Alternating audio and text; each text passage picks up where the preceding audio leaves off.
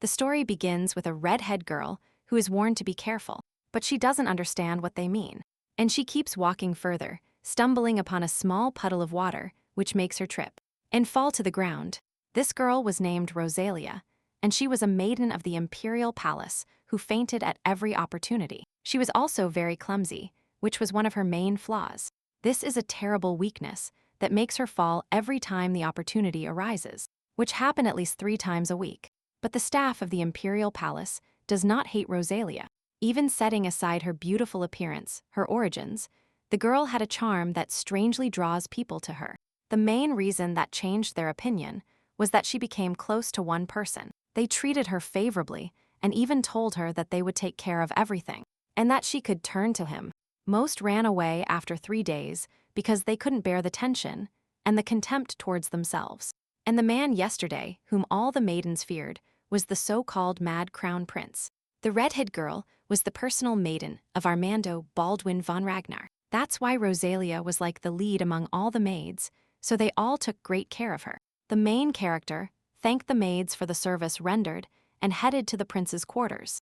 As she approached the room, the girl noticed something was wrong, seeing 2 knights holding a tray and smiling unpleasantly at each other. The maid called the young men over and, smiling confidently, asked them what they were doing here. She immediately noticed that beneath the tray one of the young men was holding a small knife. Barely containing her murderous intent, the girl asked if they were really going to kill the prince with this. At first they tensed up, but then, looking at each other, they realized that some maiden was no obstacle for them, for they knew this was Rosalia from the imperial palace. One of the young men drew that same knife, and the other said that whoever saw what was unnecessary must die. They asked her for forgiveness, and one of them attacked her with a knife. But what happened surprised the men, as the girl took the initiative, and she took the knife from him and then stabbed him completely with this very weapon. While the young man was stunned by the pain that had flooded him, the girl congratulated him by saying his skills were good. The girl coldly threw him to the floor and wondered why he used his skills specifically for murder. The man, seeing how his comrade was killed so coldly, trembled and asked if the girl was hiding her identity. He realized it was because of her that all attempts to kill the crown prince had failed. But the girl didn't let him finish this sentence. The maiden, with the same slight movement, killed him, asking for his forgiveness in the process, quoting his words that whoever saw what was unnecessary must die. After a while, another maid called the main character and asked where she had gone. The redhead girl awkwardly scratched the back of her neck, laughed and asked for forgiveness, but hid the fact that she was actually hiding evidence from the attacker's massacre scene. And she lied to the girl, telling her that she had accidentally fallen into the pond earlier, and she had forgotten for a bit. The maid waved at her and told her that His Highness was waiting for her and asked her not to waste any more time, and to go to him, which the main character did. The girl rushed to the prince's private room, and, having received permission, she entered the room. Now the prince's personal maiden was exactly like this, but nobody knew that she had actually died 4 times. She was destined to protect His Highness, and this time she became a maid, not a knight. And it was the right choice, as she subsequently saved the prince's life many times. However, there was a small problem that the protagonist had not faced in her past lives, and the problem was that the brunette suddenly changed his attitude towards her. For example, this time he grabbed her by the chin, called her his rose, and admitted that he thought he would go crazy waiting for her. The young man's cheeks blushed slightly as he looked at his personal maiden with a smile. With an intimate gesture, he touched the corner of the main character's lips with his right thumb, and since the girl was his maid, she could not ask him to stop doing this. Before, the main character was a maiden, as mentioned above. She was a knight. On one of the rainiest days in the Empire, a girl in armor asked a young man named Valerian for a favor. That is, to rewind time by 5, although she did not know what the side effects of this would be. But the knight didn't care, and she didn't even listen to his hesitant reply, saying just do it. Rosalia Mayfield was the strongest swordswoman in the Empire, a friend of the great mage, and the only sword master, and also an escort of knights under the direct control of the crown prince, who failed to protect his master. She wore a sword personally given to her by the crown prince and wanted to prove to him, and to herself, that she was worthy of the title of knight. Thus, time went back 10 years, and the girl once again became his knight. Well, no matter how hard she tried, she couldn't save the young man this time either. He fell again into the hands of one of his servants, who turned out to be a traitor who stabbed him in the heart. Despite all this, Armando died again, and the most offensive thing was that they killed him even sooner than in her previous life. The girl would like to talk to the crown prince and ask for cooperation, but this plan also failed. This was already her 5th attempt, and now she only had one option. That is, to occupy a position that allowed her to freely enter and leave the crown prince's chambers. Therefore, Rosalia in this life became a maid with the opportunity to accompany Armando everywhere. The girl quite easily obtained the position of maiden in the palace, and at the start of her career. One of the maids named Maria accompanied her to introduce her to His Highness. The maid asked the young man for permission to enter and show him the new maid. And the redhead girl thought that this was where she spent the most time in her past life. When they were given permission to enter, the girl quickly softened her expression. She smiled and said it was the first time they were meeting. The girl greeted His Highness and stated her name, saying she was the daughter of Baron Mayfield. She also did not forget to mention that she would faithfully serve His Highness, but the young man didn't even look at her. He replied that it was good news, but he didn't even look her in the face. The girl immediately thought that she was not polite enough, or that it was because she was a maid. This was the first time in Rosalia's life that she was treated as if she were nothing. But for the girl, it was more of an incentive, because she decided for herself that from today, she would slowly penetrate his heart. It was at that moment that one of the maids noticed the main character leaving His Highness's room. The girl remembered that she had requested the position of personal maiden to the crown prince, and although her clothes were poorly cut, she had a pretty face. The maid laughed and thought that the girl should have changed her wardrobe first, and then boast about her position. She called Rosalia over and told her that the maid uniform suited her better than that dress. But she couldn't even imagine that her veiled insult would be taken as a compliment. After all, the redhead girl would smile sweetly and thank the maid named Melanie, saying that she liked this uniform too. The maid was surprised by this reaction and thought that she seemed to have daisies on her head instead of a brain, since it turned out that she had an understanding face and a real fool in her mind. The girl also complimented her by saying that the maid outfit suited her well too, and thought that they would get along in the future.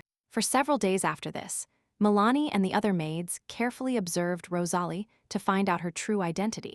Well, believe it or not, Rosalia's behavior did not change, and Melanie decided to resort to another method. She called the main character and told her that she had brought cookies from the kitchen especially for her.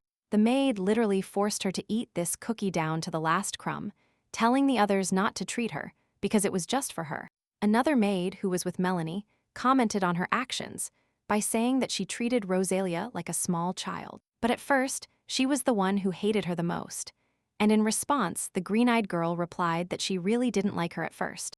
But as soon as Rosalia points out her mistakes, she immediately admits them and apologizes. She also looks for work for her and tries to do what the other maids taught her. She even helps other maids with their work, and touching her cheek, the maid asked how one could not love such a person. Even now, when they looked at the main character again, she, noticing their gaze, smiled cheerfully. Because of this, even they, who were also girls, couldn't help but blush at her dazzling smile. They thought that people with such a smile had an easy life, and it seemed that not even Prince Armando influenced her. At that moment, one of the maids said that the conversation was about the prince, and asked if it was Melanie's turn to clean that same room today. This terrified the green-haired girl, and the main character, who was nearby, shouted. She immediately ran towards the cry. She asked what was wrong, and the other maiden explained that Melanie was on duty today in His Highness's room. The heroine couldn't understand what was so terrible about it, and the maid asked her if she really didn't know what rumors were circulating about Armando. That is, they said that His Highness was crazy, and that's why all the maids were afraid of him. After these words, instead of horror, a confident smile appeared on the heroine's face. She called the green-haired girl and told her that she would clean the prince's room. The maid instructed her to knock on the door twice and then state why she had come, and then wait for the crown prince to answer. The girl did so and said she had come to clean the prince's chambers, and the young man allowed her to enter. The heroine smiled insidiously, thinking it was time to start the taming phase of Armando. The former knight didn't know exactly how to win his favor because he didn't seem to like maids leaving quietly after finishing cleaning. She thought that by doing this, she would become a good maid. But if you approach him too quickly, it might raise suspicion, as he won't be able to understand how she knows so much about him. On the way to the throne, Armando was the second contender. He went through many difficulties, so he doesn't trust anyone. He didn't even have a personal attendant during cleaning. He watches them closely. That's why no one wants to attend to him, and they say he is a true madman. However, they needed him so much for the job.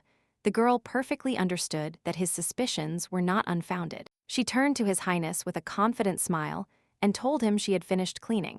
The girl stood in front of the window with her hands on the railing, and her smile took the young man by surprise. But this state immediately disappeared when he wondered what was happening to him now. The girl, unaware of his state, began to talk about how beautiful the weather was today, and suggested leaving the window open. Today the sun shone with special intensity and a pleasant breeze blew, but without listening to her words. The young man replied that if she had finished cleaning, she could leave. The girl immediately changed her expression and nodded obediently with a slightly sad look, heading towards the exit.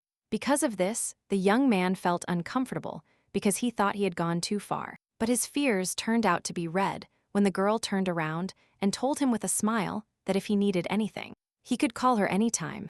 Although the moment was ruined when there was a clatter near the door and Rosalie hit herself again, which made the young man think she was a fool. The maid waiting for her outside, the door asked her to be careful and then asked if Rosalia was okay and if something had happened. The redhead girl replied that everything was fine as she was strong enough. But the maid didn't believe her. Rosalia admitted to the maiden that she actually wanted to become the crown prince's personal maiden. Milani couldn't believe what she heard and said that even experienced maids reject this, so she wasn't sure if she could handle it.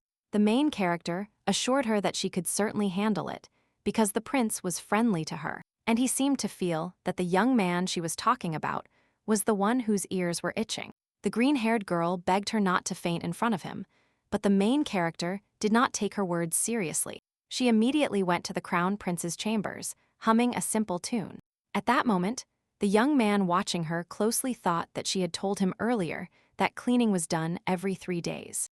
And most importantly, the heroine came every day, which was very strange and suspicious to him. However, he couldn't help but notice that the previous maid always behaved suspiciously. That is, they turned their backs on him and smuggled something in or silently disappeared from sight. Observing Rosalia, the crown prince noticed no such behavior, and it wasn't that bad. At that moment, the main character called the young man and told him that the weather was nice today too, asking him if he wanted to go for a walk today. His room was always very clean, which really surprised her, and she assumed that it was probably all because he was very clean. Among the maids, there was a dirty woman. She says that in her room since childhood, there had always been a lot of trash and only space left to sleep. While saying this, the young man realized he was talking too much and ignoring her facial expression. The redhead girl asked him if he was hungry, saying that they had recently been given cookies that were very tasty. Since we no longer wanted to tolerate her antics, he ordered her to stop with a stern expression, and she nodded obediently. But she started talking again about how today she was helping the laundress in the washroom, and something strange happened there, and the young man did not let her continue, ordering her out of the room. The girls felt sad because he realized that he still didn't allow himself too much. She had been trying for several weeks, but his heart had not softened towards her at all, although the girl did not accept this fact, and she cheered up by saying that she could not allow this to happen and that she would try again tomorrow. The next day, as promised, the girl knocked on the door of the young man's room and, after receiving permission, she entered his room. The girl greeted the crown prince with a cheerful smile, but, as always, he did not respond to her. At that moment, the girl noticed the cup in the young man's hands and looked at his lips. Realizing something on her own, she asked Armando for forgiveness and did something incredible for which she could even be executed. Ignoring the teacup that fell to the floor with a clatter, the girl knocked the young man down. The brunette couldn't understand what all this meant. She already wanted to ask my knight named Richard for help. The girl, without hesitation, put her thumb in the crown prince's mouth and opened his mouth in an authoritative tone, forcing him to open it wider. Of course, the crown prince didn't like this and bit her finger, which caused the girl to wince in pain. The girl, realizing this wouldn't work, grabbed the young man by the neck and asked for forgiveness for her rudeness, and then she pulled him towards her, capturing his lips with yours, which is why the young man was bewildered. When the girl opened her eyes, it was already morning, and she noticed she was still wearing the maid uniform. When she stood up, a male voice commented that she had finally woken up. The girl turned towards the source of the voice and realized that His Highness was sitting in the chair next to her. While she didn't know what he was doing here, the young man adjusted his posture and began to dialogue with her. The young man warned her that he would be watching her now, and the girl at that moment was waiting for details. As one might suppose, Rosalia's kiss with the prince before fainting was not without reason. Before this happened, the redhead girl was thinking about how she could quickly get along with the crown prince. She thought she needed to play the role of a knight again, as she still hadn't been able to improve their relationship. At that moment, she caught the scent of his favorite black tea, which definitely contained a poison called zeder. This made the young maiden cautious, as she realized the crown prince had already taken a sip of poison. She pulled the young man towards her thinking she had to help him, and didn't even hear his cries for help. But his personal bodyguard heard them outside the door and rushed to the crown prince's aid. At that moment, Richard caught the scene where the newly hired maid was hovering over His Highness. The young man immediately became cautious and intended to force the girl away from the crown prince, wondering what happened to His Highness. At that moment, the girl also regained consciousness and ordered him to urgently call a priest. And then she fainted.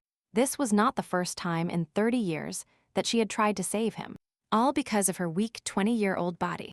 The young man, who was sitting in the chair, asked how she knew there was poison in the tea, and the girl started making excuses, saying the smell just seemed familiar to her. The redhead girl asked if the culprits had been caught yet, and the young man replied that he had committed suicide. After this, the heroine asked if the young man was better, and Armando nodded, saying that was why he was here. The girl couldn't believe he answered her, because the person who ignored her was trying to keep the conversation going. At that moment, the young man clenched his fists and said he was fine, but there was too much poison in her. Probably because of this, she might die in a few days, according to the priest. After hearing what she heard, for a moment the girl seemed to freeze in place like a statue. Now the girl understood why he was speaking so kindly to her, and the brunette continued to tell him that if he needed anything, he would listen to her before she died. The crown prince continued to say that he might have died if she hadn't been there, and the girl mentally refuted his words. Ordinary people will die when they drink large amounts of poison, even if they get rid of it quickly. But she was an exception, since she was a knight who mastered the ball. But she couldn't tell him that truth, and was already thinking of lying to him and telling him she had a special body. Although she thought of assuring the young man that she was fine, after thinking for a bit she changed her mind. The girl realized that this was an ideal opportunity to get closer to the main character. So she replied that she was fine, and that His Highness was not to blame for anything. The main character continued by saying that maybe she wouldn't die because she was very strong. The young man knew she was stupid, but after being poisoned, he thought she had completely lost her mind. Armando started saying he was afraid that this was unlikely, and the girl, bowing her head, asked if she could make a request to His Highness. The redhead girl asked him to let her be by his side, and, as his personal maiden, she would do everything in her power. The crown prince thought that apparently she still hadn't realized that she would die in a few days. This statement surprised the girl, who realized that he remained quite disbelieving. Then, after some hesitation, the girl said that in a family where bad relationships had developed, not even the silver and gold allotted to them would help. Smiling bitterly, the girl continued by saying that it was better to support him until the end. That way at least she would have honor. For Armando to fulfill such a request is harder than giving money or power, because, as mentioned earlier, he didn't trust anyone. However, he decided to go through these difficulties, thus paying for her life. The young man placed his hand on the girl's shoulder and replied that he would grant her last wish. This made the girl smile cheerfully. Standing in front of the table, the girl said her name was Rosalia Rosette Mayfield, but some called her Rose or Rosie, and that she was born on the day roses are in full bloom. Armando signs the document and says he doesn't have much time left, but he keeps talking a lot. The girl duly accepted his criticism and replied that she would be silent and that he should read this document. It said that he, Prince Armando Baldwin von Ragnar of the Ragnar Empire, gave his consent for Rosalia Mayfield to become his personal maid until she died. And when the work was finished, the young man left and a green-haired maid immediately ran towards the girl. With tears in her eyes, she asked if the main character was really dying. not believing that all of this was actually happening.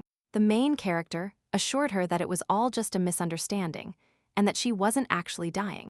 The girl asked her not to worry since the priest had already attended to her. After that, she started spinning, showing she didn't have a scratch and her body was in perfect condition. The green-haired girl hesitantly asked if she was sure she was fine, and after an affirmative answer, she ran into her arms. After this, some time passed, and the maid noticed it was already very late outside. She took Rosalia's hands and offered to spend the night in her room today. The girl said she had already received permission from the head maid, so this wouldn't be a problem. At first, the main character hesitated, not knowing what to do, but still agreed to spend the night. When Melanie commented on this feeling, by saying it brought her childhood memories, the prince's personal maiden couldn't help but agree. At that moment, they were holding hands, and the girl thought that as long as she was a knight, she didn't have time for making friends. And this feeling turned out to be very pleasant, so she decided to share her experiences with the green-haired girl. As if it were a secret, the girl whispered that there was someone she wanted to be friends with. She asked for advice on how to approach him. Her new friend jumped from her seat and asked if the man was her friend. The girl replied affirmatively, already regretting asking him for advice. But it was too late. Always interested in the gossip circulating in the palace, Melanie leaned towards the main character and suggested that her mysterious friend was Sir Richard.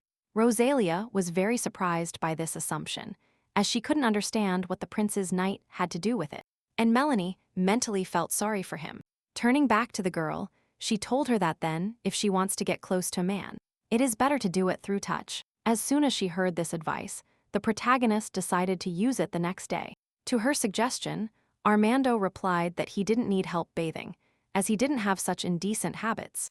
The girls started arguing with him, and they told him it was much more convenient for His Highness to be helped by other pairs of hands. The main character pointed her index finger at the girl's shoulder and said that, as mentioned before, she wouldn't commit such obscenity. He suggested that since she kept insisting, she might be planning something, and then looked at the girl smugly. He thought that after what she said, any noble lady would run away embarrassed, but the girl opposite was not like that at all. After all, she agreed with him quite seriously, and the young man was horrified that she really wanted to wash his body. Of course, in reality, the girl didn't have such thoughts. She just wanted to make it clear that she was trying to get close to him.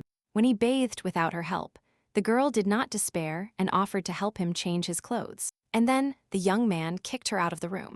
As she closed the door, the girl muttered comments that he was very stubborn, and Sir Richard, who was nearby, asked her if he was only talking about His Highness. The girl felt no embarrassment at his presence and asked him to keep it a secret, which the young man promised to do. Having overcome the embarrassment, the knight turned to the girl and asked how she felt, to which she received the answer that she was full of strength and energy.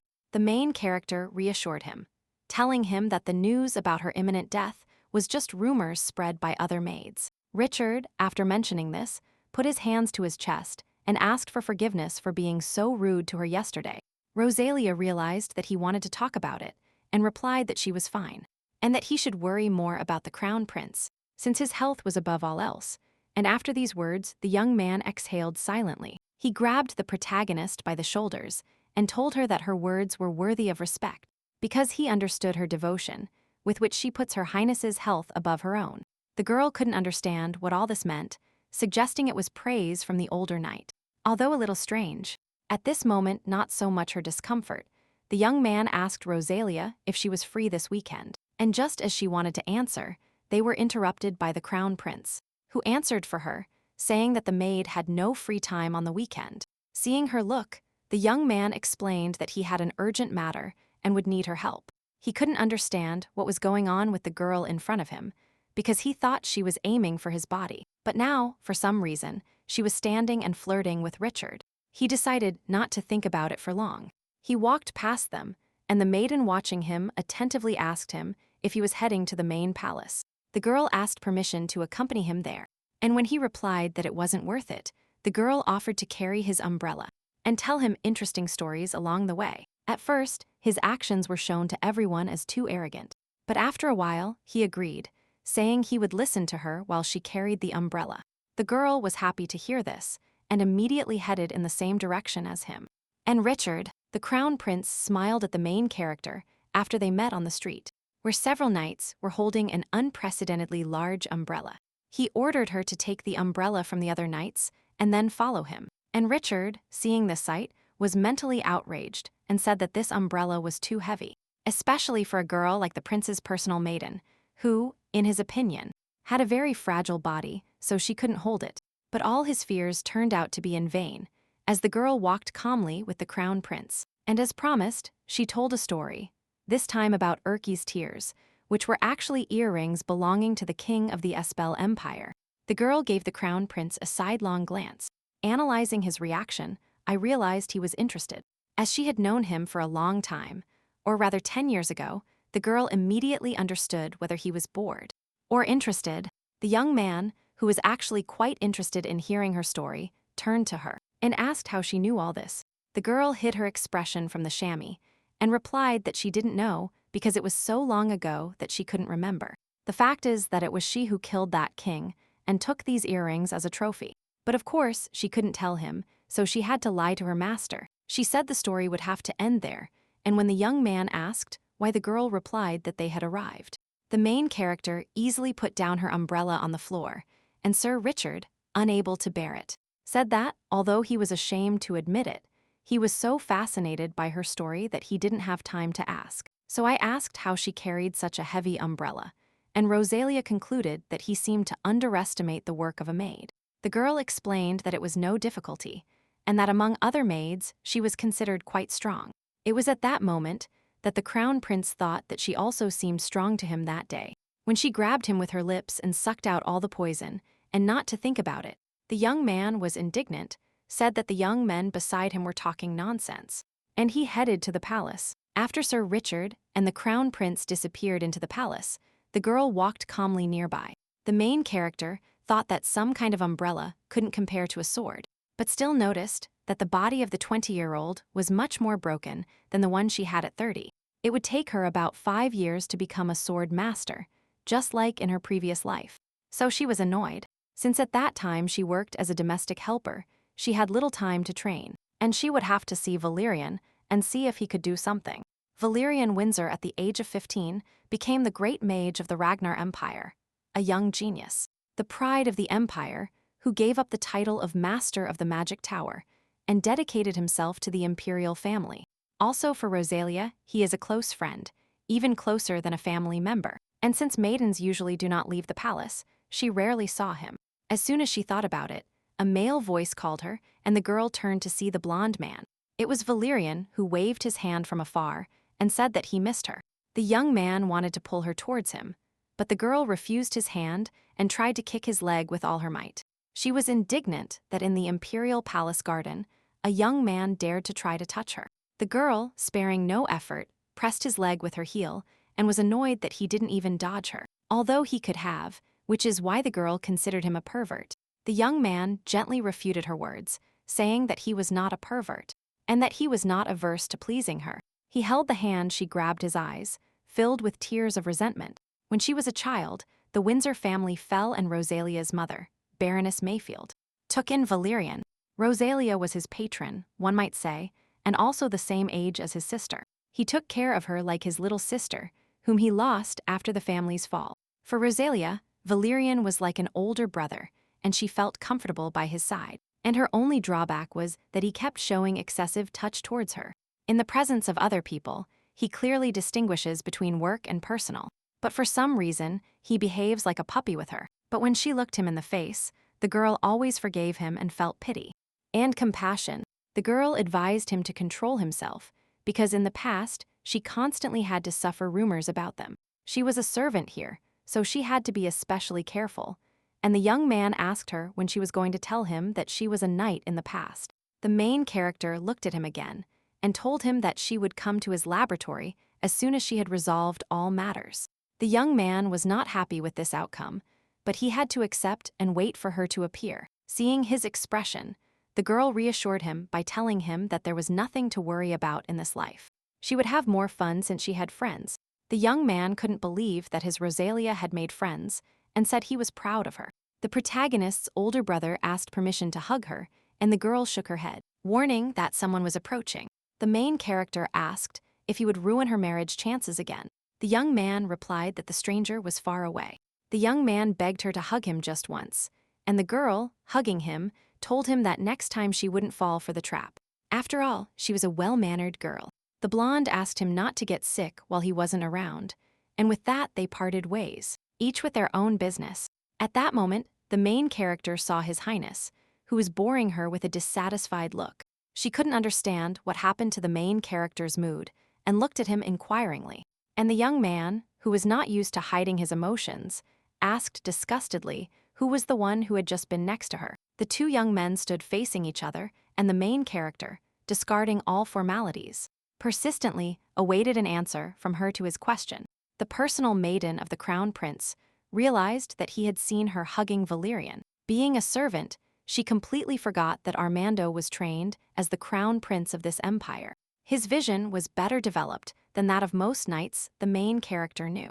As the girl realized she couldn't fool him, the girl ordered herself to be more natural and replied with a smile that it was her friend who works in the main palace.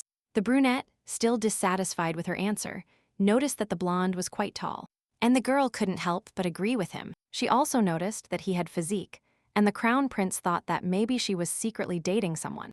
More precisely, the main character thought that most likely that's what he supposed. Judging by his face, which expressed contempt, the girl thought that everything could end because of his suspicion, so she bit the inside of her cheek and took out her handkerchief.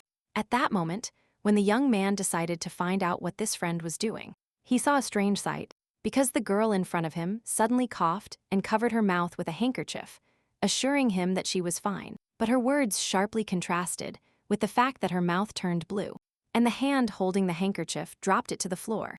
The young man noticed that the main character was bleeding from the mouth. As soon as he noticed this, the girl began to collapse. The young man automatically reached out his hand to her and caught her, preventing her from falling. The girl's cheeks unconsciously turned red because she didn't expect him to catch her. Not knowing that even though he doubted her, his conscience was tormenting him, the girl decided not to miss this opportunity and touched her bleeding lips with her fingers. She thanked His Highness for catching her and complimented his words by saying she was alive thanks to him. The young man in front of her clenched his fists and asked what she was saying because it happened because of her. He felt uncomfortable because an innocent person had suffered because of him, and he believed he had already killed her. This was not the reaction the main character expected, and she decided to check him, and he was fine. Furthermore, if His Highness stays in the sun for a long time, his skin will suffer, so she suggested going back. Realizing her intentions, the young man turned around and returned, saying she was right, and that he already felt a slight tingling sensation from the sun. The girl once again thanked His Highness for picking her up at that moment, suggesting she had been training a lot. Rosalia held out her hands offering to help him change his clothes, and the brunette refused her help. Deciding that she had misunderstood, the young man explained that it would ruin her reputation if she fell in front of him. Of course, the protagonist was not surprised by his words. She noticed that he just looked at her with sad eyes. He pretended not to like her, but she was actually worried, reminding her of the cat she had when she was a child. Valerian always got indignant, saying that was unfair since the cat always played only with Rosalia, which the girl found very cute. The brunette, upon seeing her, and smiling, told her that she looked weird and reminded her that he only asked to clean the bedroom. Rushing her, the girl did not fall for his provocation, and exhaling calmly replied that she understood, and that she would leave soon. After that she started doing her work in silence, and at one point noticed withered flowers on his desk. At that moment, the main character did not understand that these flowers had been here for quite some time, and it couldn't be that Armin was interested in such things. She supposed that the maid had left them, so she took the vase in her hands and examined it carefully. The maid turned to the main character, and he ordered her to leave everything as it was. The girl assumed that these were flowers of someone dear to him, and when she asked about it, the young man nodded briefly. Immediately, Luniella approached the girl Nahum, who could very well give flowers to the young man.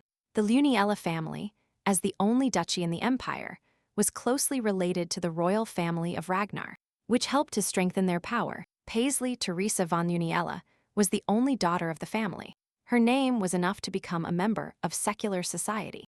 The half-sister Rosalia tried to attract Lady Luniella's attention, but the main character didn't want anything like that. When she was the best knight, Rosalia only thought about how to protect the crown prince, and she didn't even cross paths with Lady Luniella. However, Rosalia remembered her well because, a few years later, Lady Luniella married Armando. This marriage was formal due to Armando's difficult nature. They developed quite a cold relationship. The main character suggested that this has changed since he talks about a dear person with such a sad expression on his face. The girl smiled briefly and thought that if these two got along it would be better for her, so she left everything as it was. On second thought, the brunette noticed that lately she had been cleaning more often. The girl, shuddering, turned to him and justified herself by saying that changing the bedding every day is good for her skin. The young man closed his eyes and replied that it was only appearance and had no effect. He considered all this too mundane, as he had no influence on politics, and the girl was shocked by his response. The main character was not indignant and asked how he could say that with such and such an appearance. The redhead girl believed His Highness that her skin was soft and beautiful, and it makes sense to talk about this because just looking at her makes you feel good. And Armin had no doubts about her beauty, but those around him were afraid to say a word to him.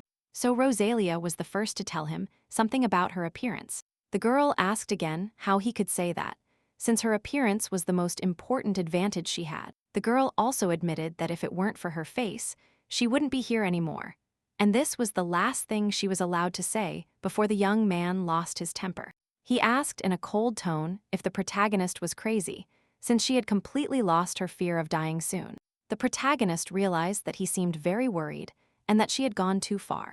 She asked for his forgiveness for behaving inappropriately and brazenly towards His Highness. The girl bowed her head in front of him to show the sincerity of her words, since she understood that he could end her life at any moment. When she asked for his forgiveness again, the young man looked at her intently. The crown prince thought she was crying, noticing that his imminent death didn't even bother her as much as what was bothering her now. At the same time, the main character wondered why he remained silent and did not react to her words. She immediately thought that in this life she would have to die, not Armando, and decided to use her most beneficial option for everyone. Since she is a former knight, she had an unconventional thought and decided to kneel as usual. At that moment, the young man decided to forget his mistake since she was sick, but it was already too late. Since the girl had already knelt down, she closed her eyes and shouted that this time she had made a mistake. The young man couldn't hide his expression at the moment. She fell to the ground as if nothing had happened. He grabbed her wrist and asked her what she was thinking while kneeling in front of him. The moment he grabbed her hands, the young man realized how thin she was. He couldn't understand why he could so easily grab her entire wrist, which seemed excessively fragile. The main character didn't understand why his facial expression was so strange, and looked at him inquiringly.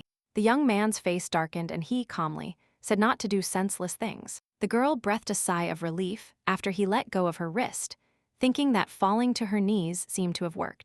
As she looked from under her eyebrows at the young man in front of her, at the same time, he was looking at her hand, which she clenched into a fist. He closed his eyes again and, as if mastering himself, asked if the personal maiden of the ship loved him. In Korean, ship and pair are written and sound the same, so the girl didn't understand what he was talking about.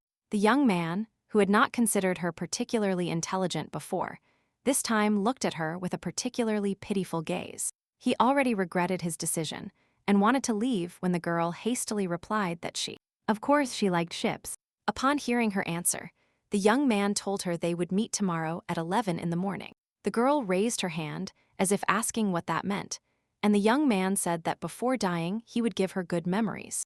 After the girl closed the door behind her, she thought about how incredible it was that Armando suggested meeting first. This was extremely suspicious, because before that he hadn't shown any interest in her, except for the incident where he caught her.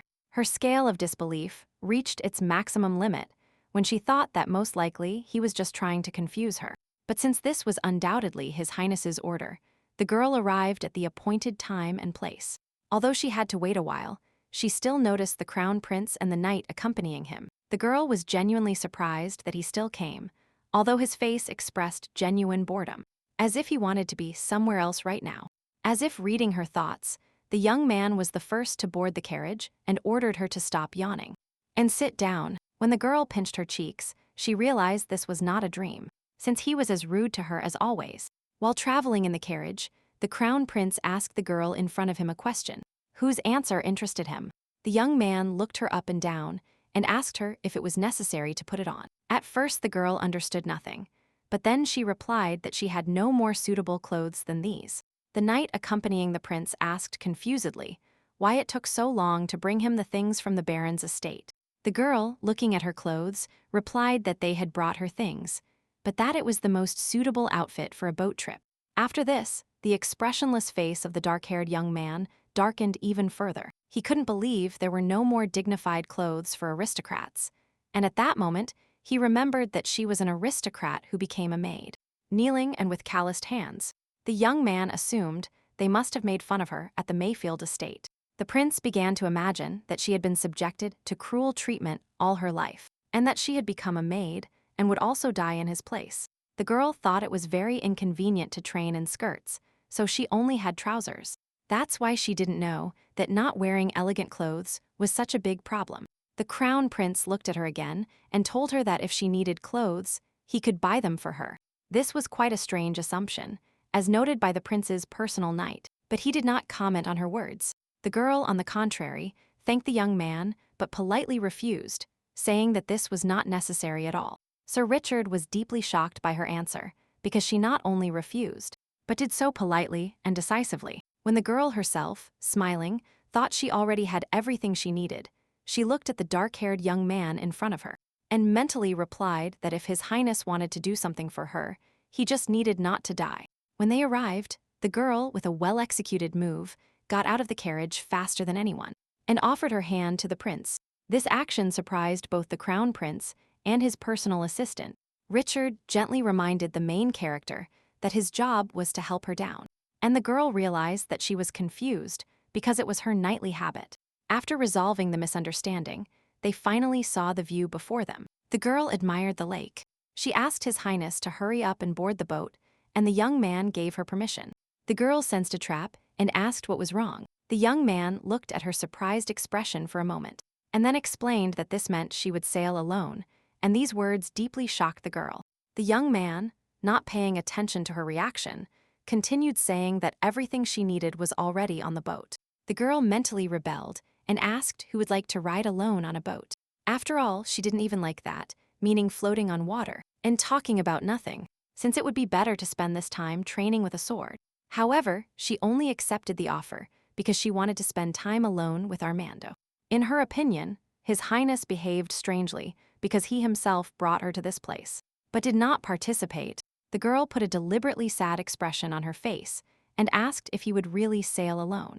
At the same time, she didn't even hesitate to shed a tear that she dried with the tip of her index finger. At that moment, the young man gave up and accepted her terms, saying that he would sail with her. The protagonist thought that during this time, she had managed to achieve a lot, because he complied with her requests with such obedience.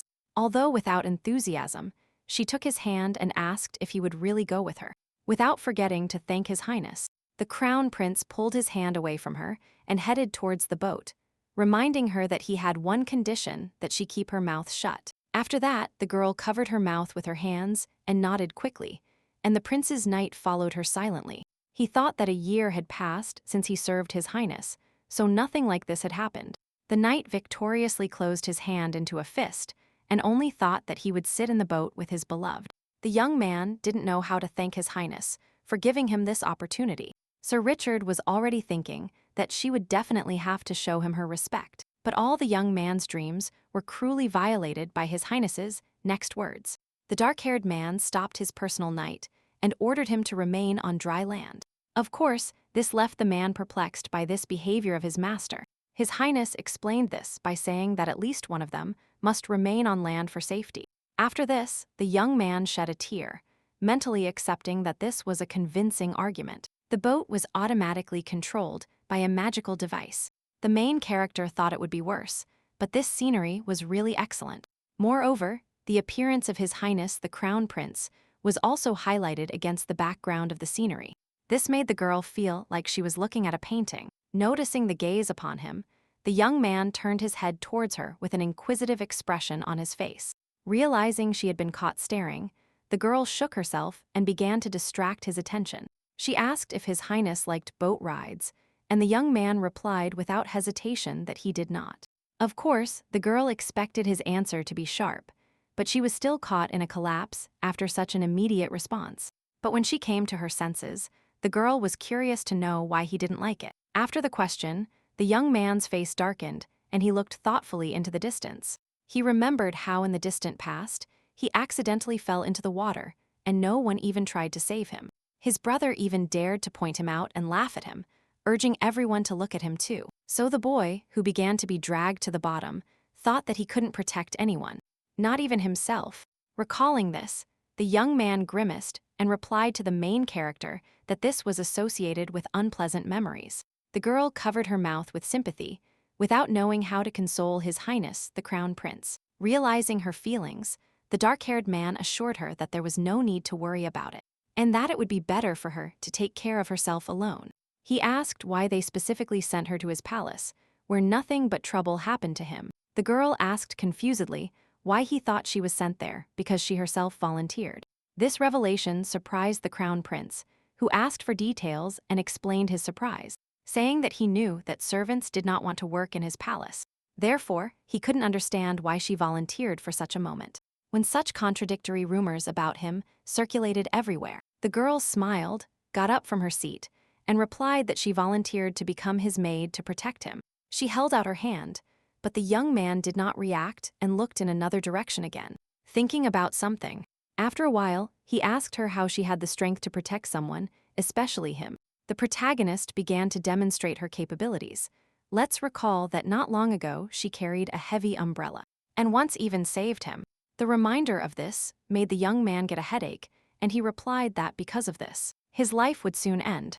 Before she had time to finish this sentence, the boat suddenly swayed, and the girl who was standing began to fall. Since she couldn't keep her balance, the girl's body fell directly onto the Crown Prince. But as if not to pay attention to this, the Crown Prince continued to say that, although she saved his life, she couldn't protect herself. He grabbed her hand and asked her if even this push was enough for her to fall. How was she going to protect him?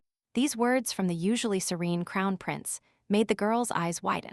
At first, she couldn't answer him because she wondered why her heart was beating so fast. Rosalia was not one to shy away from contact. With Valerian, they often held hands and hugged, which was perceived as completely normal.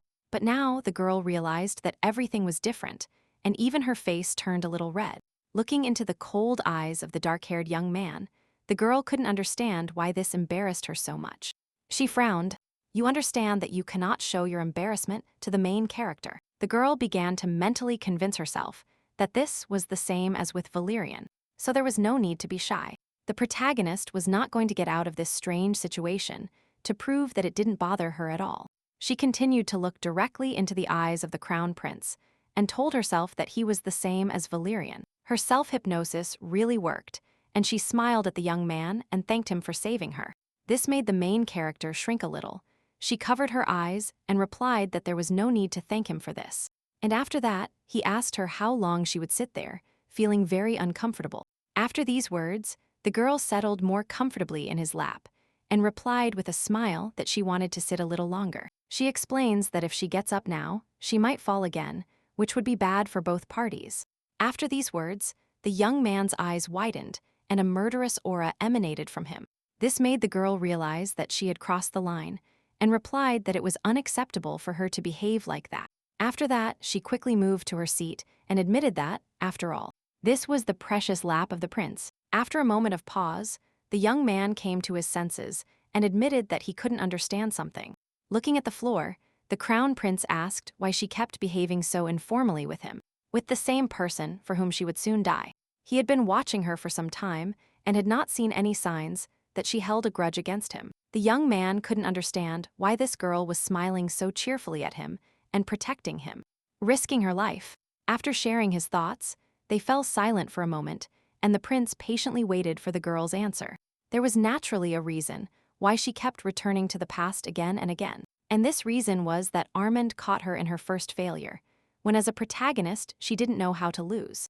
Looking at his grave, the girl thought what kind of knight she would be if she couldn't protect her master. She was angry with herself because she kept returning to the past and could never save the Crown Prince's life.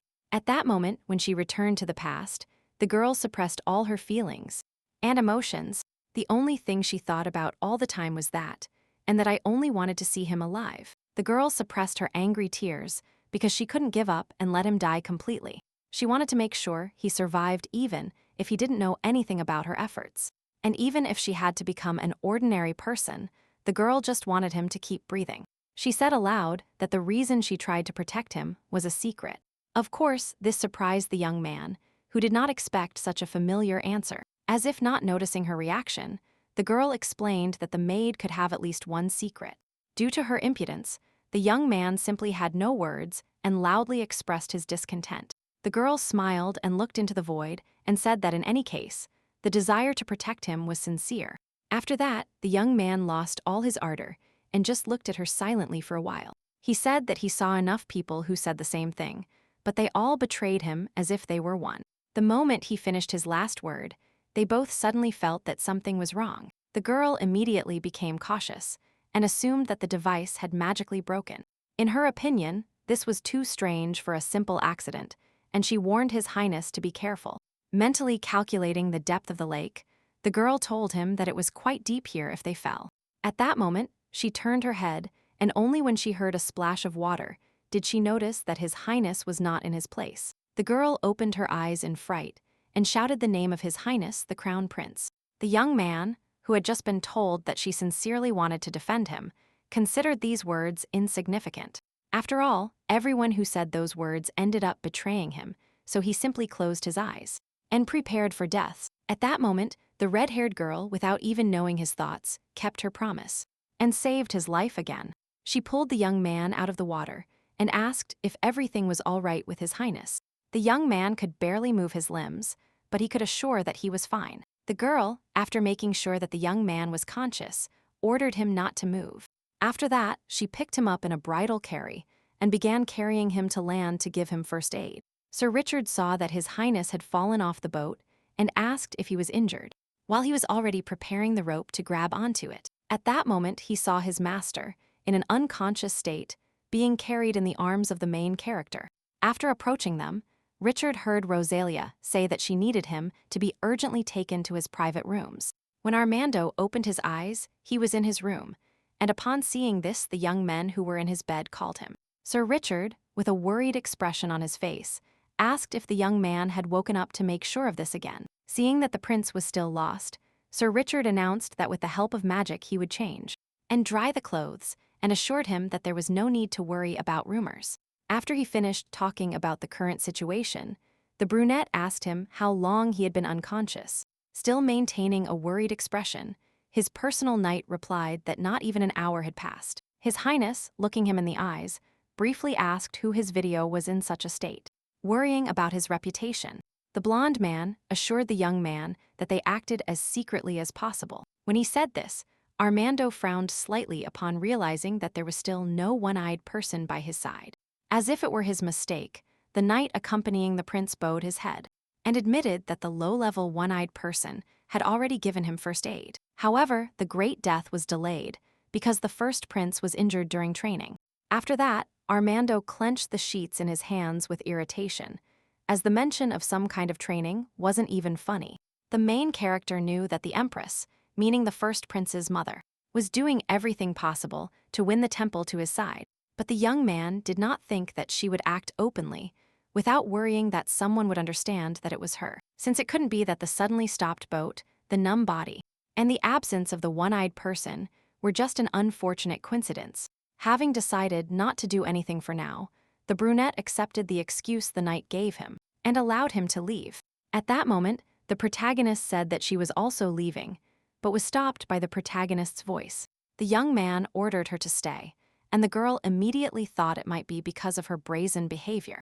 After this, the girl thought that this might also be because she was carrying him.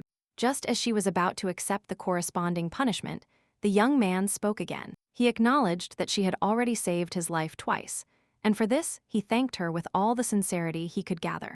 After his words, the main character turned around, covering her mouth with her hand. This made the young man think that the main character was crying and wanted to hide it from him. The girl began to deny his words, saying that she was not crying, and the young man thought that he had said something wrong. And the girl denied these words, and when she arrived, she admitted that she really liked it. That is, his words, which even made her show a sentimentality she didn't even know she had. After the confession, an awkward silence reigned between them for a while and, having decided something for himself, the protagonist spoke again. He leaned towards his personal maiden and promised her that he would make everything she wished for come true. And then he added that he would realize even more than she thought. Such a promise bewildered the main character, and she even felt a little guilty. It seemed to her that he was playing with her feelings, so she said that for her, it was enough that he was alive. The young man did not like that she resisted and immediately explained to her, with irritation, that this was payment for her life, and that naturally he had to pay dearly for it. He ordered her to quickly say what she wanted until he forced her to take the jewelry. At first, the protagonist hesitated and was about to think of something to leave her behind when she remembered the events that happened not long ago. The moment she accidentally fell on him in the boat and what made her heart beat faster. She smiled and said that she wanted the main character to hug her, and this made the young man freeze in surprise. This was not what the prince expected from his maiden, and he even asked her if she really wanted this. The modest girl put her hands in front of her and replied briefly that it was true, after which the young man nodded, accepting her request. He got up from the bed and told her that if that was her wish, he would do so, and then lifted her. Armando, carefully carrying the girl, sank onto the bed and laid her down in the place where his head had rested before. After that, with a serious face, he began to examine the girl as if performing some kind of task. The girl, who had just silently observed his actions, finally asked him why he was doing this in bed. This forced the young man to close his eyes for a second only, to explain to her later that he thought it would be more convenient. He saw how the girl began to laugh and ordered her to get off his bed, since he had already fulfilled her wish. It was at that moment that the main character called His Highness and admitted that he was right. Still lying in bed, the girl said that saving a life requires an expensive reward. After that, she finally got up, and the young man who caught the hint asked her if she wanted to get anything else. The girl nodded, and the young man asked her what exactly she wanted. The protagonist lifted the hem of her dress and admitted that, to be precise, she wanted something more than a hug. Armando, after a moment of hesitation, asked her what exactly she wanted from him. The girl showed that she had some kind of document attached to her thigh and continued talking about her wish. The prince's personal maiden explained that she wanted him to hold her hand or hug her. "Or you can hold me together," and immediately after saying this, the girl unfolded the document, showing that it was an order naming her personal maid. The girl continued saying that no matter what they did, he had to fulfill one of her wishes every day. The young man couldn't help but ask when she managed to put it together, and the girl replied that she had been carrying it with her for a long time. Just in case, the crown prince exhaled tiredly and replied that he did not like all this. But nothing can be done since it was her wish, and there should be an equal payment for her life. When the protagonist heard these words, she immediately thanked His Highness, and they started filling out the document. Armando stood in front of his desk and wrote down on dictation that every day his maiden could make a wish. He looked at his personal maiden and signed the document with a clear conscience, since he didn't have much time left to live anyway. And just as she was thinking about it, a maid knocked on her private room. She warned His Highness that a priest had arrived to examine him, and with him came the Archmage, and the news that Valerian was here deeply shocked the main character. The girl analyzed the current situation and realized that the bed was wrinkled, and she herself was dressed in wet clothes and with disheveled hair. She knew that if her best friend and sworn brother saw this, he would cause an uproar. The main character remembered how, as a child, Valerian once beat the sons of a rich family.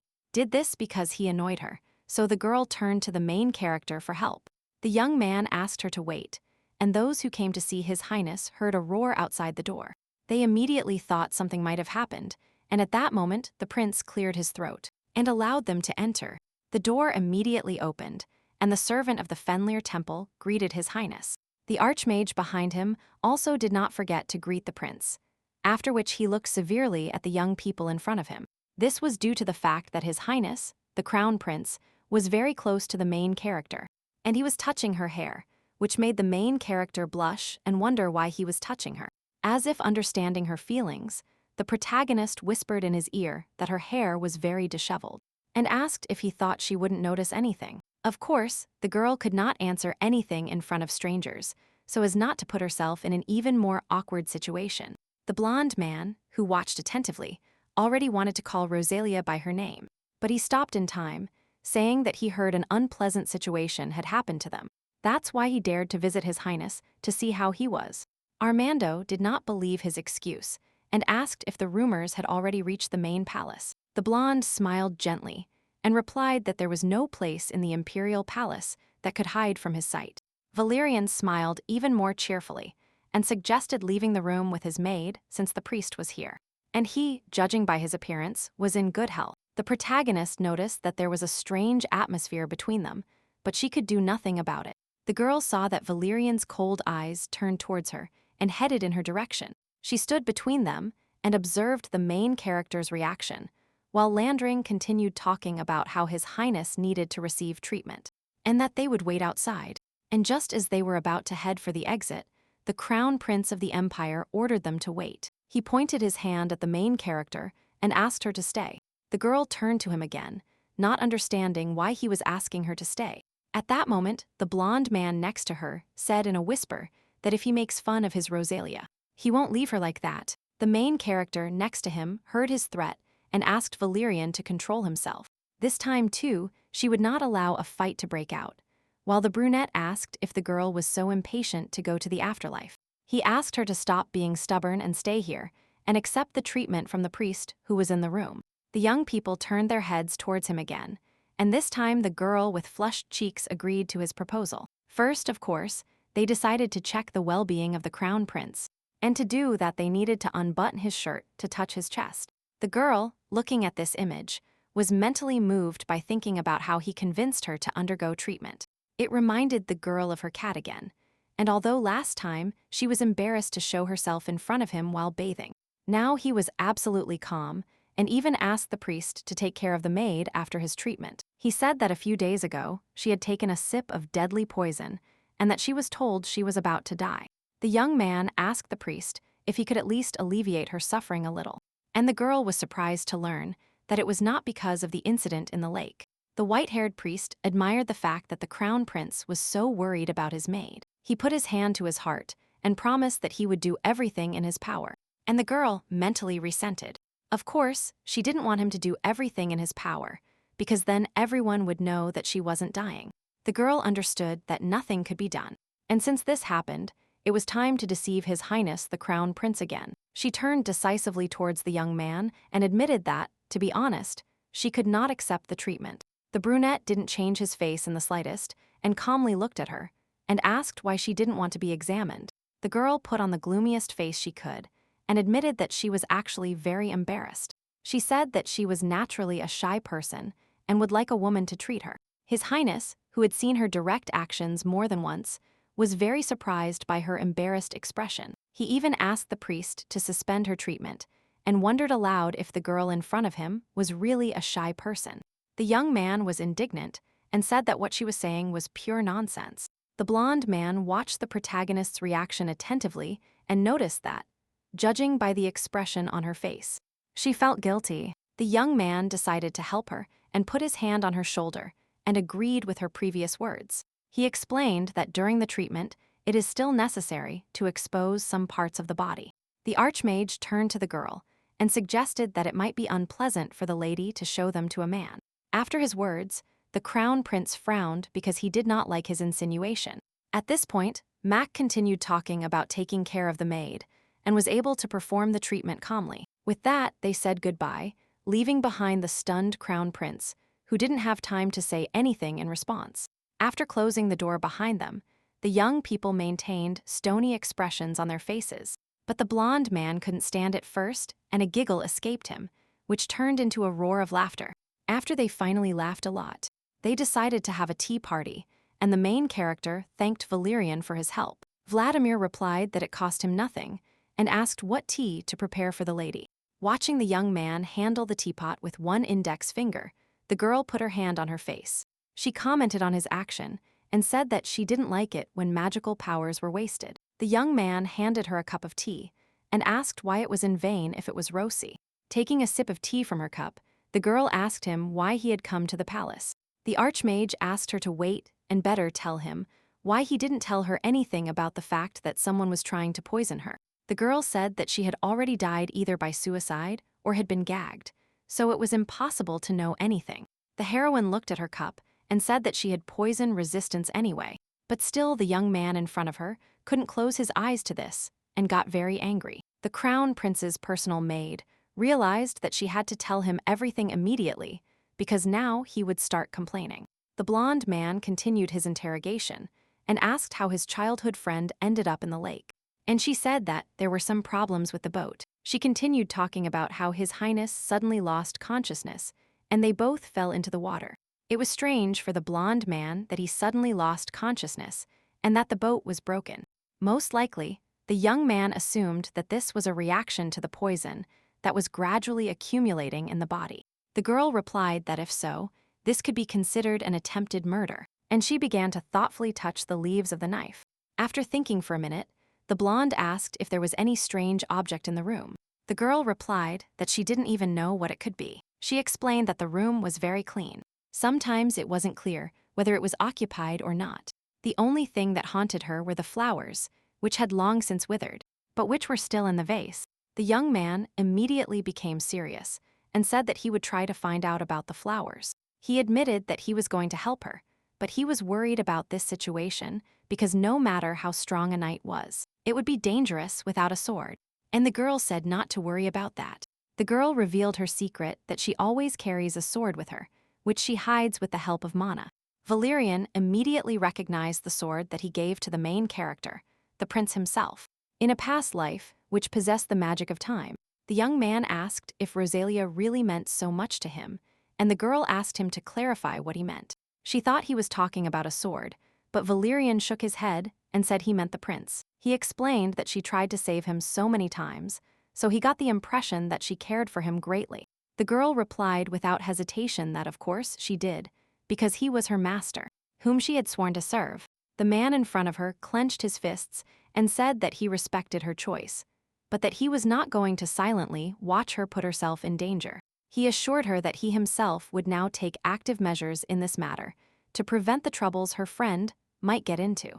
Hearing his words, the girl smiled and threw herself into his arms, thanking Valerian. She realized that in every life he supported and helped her in every possible way. And this time, the girl promised to try to make this life the last one. Upon returning to the crown prince's chambers, the girl thought that she could simply lie by saying that she had met with the priest. And about the flowers, she thought that Valerian would find out everything tomorrow. She bowed her head, expressing the hope that the problem did not lie in those very flowers, because she was sure that Lady Luniella gave these flowers to the crown prince. The next day, the girl received a letter stating that she was right. These flowers in the vase were the reason why, when examining the boat, evidence was found that someone had touched the magical device. The girl assumed so and realized that this time, by becoming a maid, many unforeseen things were happening, and it made no sense to relax. When the main character headed to the crown prince's chambers, many maids greeted her. The main characters returned their regards and also wished Sir Richard a good day. The young man replied in the same way, and then with a trembling voice asked the girl to wait, after which he wished her a good day. When the knight turned to him, he hesitated and blushed. The girl realized that he hadn't been like this before. Deciding not to bother, the girl thought that this time everything was different. She entered the crown prince's chambers and greeted His Highness with a smile, who had a casual hairstyle that made him look even more attractive. The heroine also noticed that there was a slight mess in his room today and asked what that meant. The young man said that the priest told him that something was bothering him, so he came to check his reaction to the poison. Still keeping a smile on her face, the girl asked what the result was. He replied that it was those flowers in the vase, but then he decided not to go into details and said that she didn't need to know that. The crown prince decided to change the subject and demanded answers as to whether the girl had met with the priest. The prince wanted to know what he told her, and the girl replied that she was sure he was stronger than he looked, and therefore would live a long time. The brunette grimaced and thought that a long time had passed for her, several days. The protagonist could not admit that this was much longer than the crown prince could imagine, so she remained silent, decided to change the subject. The girl told him that now she would start cleaning and headed to the table. The young man warned her not to touch anything here, and the girl stuttering, asked him if he wanted to rest a little longer. The crown prince shook his head and explained that he did not want to force her to work. The girl put her hand to her heart and reminded His Highness that she was a maid, and that was her duty. After her words, the young man blushed, but this was clearly not related to anger. Snorting in disgust, he moved away from her and said that he did not want her to faint from overwork. The heroine wiped an imaginary tear, thinking that it was a good thing she drank poison. The redhead replied that she was still his personal maid, and that it gave her joy to serve him with all her heart. She asked him not to take away this joy, and mentally wondered what would happen if she didn't clean here. How could she see him? The brunette, who did not know about her impure thoughts, relented and allowed her to do as she wished, and the maids thanked him for it. At that moment, someone knocked on the door and said that Madame Roblin was asking for the crown prince. The young man asked to wait in the hall and then went with his maiden to this room. As soon as Armando saw the woman, she immediately ran to His Highness and took his hand. The prince awkwardly asked why he had brought Betty here, and the woman was outraged when she heard his question. She said that she already knew about yesterday's incident and could not hold back tears because she was very worried about it. Armando was surprised that the rumors had already spread throughout the palace, but he believed the woman that she was already healthy. He asked her to stop crying and sat her down in one of the chairs so they could talk calmly.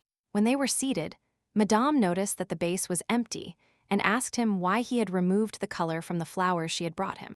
After all, she could have brought fresh ones, but she left the dry ones.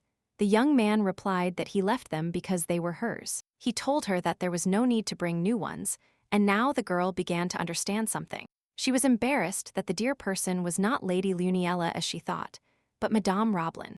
Now everything fit because Madame Roblin was the nanny who raised Armando, and it was natural for her to take care of him. And she behaves towards him with great tenderness and gentleness directly, like in the past life that the girl remembered. This moment was torn from her memories by the voice of a young man who asked his personal nanny if she remembered through whom she sent the flowers. The woman didn't understand why he was asking this, but said she had given them to the maids. The prince suggested it was Countess Miliam, and the woman replied that this was indeed the case. She said that at that moment she could not refuse her request, and the heroine realized that the lady was not a criminal. She has no need to kill a man who is like a son to her, but Countess Miliam was a henchman of the current empress. The girl couldn't help but think that this was again machinations of the empress, which was not far from the truth. And if her guess was indeed correct, then it is clear why there is no evidence. The woman decided to leave with the word that the nanny should not stay long in an adult man's chambers. Personally, the crown prince's maiden decided to personally accompany Madame to the carriage. At that moment, the woman asked the girl if she was the new maid, and the heroine nodded. The crown prince's nanny found this interesting and began to guess how long the girl would last. The main character smiled and assured her that there was nothing to worry about, since it brought her great joy to serve the prince. At that moment, the woman stopped and asked if she could ask her for something, and the girl replied that she would do anything for His Highness, but immediately regretted her words. After all, the woman feared that rumors would spread, so there was no one else to turn to with such a request except her. Having received consent, she asked if in this case she could serve the prince at night. The girl replied that she could not fulfill the request to serve at night, and the woman understood what she meant. And she apologized to Miss Rosalia for the misunderstanding, because she only wanted to ask her to visit the prince's room at night and serve him if necessary. The girl understood what she wanted to ask and easily nodded, assuring that there was nothing to worry about. Then she asked if the prince wouldn't like it, and the woman replied that if he starts saying something, she needs to consult her, and then he won't be able to object. After this, Madame, before getting into the carriage, smiled at the main character and commented on how good it was that such a good girl was by his side. After this, they said goodbye, and the girl wished the lady a good day, feeling encouraged by her compliment. When work was finished, the main character returned to the palace, and the head maid asked her what she had just been talking about with Madame. The girl turned to her and replied that the madam had asked her to look after the prince while he slept. A woman asked if she visited an adult man's room too often. She feared that this would cause unnecessary conversations, so she gave Rosalia a warning. The woman advised her, if she valued her life, not to get too close to the prince, and not to go alone to his room late at night. At that moment, the girl remained silent and thought that she had already been reborn 4 times. But today, for the first time, I realized that the cleaning lady was so unpleasant, suggesting that it was she who paid little attention to her relationship with people, which is why she had failed until now. The girl walked up to the place where the crown prince's chambers should be, and found a knight there, who was dozing as if nothing was wrong, leaning against the door.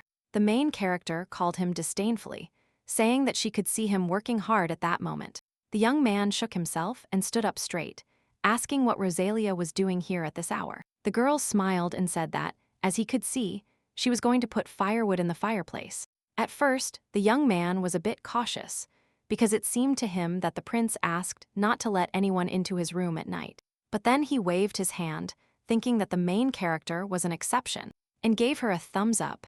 For the crown prince's personal maid, this seemed like a break with common sense. The girl decided that she didn't like him because he was negligent in his duties and wasn't alert enough. She left the firewood in the designated place and walked to the young man's bed. Seeing the calm expression on his face, she thought he was sleeping like an angel, wishing to be like that in life. Just as she was thinking of stepping away from the bed, the crown prince opened his eyes, causing the girl to flinch. The girl raised her hands in surrender, realizing that the young man in front of her might be suspicious if he saw her near his bed. But before she had time to remind him, he threw her onto the bed and grabbed her hands. The main character turned her head a little and asked His Highness for forgiveness, saying that she had misunderstood everything. She began to talk about how Madame Roblin asked her to look after him, but suddenly froze mid-sentence when she saw the young man's wild gaze. Hira immediately assumed he was sleepwalking, as he behaved very strangely. And he didn't even answer her. The girl understood that first she had to carefully get out of here, and then deal with this situation. She carefully lifted one leg, which he had pressed between his legs to change place. But she froze in place, and felt awkward when she realized that something was protruding from there. With a flushed face, she called His Highness again to finally wake him up. Although this had no effect on the young man, who brought his face closer to hers and kissed her forcefully, the girl frowned, but realized that this was the perfect opportunity to take him by surprise. After that, she, sparing no effort, kicked him in the stomach with her knee. Then she grabbed his wrist and flipped him over. After that, she looked again at the young man lying beneath her and thought that this was not like him at all. After all, now he was behaving like a real animal that doesn't understand what it's doing and was driven by his instincts. The girl closed her eyes and realized that the rumors and his madness were not due to his complex character, but due to this illness. She supposed that he behaved this way among other maids and thought that now there was something more important. Rosalia apologized to His Highness and then touched his head using her mana. The result was immediate, as the young man twitched and then his eyes returned to normal. He asked what Rosalia was doing in his room.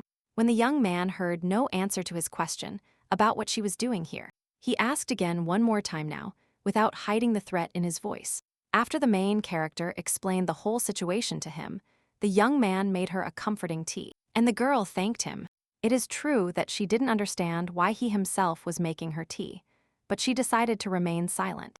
And once again, he explained that he had come here for a reason. He said that Madame Roblin asked him to look at him, and the young man with a sad look asked if he could tell him what he saw. The girl began to explain that he did not react to her words and showed great strength. And when she approached him, he immediately attacked her like some kind of animal.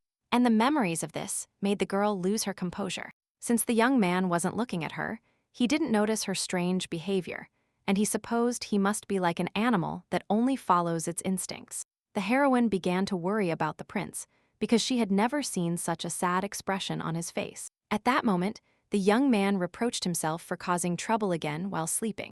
And the girl thought that since he knew about this, it meant he attacked other maids. And these were not just rumors.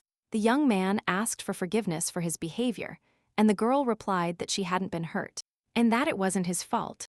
The brunette wondered how he treated him, because he probably showed considerable strength. The redhead reminded him that she had already said she was very strong compared to the other maids. The crown prince didn't take her words seriously and asked her to stop joking and answer him seriously. The maid seemed to foresee that he wouldn't believe her and offered to fight her if he didn't believe her. She rested her elbow on the table and looked at the young man in front of her with a confident smile. At first, His Highness was bewildered, but he quickly regained his senses, and he also grabbed her hand, warning her not to cry later, just as she herself had suggested. The brunette thought that, when he saw the results, he wouldn't be able to talk like that anymore, and that would shake her confidence. So she gave the signal to start. The redhead smiled as if nothing had happened, and replied that it had already started. And the young man felt that he couldn't move his hand. He couldn't even imagine that this fragile-looking girl had so much strength. And the main character, who heard his murmurs, replied that she was born so strong. Rosalia defiantly asked if this was all the crown prince could demonstrate, and then easily defeated him. For a minute, a deathly silence reigned in the room, and the young man stared in disbelief at his hand, which had just been easily crushed. The girl understands that the reaction will not be long in coming. She released his hand and told him that since she won, she could ask him a question. The heroine asked him if he was going to accidentally throw her out, like the other maids. Because she discovered his secret, the young man thought that she would ask him if he was crazy, as all the maids who saw him in such a state previously thought. He remained silent for a while, and the girl continued by saying that today she hadn't told him her wish. After all, they agreed that he would fulfill one of her wishes a day, so she asked not to be fired, which could be considered her request. The brunette, whose hands she took between hers to emphasize her point, turned and asked him if he was not afraid of her. Rosalia replied that there was no reason to be afraid of him, because the crown prince did not behave like that on purpose. These words made the young man doubt how she could be sure of that. Hearing her thoughts, the girl explained to him that she was not afraid of him because he was a good person, and she wanted to protect him. Hearing these words, the hero frowned, thinking of his madness that not even a priest could cure. The young man had been suffering from this unknown illness for 3 years, and if the first prince found out about his madness, it would give him a reason to attack him. Therefore, more than one maid who learned his secret did not survive. However, Rosalia was different since she had already saved him twice and was considered a special maid. So the young man loudly replied that it would be better for her to move to the next room. With this, the young man seemed to ask her to serve him at night to protect him from trouble and help him control his madness. He thought it would be too strange if he said that she was special, and that it would be more correct to call her unusual. Of course, the protagonist agreed to his proposal, and the next day she went to see her best friend. After she announced that she had come to him, the door opened instantly, and the blonde immediately told her that she didn't expect her to come to him. This behavior of the young man confused the girl a little, but she did not comment on his strange actions. Without waiting for her answer, the young man asked her what she was doing at night in the prince's room, without even inviting her in. The girl was surprised not only by his question, but also by the fact that the young man, for some reason, spoke dismissively of the prince, even though he hadn't done anything to him. The blonde firmly grabbed the girl by the hand and begged her to say that all those were empty rumors, and that she hadn't been in his room at night. The heroine calmly looked at her hand, which the young man was holding tightly, and calmly asked why he was so angry. Her best friend explained that there were rumors in the palace that last night she shared a bed with the prince. Such rumors infuriated the girl, and she immediately thought that the one who was falling asleep had started talking about it. The girl with a stern expression asked who was spreading such nonsense, and as if sensing a threat. The knight got goosebumps. The blonde man in front of the girl sighed, with relief realizing that it was all a lie. As she had expected, she mentally admitted that she had reacted too violently, which made her feel ashamed, and wanted to amend it. The man invited the girl in and told her he would serve her coffee, after which they sat down at the table. When he served her pancakes, the girl commented on these actions and said that after his sweets, now any delicacy seems bland to her. The blonde smiled and said it was natural because she loved them very much. And the girl was surprised that he was so cute and calm in the palace. She invited him to tell her what happened today, because no matter how great the magma was, he could not know about her past lives. The young man was immediately surprised by the eagerness to hear her story, as he had been waiting for this for a long time. And after she finished, he concluded that everything turned out as she had planned. The main character asked him what he thought about this, and the honest young man replied that he didn't like that because of a boy she had returned to so many times. Rosalia denied his words, saying that this was not about the boy, but about the prince. Still wondering why, in this life, Valerian doesn't love Armando as much. Thinking about this, the blonde man shouted at her and reached out his hand to touch her cheek, which was smeared with cream. After which, as if nothing had happened, he licked his finger, asking how she, being so careless, managed to be a maid. He suggested that in this life, it would be better for her to simply work in his laboratory. And the girl smiled, grabbing his hand. The girl advised him that since he decided to lick the leftovers, he should do it until the end, which she demonstrated to him. The blonde man lost his composure and blushed, asking when only his cute little sister managed to become a femme fatale. The young man pulled his hand away with a cry, as if burned, and with tears in his eyes asked if she really didn't want to work with him. Without thinking for a second, the girl flatly refused, although when he looked at her like that she began to doubt her decision. However, she clenched her fist and comforted herself by thinking that it wasn't in vain that she had returned to the past so many times. The girl began to stretch her uniform and said that if the young man wanted to please her, then he should fulfill her request. At first, Valerian misunderstood her and was about to be indignant when the girl took out a list of all currently existing poisons. The girl asked him if he could make a device that detects them. The heroine made it clear that she knows that now, of course, such a device already exists, but she explained that, in her opinion, it detects very few varieties of poisons. The young man frowned and asked her if she needed this device only to help the prince, and admitted that he didn't like it. By her words, the girl thought he wouldn't help her, but the blonde interrupted her before she could ask about it, and replied that of course he would help the heroine. When he turned to her, he told her that he was doing this because he didn't want her to be in danger. The girl let out a sigh of relief and thanked Valerian for always helping her. The heroine decided it was time to leave, and the blonde asked her why she was leaving so early.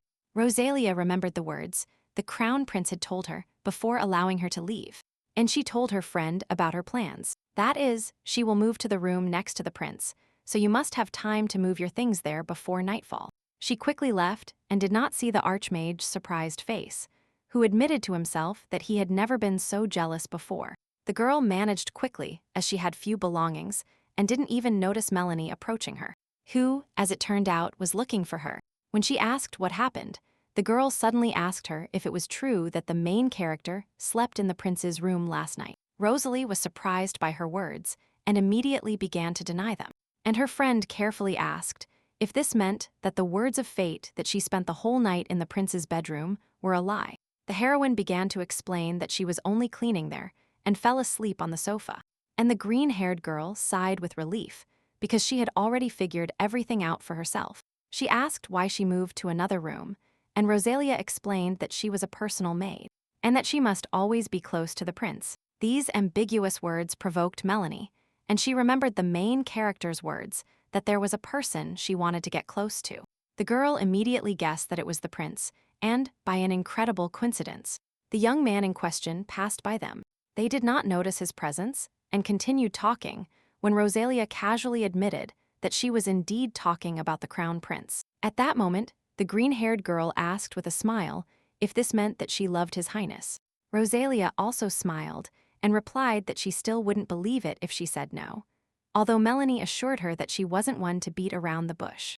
The second prince, who perfectly heard everything they were saying hidden behind the wall, could not believe what he managed to find out. He realized that this meant that his personal maid had felt something for him all this time, and that really bothered him. Time passed since that moment, and now several maids invited the main character to the kitchen to discuss something. This turned out to be the punishment for the red-haired young man, who was brought to his knees by the crown prince's personal knight. With a stern expression on his face, he ordered him to bow even lower for that, pressing his back with all his might with his foot. Of course, this was unbearably painful for him, and he immediately asked Rosalia for forgiveness, whom he had offended with his actions.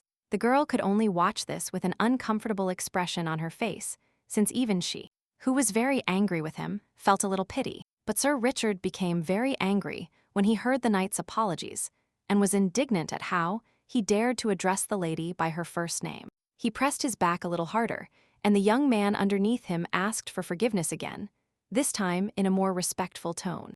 The main character, who was watching this scene, advised the gray-haired young man not to do that, because the boy could have imagined it. Richard shook his head and explained that he didn't like him before, and finally found a reason to deal with him.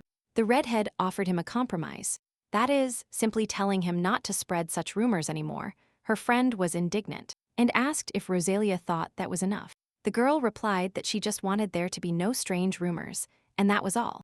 Such generosity convinced Melanie once again that her dear Rosalia was the best person in the world. Without paying attention to his excessive reaction, Rosalia continued saying that the young man looked tired lately because she saw him nodding off at his post. It seems it wasn't worth saying this, as the gray-haired knight also heard her words, and his gloomy aura burst out, as after that the young man grabbed Rock by the neck and offered to discuss this topic separately. After these events, the girl went to the crown prince's room to clean it as usual, but she couldn't concentrate because of the gaze of the one who devoutly protected her. When she finished arranging things on his desk, the girl turned in his direction, which took the young man by surprise. He pretended that he was still reading the book and was not paying attention to her at all, and the girl wondered why he was acting strange today. She called His Highness and asked if she had done something wrong, and the young man replied that everything was fine and that there was no need to pay attention to her. The girl noticed that his face was red and asked him if he felt unwell. The prince repeated his words that everything was fine. This did not convince the maid, and approaching him, she asked to look at him. After that, while she was asking him, the young man obediently looked at her. But because of this, he could not hide his face, which was red with embarrassment. He thought that his maid didn't even know that she had accidentally overheard that very conversation about him.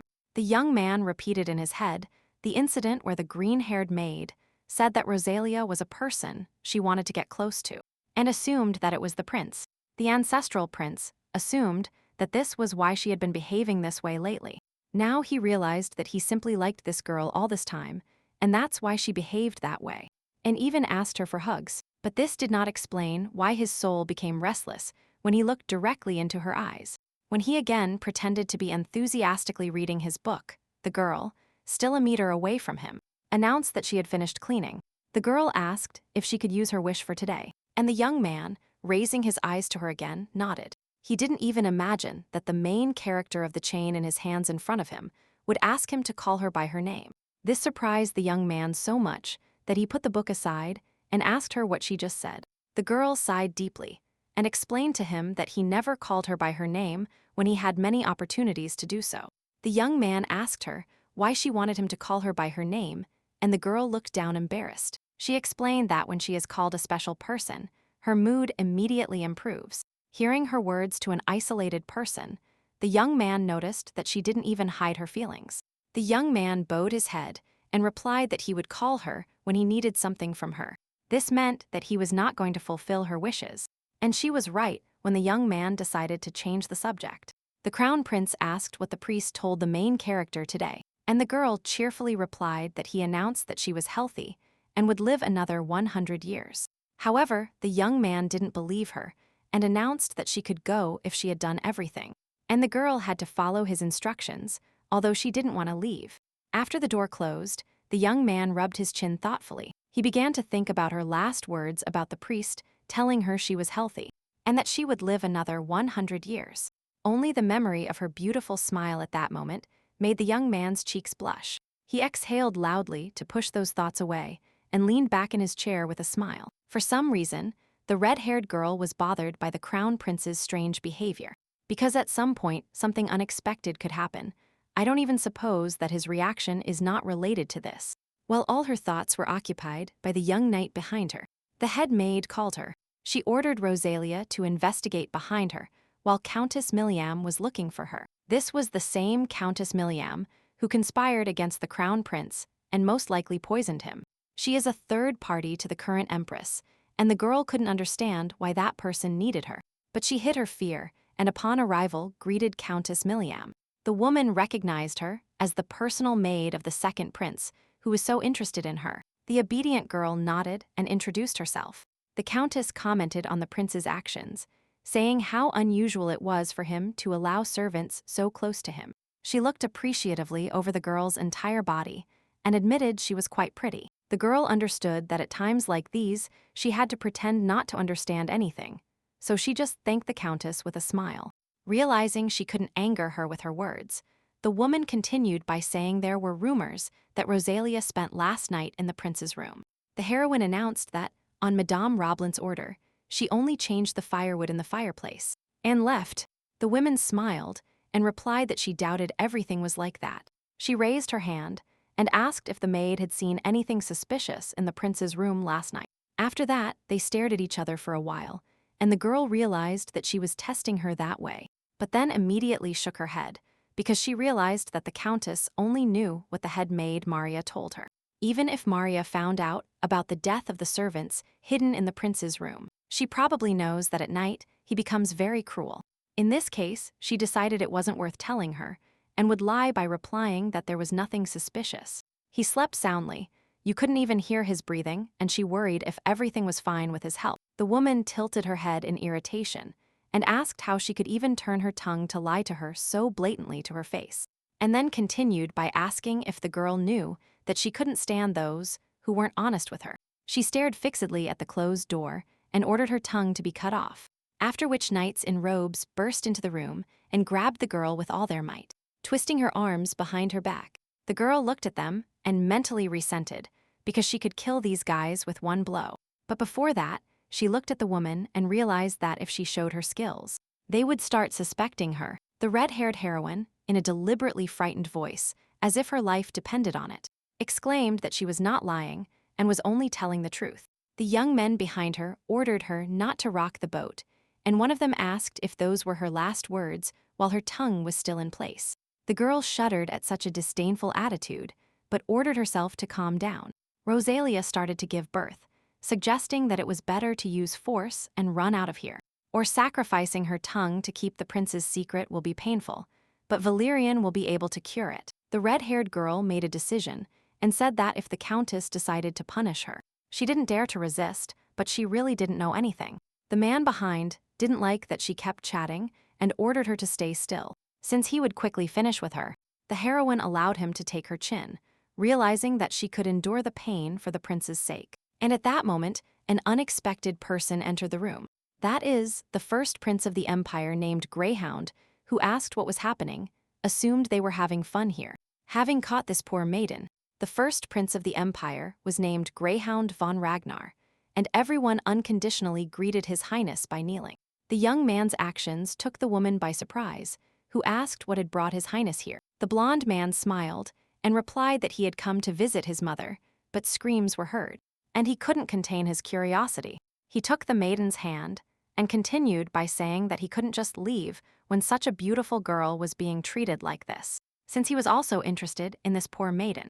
She, the Countess, raised her head and began to say that the red-haired girl didn't even deserve his interest, since she was only a servant of the second prince. The blonde replied that it would be even better then, since she didn't know Armand was being looked after by such a dazzling girl. He approached the girl and, taking her by the chin, ordered her to follow him, and the girl remembered that he was the most repulsive person she had ever met.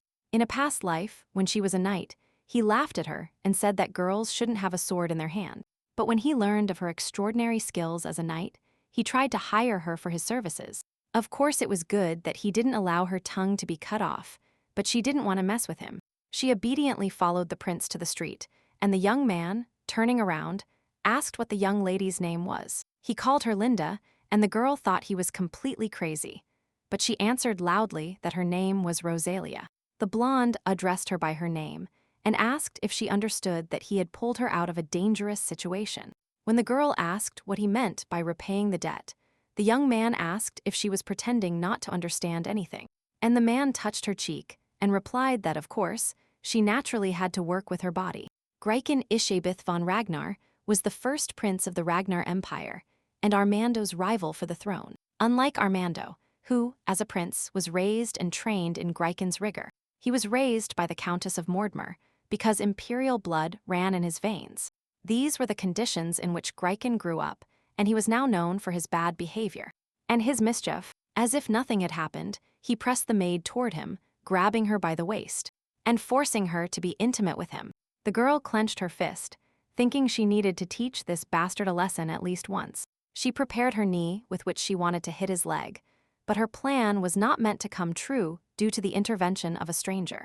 It turned out to be the second prince of the empire, who was simply wondering where his personal maid had gone. His Highness perfectly saw what was happening now, but still asked what they were doing here. Since the girl was too surprised by his appearance, the young man decided to help her. The crown prince reached out his hand to the girl and asked her to come closer to him, But it wasn't his actions that made the girl open her mouth in surprise, but the fact that he had just called her by her name. She noticed for herself that sometimes he can be surprisingly sensitive, so she decided not to make him wait. And she headed towards him. At the same time, she deliberately touched the blonde man with her elbow, and he moved away from them to hide his face, twisted in pain, wondering where this girl got so much strength from. After making sure the main character was safe behind him, he started asking what his half-brother wanted from the maid. When His Highness began to interrogate what he was doing here with his brother's maid, he laughed nervously. He turned to them again and, pretending it was nothing, said he couldn't believe Armando had come all this way for the sake of some maid. The young man asked why he shouldn't look for a fiancé instead of dealing with so much riffraff. He continued by saying that if the young man in front of him performed well in front of his mother, maybe she would choose a good fiancé for him. The girl understood what the blonde man was trying to achieve. That is, he was also aware that while the emperor was not well, the right to choose a fiancé for the prince belonged to the empress. That's why Armando is in no hurry to get engaged, so that the empress doesn't force him to choose. Ignoring his provocations, the brunette smiled and advised him to take better care of himself than to think about him. He crossed his arms and said he truly felt sorry for the blonde's future fiancé. In his opinion, the first prince needs to pay attention to how often he bothers young women. The second prince smiled coldly again and loudly suggested that perhaps it was because the blonde was dissatisfied with the low status of his future fiancé. The second prince hit the nail on the head when Greiken's face twisted into an evil smile, as if wanting to attack the young man in front of him. Armando never liked him as a child. He was very happy that he was finally recognized as a prince and allowed to live in the palace. To the teenager, it seemed that now it was as if the whole country was at his feet, and no one would stop him from becoming emperor. But one of these days, he overheard a conversation between passing maids, one of whom heard that a new prince had appeared in the palace. He appeared, but one of the maids couldn't help but wonder why he couldn't treat Prince Armando properly, since he was of imperial blood. At first everything was fine, but he was older and knew that Armando was just a child, and had nothing to answer the bullying with. But one day, suddenly everyone started comparing not only his academic success with him, but even his swordsmanship skills. The young man tried to incite him to hit him, but he simply ignored him as if he didn't care about his bullying at all. One of these days, a young man burst into the second prince's room and asked if he had really told his father that he had abused him. The brunette didn't even look up from the contents of his book and calmly replied that he hadn't told him a word. But then he slammed the book shut and reminded him that others still saw everything and could tell the emperor. The blonde realized that his words had meaning and cursed under his breath, thinking that if he had known this would happen, he would have gotten rid of the evidence. Armando even conveyed to his father, although not from his own lips, that he was making fun of him. So the young man had no choice but to ask his mother to do something about the second prince.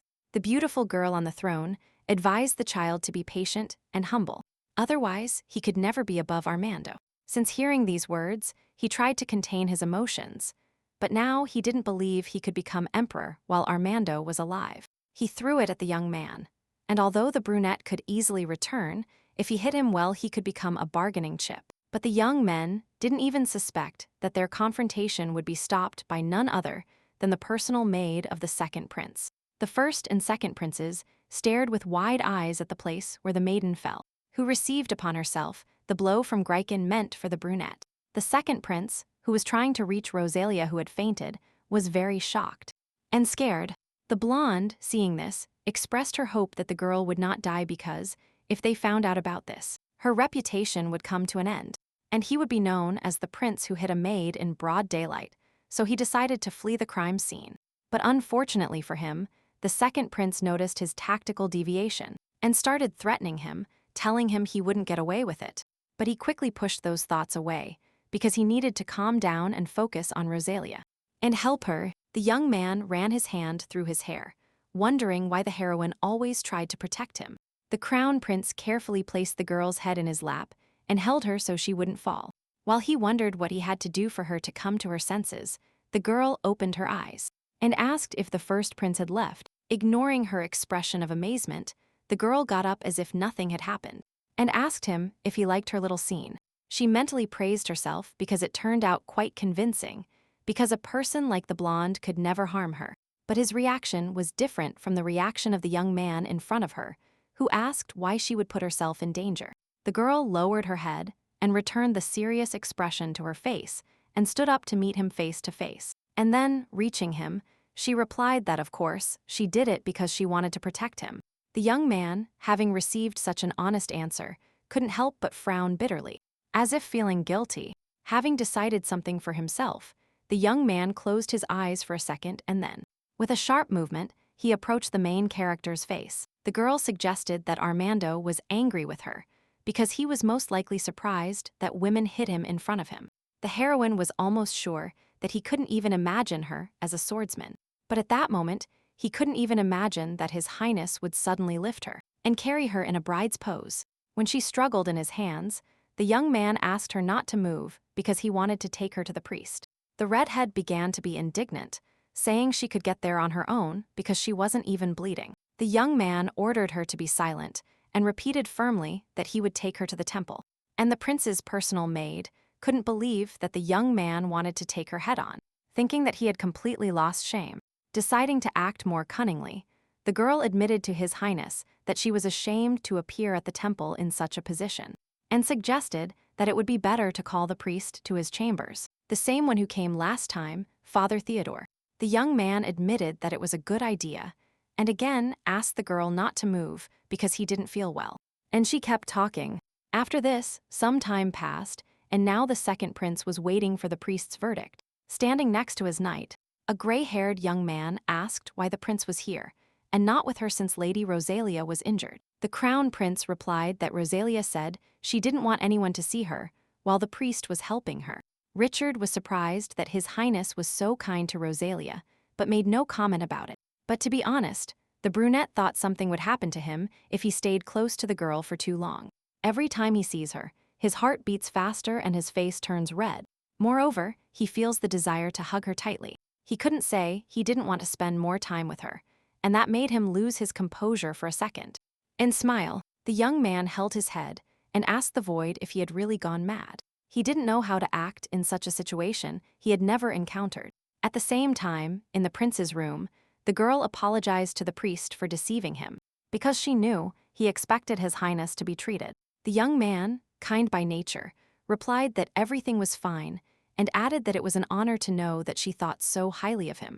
Theodore was a very talented priest, but from the girl's observation, it seemed to him that this time his talent would not be recognized again. The archbishop didn't hold him in high regard. It was good for His Highness, so the girl decided to lie and say that she wanted to tell the young man a secret, that His Highness was really thinking of making him his personal doctor.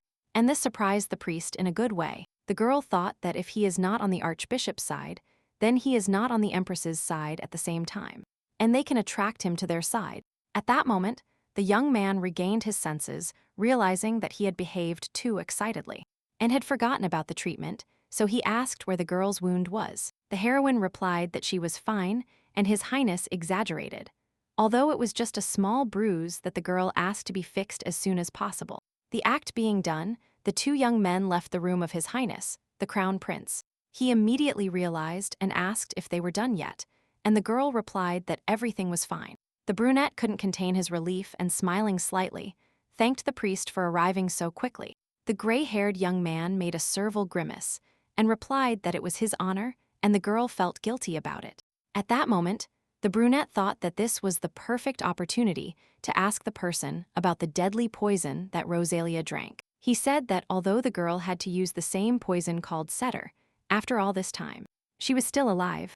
The girl realized that this could lead to the revelation of her true abilities, related not only to a strong body, and that's why she interrupted the young man. She called His Highness and announced that she had an urgent matter with him, mentally adding that she almost got into trouble. Since the young man did not resist, the girl quickly approached him and whispered something in his ear. After that, the girl stood behind the crown prince and looked with guilt at the priest, who did not understand what had happened. The brunette, on the contrary, felt no remorse and asked Father Theodore to leave them. Of course, the polite young man nodded and thanked His Highness. As soon as the priest was out of sight, the crown princes returned to the girl and asked her if she really intended to go to his chambers today.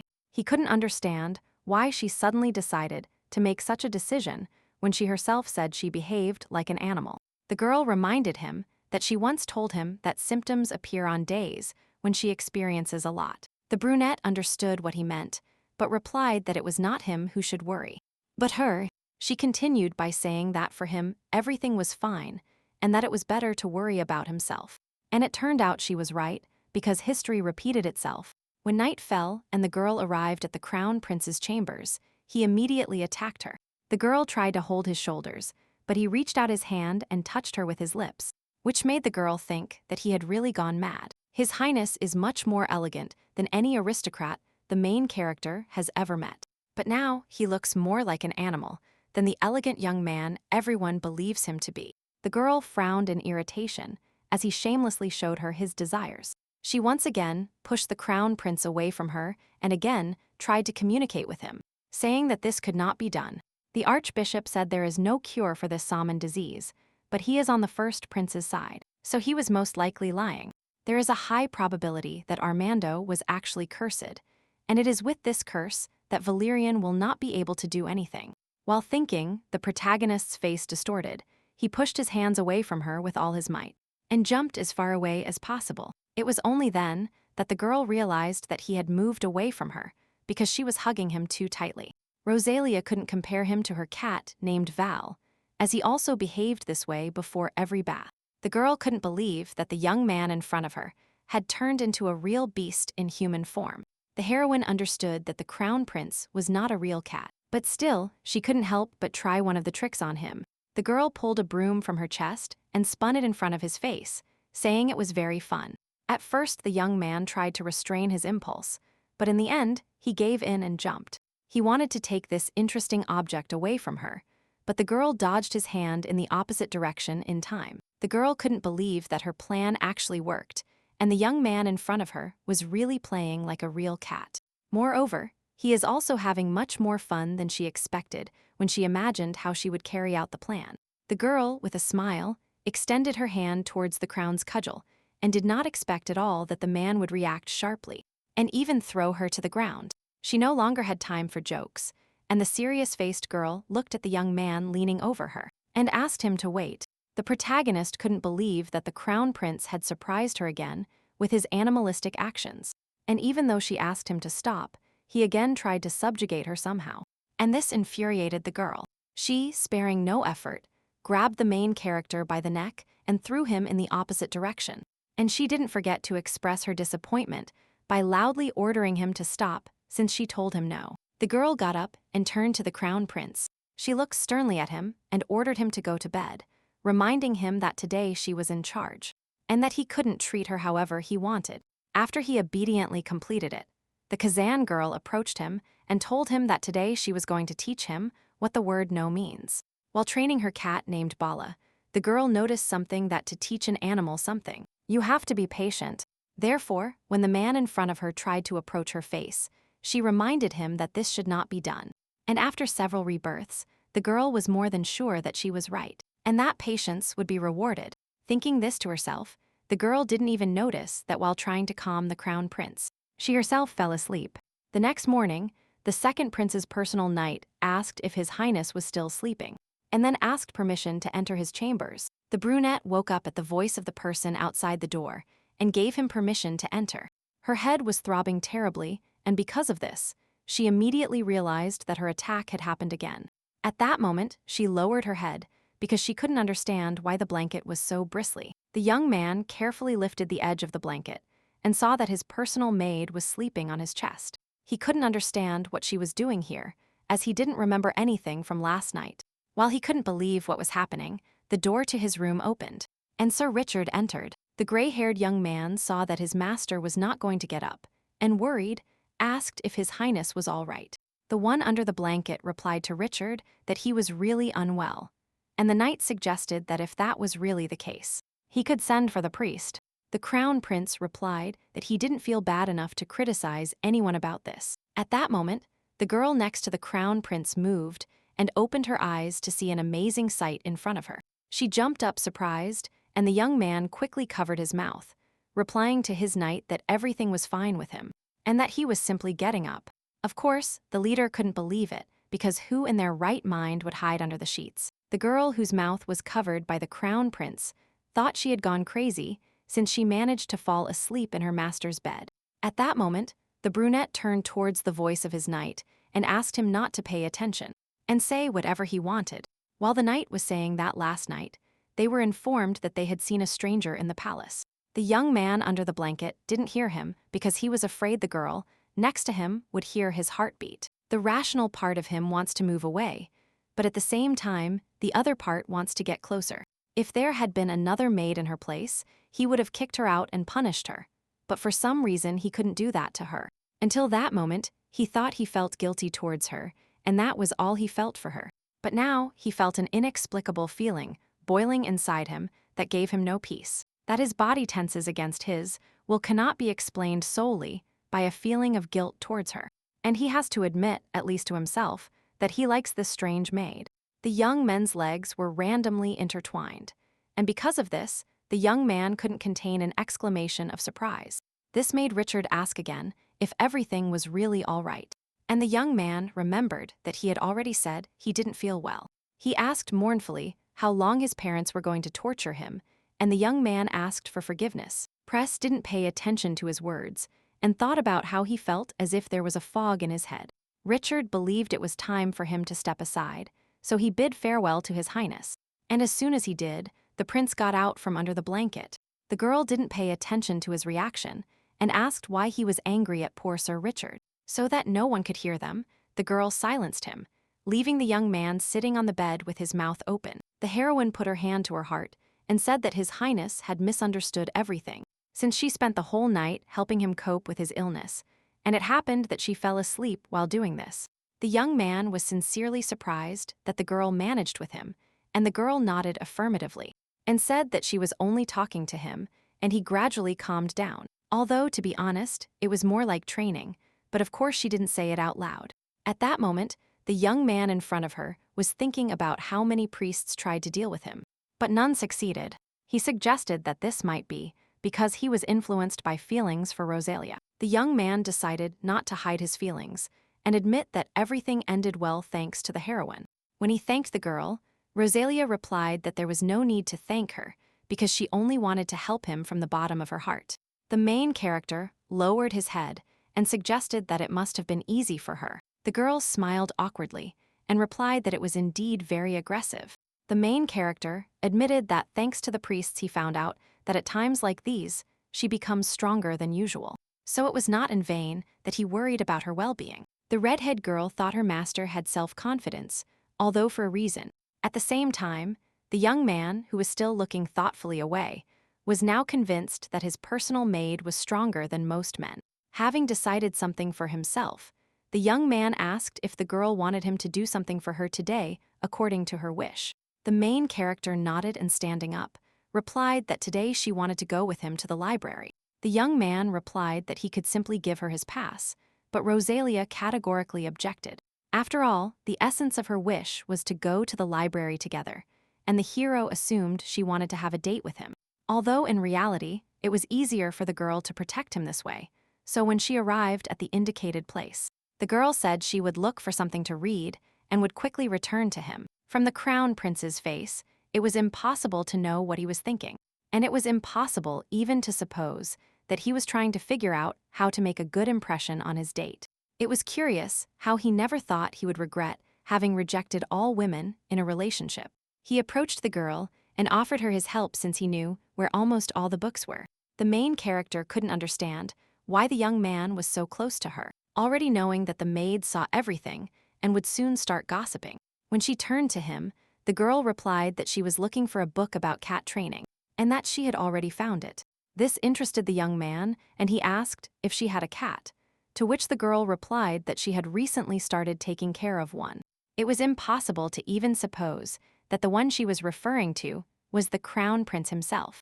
And to avoid further questions, the girl said she would take this book because she wanted to study it closely later. Without looking where she was going, the girl muttered mentally that she couldn't wait for the rumors to die down soon.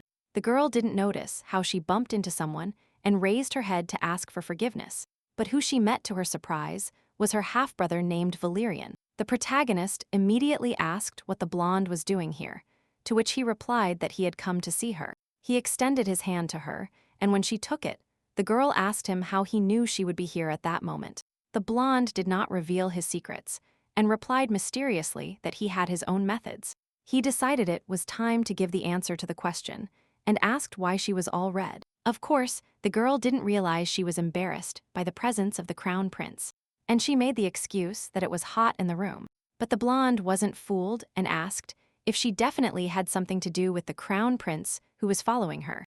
The main character grabbed the young man's hand and ordered him to quickly hide her from the eyes of the crown prince. The archmage decided that this would only benefit him and obediently fulfilled his wish. So, when the crown prince approached the place where the young people had just been, he saw no one and left empty-handed. In fact, Rosalia and Valerian did not go anywhere and stayed in the same place. The blonde simply covered them with a special cloak. Still in the young man's arms, the girl thought that she and the prince had never been so close before. She couldn't even wonder why she felt so strange then. At the same time, the blonde noticed that lately Rosalia seems like a stranger to him. She had very long eyelashes and beautiful blue eyes, and when he noticed it again, he told himself that maybe she had been reborn. But now Rosalia was only 20 years old, and he suggested that most women of this age started dating men. And right while thinking about it, the girl asked if the cloak was filled with magic. The young man smiled and replied that her guess was correct, and said that she was still stifling the sounds, although the girl still believed it was better if he spoke lower so as not to get into trouble. When the girl looked back, the blonde pulled a red box out of his trouser pocket and gave it to the main character. When Rosalia opened it, there were cufflinks that had a magical aura and also had a strong spell cast upon them. The young man said that the girl should give them to the prince, and, if he is in danger, the spell will allow her to teleport to him. The redhead couldn't understand how he knew she needed this, and the blonde explained that she simply thought with how busy she was taking care of the prince, she didn't have time to visit him. He also offered her a pendant that is connected to cufflinks, and as a maid with an expensive jewel around her neck will attract attention. He made the pendant look fake, but he did not forget to add that this clone would still come in handy for the girl, and the heroine replied that it was an excellent choice on his part. Looking at the jewels in her hands, the girl thought they looked like an assortment for a couple in love.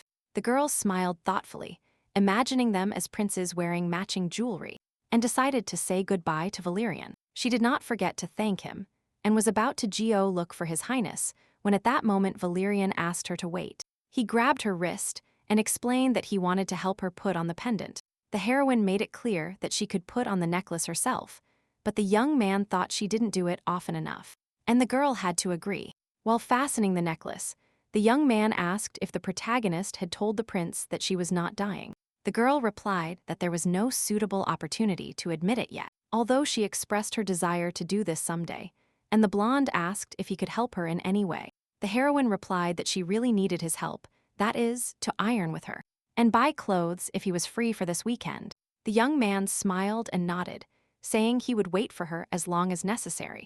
After this, some time passed, and now the two young people were sitting in a carriage heading back to the palace, who was waiting for her with a restless gaze. He turned around upon hearing her footsteps and immediately approached her, after which he raised his voice asking her where she had gone without his permission. The girl made a guilty face and, touching her cheek, asked his highness for forgiveness. She explained that time passes very quickly while talking to a friend, and the young man immediately wanted to scold her again. He wanted to ask her if she understood how worried he was, but then he realized that he was exaggerating with his reaction.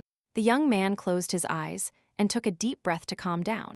The girl noticed that the crown prince seemed very tense and asked him if he was worried about her. This time, the young man decided not to deny it, and looking her calmly in the eyes, admitted that he was really worried. He asked her not to go out again without his permission, so that such situations would not happen again. Because of this, the girl demonstrated that today she paid more attention to him than usual, but she decided to attribute it to the fact that he probably felt guilty. The redhead girl decided to change the subject and said she wanted to give his highness a gift. After that, she placed the cufflinks in his palm, and the second prince wondered how she managed to buy something so expensive with her maid's salary.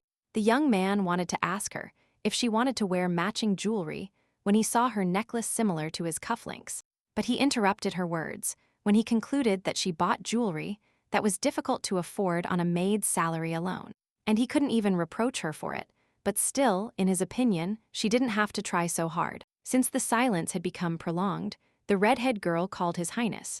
And the young man, having regained his senses, looked at the cufflinks and thanked the girl, promising to wear them every day.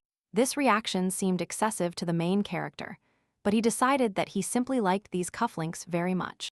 It was at that moment that the brunette expressed her regret that she had no gift in return for her. And the girl replied that there was nothing wrong with that, since she didn't expect anything from him in return. These words had the opposite effect, and the young man in front of her got angry and said that it was impossible because it was not in his nature to leave the debt unpaid. The young man concluded that his personal maid didn't have many clothes, so he wanted to send for a seamstress. The girl began to politely refuse, saying that her friend would buy her new clothes over the weekend. These words interested the crown prince. He asked her who this friend was, and the girl replied with a smile that it was a close childhood friend. The main character nodded. He knew that girls liked to go shopping together, but his assumption turned out to be wrong, as the girl replied that her friend was not a woman, but a man. The young man couldn't believe that his maid was going shopping with a man because he considered it strange, to say the least.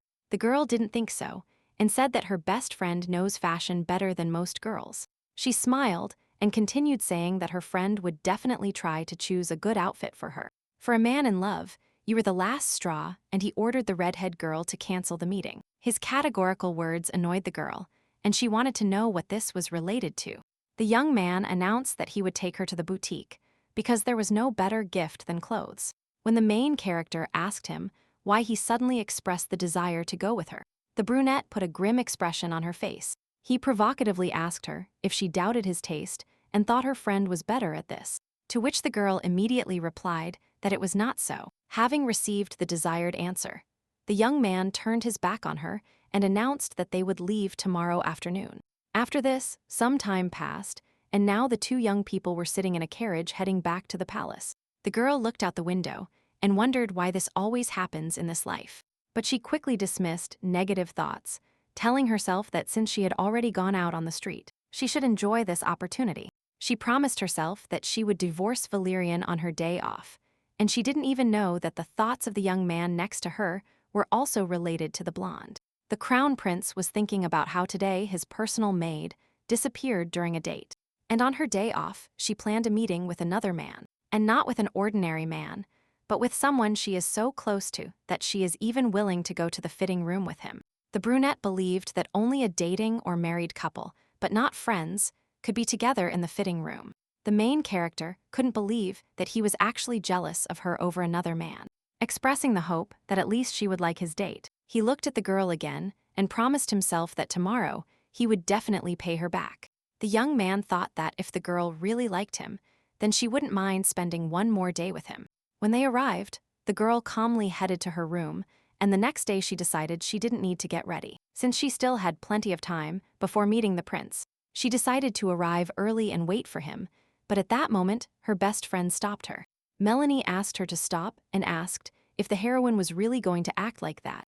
Rosalia couldn't understand what was going on and asked about it when the girl in front of her got angry and reminded her that she had told her that today she had a date with His Highness. The girl started to deny his words, saying it was just a walk, and in this way decided to thank him for his help. Melanie explained that this is called a date. He was also going to buy her clothes, so it was definitely a date. Although Rosalia denied these words, saying that His Highness didn't care how she looked. The bath maid agreed and said that, at least for the sake of the imperial family's reputation, she should dress up especially for a meeting with His Highness. This argument worked, and when the maid felt that the heroine's resistance had weakened, she dragged her to her room, where they waited for her, helped her get dressed. Mila did not think about the fact that Rosalia is always beautiful, regardless of the outfit, and she doesn't care exactly what she wears. Although she is an aristocrat in her communication, she is kind and cheerful. Moreover, she dresses simply and easily finds common ground with the rest of the maids. For a person truly devoted to the throne, she was, in her opinion, very strange. But to be honest, this is precisely why Melanie and liked the main character. When the girl left, already dressed in the outfit the maid had chosen for her, Melanie mentally wished her good luck and asked her to take care of herself alone. The crown prince had been waiting for his personal maid near the carriage for some time. When she greeted His Highness, he looked at her and was stunned. And there was a reason for this, since at least the young man already knew that this maid was objectively beautiful. But still, he couldn't help but admire her long eyelashes and unusual hair color. When they first met, she wasn't that beautiful, but as soon as she changed clothes and put on makeup, he couldn't take his eyes off her anymore. He couldn't understand when she managed to become so special to him that he couldn't look at anyone else. The girl noticed a strange reaction from the crown prince and asked him if everything was all right. The young man turned to hide his flushed face and replied that everything was fine. To redeem himself, he extended his hand to help her into the carriage. The main character couldn't even imagine that one day she would be accompanied by His Highness, and not by him. She was so embarrassed that she couldn't recover, since she was a former knight, and she couldn't allow the crown prince to take the initiative to take care of her. The young man, who carefully observed her reaction, noticed that the hand the girl placed in his was trembling. He thought that she was very nervous because they were on a real date, and that made him feel better. After getting into the carriage, the main character asked where they were going. The young man told her one of the most famous brands in the capital, and replied that they were going there to buy her clothes. Even a girl who wasn't interested in fashion knew that this was now the most popular boutique in the entire empire. The empress herself and high-class aristocrats visited, although that's all she knew about fashionable clothes. The girl began to tell the prince that he didn't need such expensive outfits, and that besides, he probably needed to book a place in this boutique. The young man smiled and replied that sometimes he forgets who he is, and the girl realized that she had really miscalculated. When they arrived at the indicated place, they were immediately greeted by the owner of the shop, who was aware that the crown prince himself would visit her. While the blonde was trying to make a good impression on the dark-haired young man, the main character looked around the room with delight. The blonde crossed her arms in front of her and said she was honored that the prince himself was visiting her boutique and saying her name. The shop owner, named Lydia, asked for whom Armando wanted to buy an outfit. After that, the young man looked at the redhead girl and replied that he needed clothes for his maid. The woman didn't show it, but this comment outraged her, and she mentally wondered if this maid could even afford to buy clothes here. His Highness continued by saying that the price does not matter, and asked her to help him choose 10 outfits. Rosalia, who was admiring the fabric of one of the models, overheard their conversation and said that 10 outfits was too much. The young man ignored her comments and turned in another direction, saying he would wait for her, and that for now she could choose. She sat on the sofa, and the blonde handed her a catalog in which she could see all her dresses. The redhead wondered aloud why His Highness was so demanding, but she obediently began to leaf through the catalog and realized that current fashion was too glamorous for her. This boutique was truly the most popular at that time, but since the girl visited the future, she knew that fashion would change and simpler outfits would be appreciated, and this shop would lose popularity. Among all these dresses, she considered the blue one to be the best and asked him to give it to her. The blonde, maintaining a polite smile on her face, advised her not to rush and to think twice, and the girl replied that she wasn't really interested in fashion, and it didn't matter what outfit she chose. For the owner of the most famous boutique in the capital, such behavior was a manifestation of arrogance. When she brought the outfit she needed, Lydia thought that if she subtly told her to leave, the main character would probably understand and leave. The woman believed that only high-ranking aristocrats should dress in her shop, so she decided to teach the arrogant maiden a lesson. While the main character was changing clothes, the blonde unceremoniously opened the cloth that covered the girl from prying eyes. After that, maintaining a condescending smile on her face, she addressed her as a dear client and told her that it seemed there was a misunderstanding. Lydia kicked the girl out of the fitting room and explained that someone else had ordered this dress before Rosalia, and that they wanted it back. Although the protagonist said nothing against it, she was mentally outraged, wondering if it was necessary to tell her this in the middle of her changing clothes. But I quickly realized that this shop was a place for an aristocrat, and that servants without family were not welcome here. The boutique owner cannot say this to the crown prince's face, so she decided to take it out on the main character, and thus insult her. And the girl was not going to tolerate such humiliation. With a precise movement, she put the dress back on and asked if it was normal to blame customers for their mistakes. The girl continued saying that she only wanted to buy a dress, but that she faced such difficulties. The protagonist smiled in a way that made it clear that behind it lay mockery, and suggested that it must be even more difficult for other high-ranking ladies. The blonde did not expect the maid to make a fuss, and politely said that she understood that the lady was disappointed because she could not buy what she liked. But she asked her to refrain from being rude, and, although unaware of her origin, she asked her to behave with dignity, as befits an aristocrat. The protagonist crossed her arms over her chest and replied that the blonde was right, and that this dress did not suit her. But she didn't stop there, and continued by saying that the hostess should apologize for bursting into the fitting room without her permission, and for expecting Rosalia to ignore this and the mistake she made with the dress. She reminded her of her own words about the fact that aristocrats should really behave with dignity in any situation. While the shop owner was mentally outraged that the girl in front of her was just a servant, the heroine realized that she was not going to apologize and decided to leave. But just as she was preparing to leave, a girl in a blue dress called her. With quick steps, the blonde approached the redhead and asked if she was the one who was going to take off the dress. She smiled confidently and said that such dresses should be worn at the emperor's ball, and that the clothes should be washed on him. And after that, the girl who considered herself superior to everyone else reached out her hand and slapped the main character. When she did, this girl warned Rosalia not to forget her place. After all, judging by her worn and cheap clothes, she is not here. And these words finally infuriated the main character. Despite being just slapped, the girl didn't even flinch and smiled, realizing that it seemed she would have to teach the blonde a lesson. She was about to tell him everything she was thinking when a man's voice interrupted her. It turned out to be a dark-haired young man who quoted the blonde's words that his subordinate was just a useless servant. He turned to the girl and asked how she dared to speak about his protégé like that, and a chill ran down the girl's body. Two ladies, one of whom was the owner of this establishment, froze and opened their mouths, and even the main character couldn't understand what His Highness was doing here, who said he would wait for her in a certain place. The girl who had just slapped the main character tried to change the subject and dismissed His Highness, saying that men shouldn't be here. Rosalia also didn't want the young man to interfere and asked him not to do this since she was fine. These words had the opposite effect, as the young man got annoyed and asked if the words that she was fine were all Rosalia knew. He approached her almost closely and asked her the following question. She really had nothing more to say after hearing all this nonsense. The main character admitted that even if she was really fine, he definitely wasn't fine. The girl realized that this time she couldn't defend herself, and, hiding the bitter expression on her face, she composed herself. She put a smile on her face and turned to His Highness, offering to leave here since she knew the boutique best. Rosalia crossed her arms in front of her and asked His Highness about it, thinking that if they didn't stop him, there would be trouble and rumors. This time, the young man decided to listen to her and replied that if that was what she wanted, so be it. But still, when he turned his cold gaze towards the two blondes, the man warned them that he would not forget what happened today. After that, they decided to leave, leaving the devastated girls behind, who hoped no one would find out about their tricks.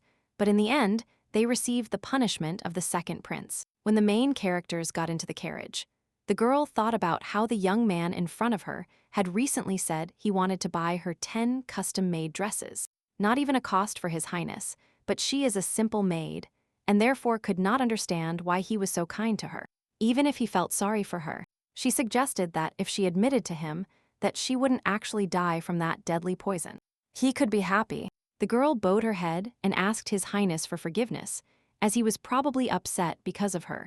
But after a second, the protagonist had to raise her head, surprised by the crown prince's next words.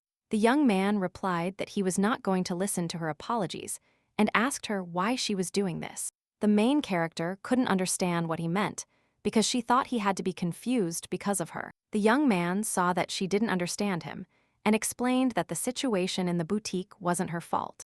Therefore, he asked again why she was apologizing if he was the one who was worried. That it was his choice. The young man offered her a compromise if she doesn't like him worrying about her. The girl should treat herself better. She crossed her arms and said that she didn't deserve such treatment and shouldn't tolerate it from anyone around her.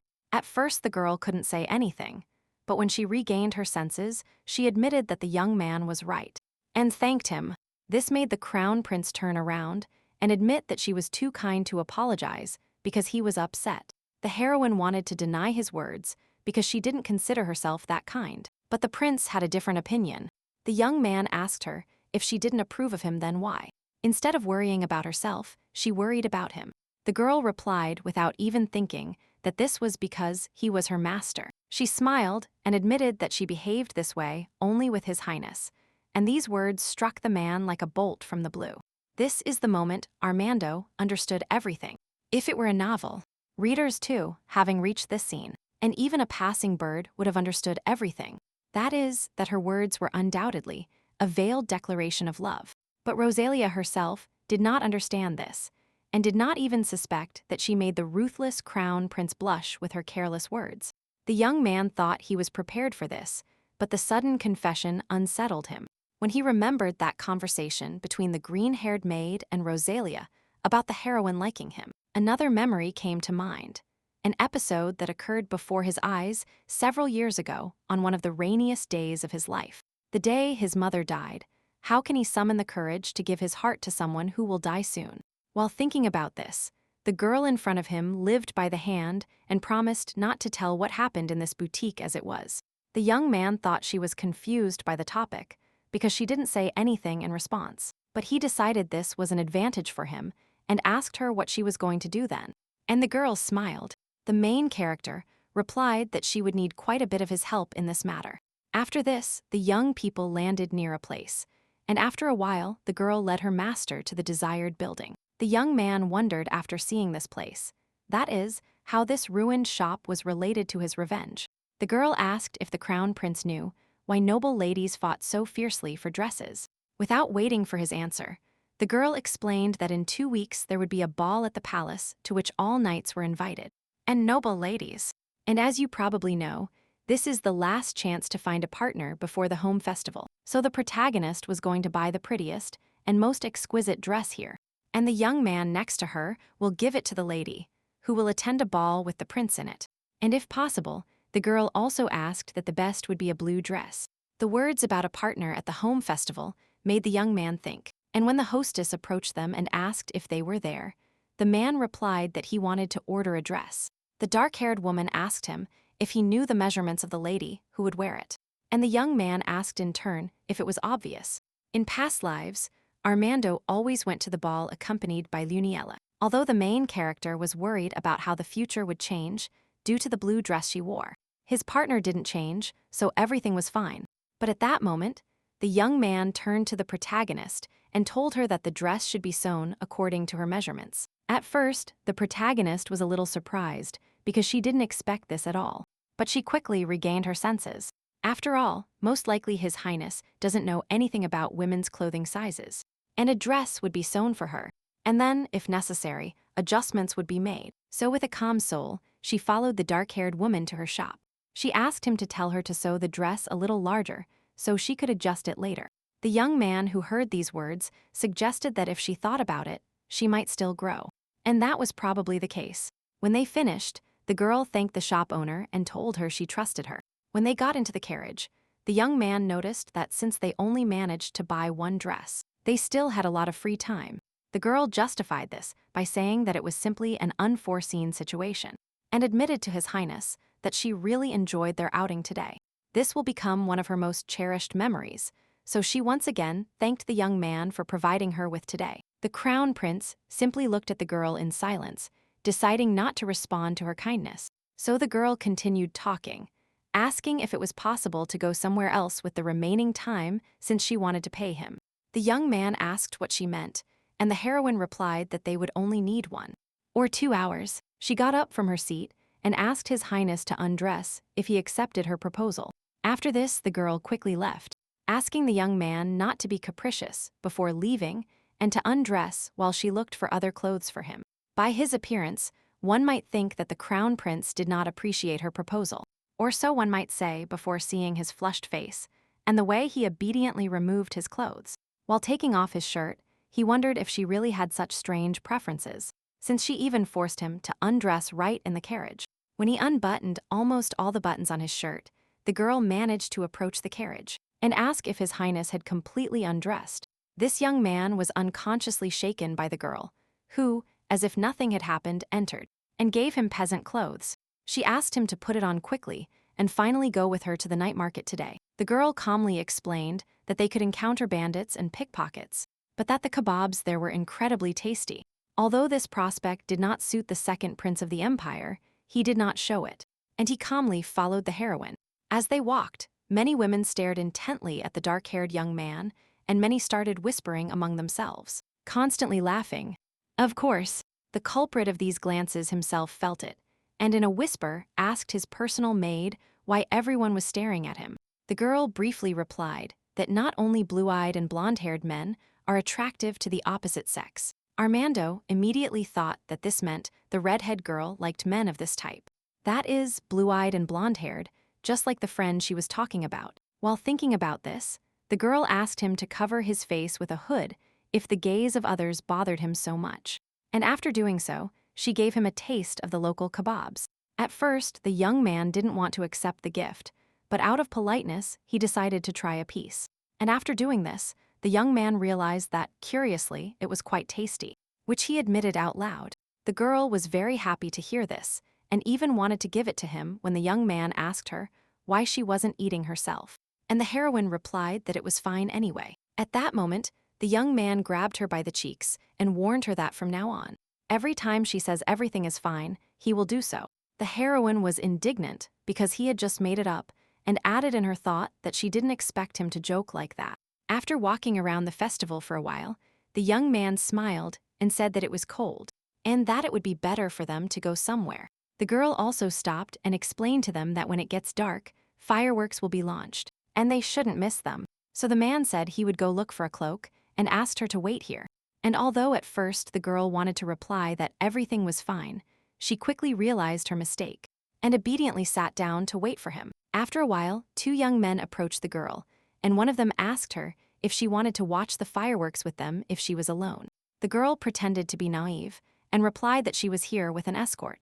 But the man interrupted her and told her that there was no need to do this to them, and that he had an excellent proposal for her. He then continued by saying that his company is only worth everything that the girl now has with her. The girl hoped that at least one day would pass calmly, but she thought it was good that they approached while Her Highness was not around.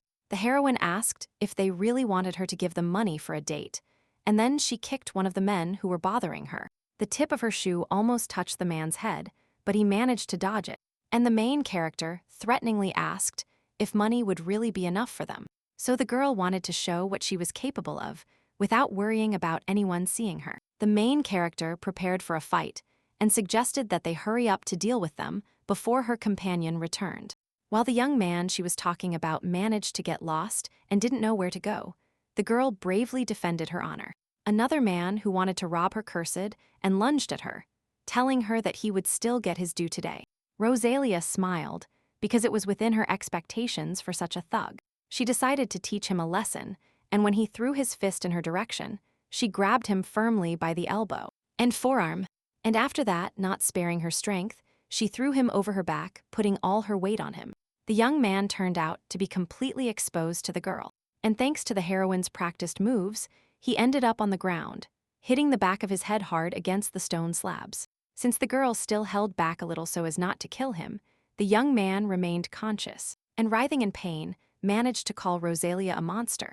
The protagonist bent down and replied cheerfully that she hadn't heard that in a long time, and that it was very pleasant. Meanwhile, Armando was still looking for the main character because he didn't remember the way back. But by chance, I ran into a girl who was wondering what to do with these bandits. I still don't understand what kind of trouble your personal maid got into, the young man shouted at her. The main character opened her mouth in surprise and asked excitedly what happened here, although the girl didn't know what to answer him since she didn't expect him to show up so soon. The dark-haired man asked what happened and if the girl was injured. Rosalia approached him, whom he held in his hand for her, and replied in a trembling voice that some man had saved her. The young man asked for details, and the girl didn't say that he looked like fairy tale knights with blonde hair and blue eyes. This description confused the main character a little, but he accepted it because, in any case, he was simply glad that she was not injured. Walking behind her, the Crown Prince tells her the information that the girl presented to him. That is, that she was saved by a mysterious blonde-haired, blue-eyed knight. The description sounded too similar to that of her palace friend, whom he found her with last time. He didn't like it, especially because Rosalia deliberately hid it, but as soon as he thought about it, he himself started to find it funny, so he was worried. At that moment, the main character called him and asked him to look up. The young man raised his head, not understanding the reason for such an enthusiastic reaction on her part. And what he saw delighted him, although he didn't show it. But the girl next to him said that this year's fireworks were really impressive. The girl turned to her master and asked His Highness what he thought, like her, that the fireworks were beautiful. At first, the main character remained silent, and it seemed that he was not going to answer her question. But when he got tired of the girl in front of him, he admitted that she was really beautiful, although he was not referring to the fireworks. Some time passed since that moment, and now the two young people were in His Highness's chambers. The Crown Prince was no longer the same, and pinned his personal maid against the wall. The girl tried to gently push him away, saying that this could not be done.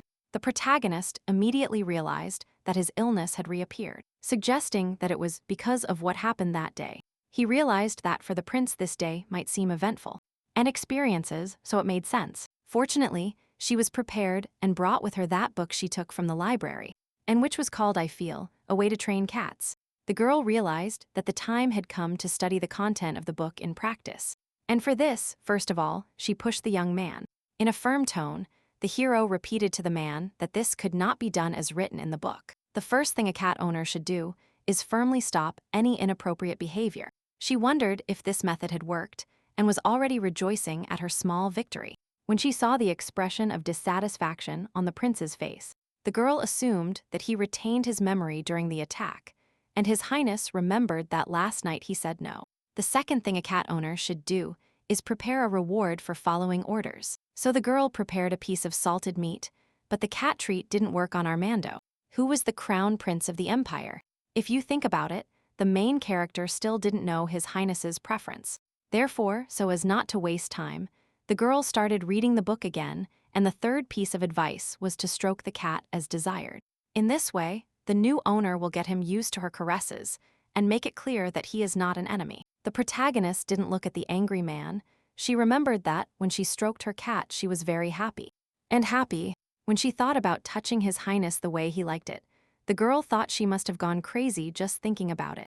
But she decided not to back down and carefully called His Highness and asked if he trusted her.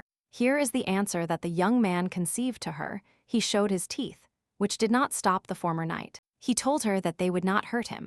After that, the girl carefully touched his face and then his neck, and she was already thinking about coming down. When she wondered if this was necessary, the man in front of her couldn't stand it, and he grabbed her by the wrist. After that, he began to try to corner her, while showing with his entire appearance that he was very displeased. The girl allowed this, and remembering the instructions from the book, tried to praise him, saying that he was behaving very well. She asked him if he really liked it when she stroked him. At that moment, something incredible happened. The young man, who had previously behaved like a wild cat, suddenly spoke and answered with a brief negative.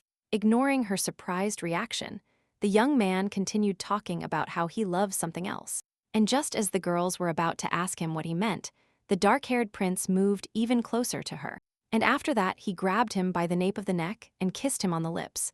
And when the girl managed to separate from him, he asked her to wait a second. Feeling too embarrassed, she frowned and pushed the young man away from her.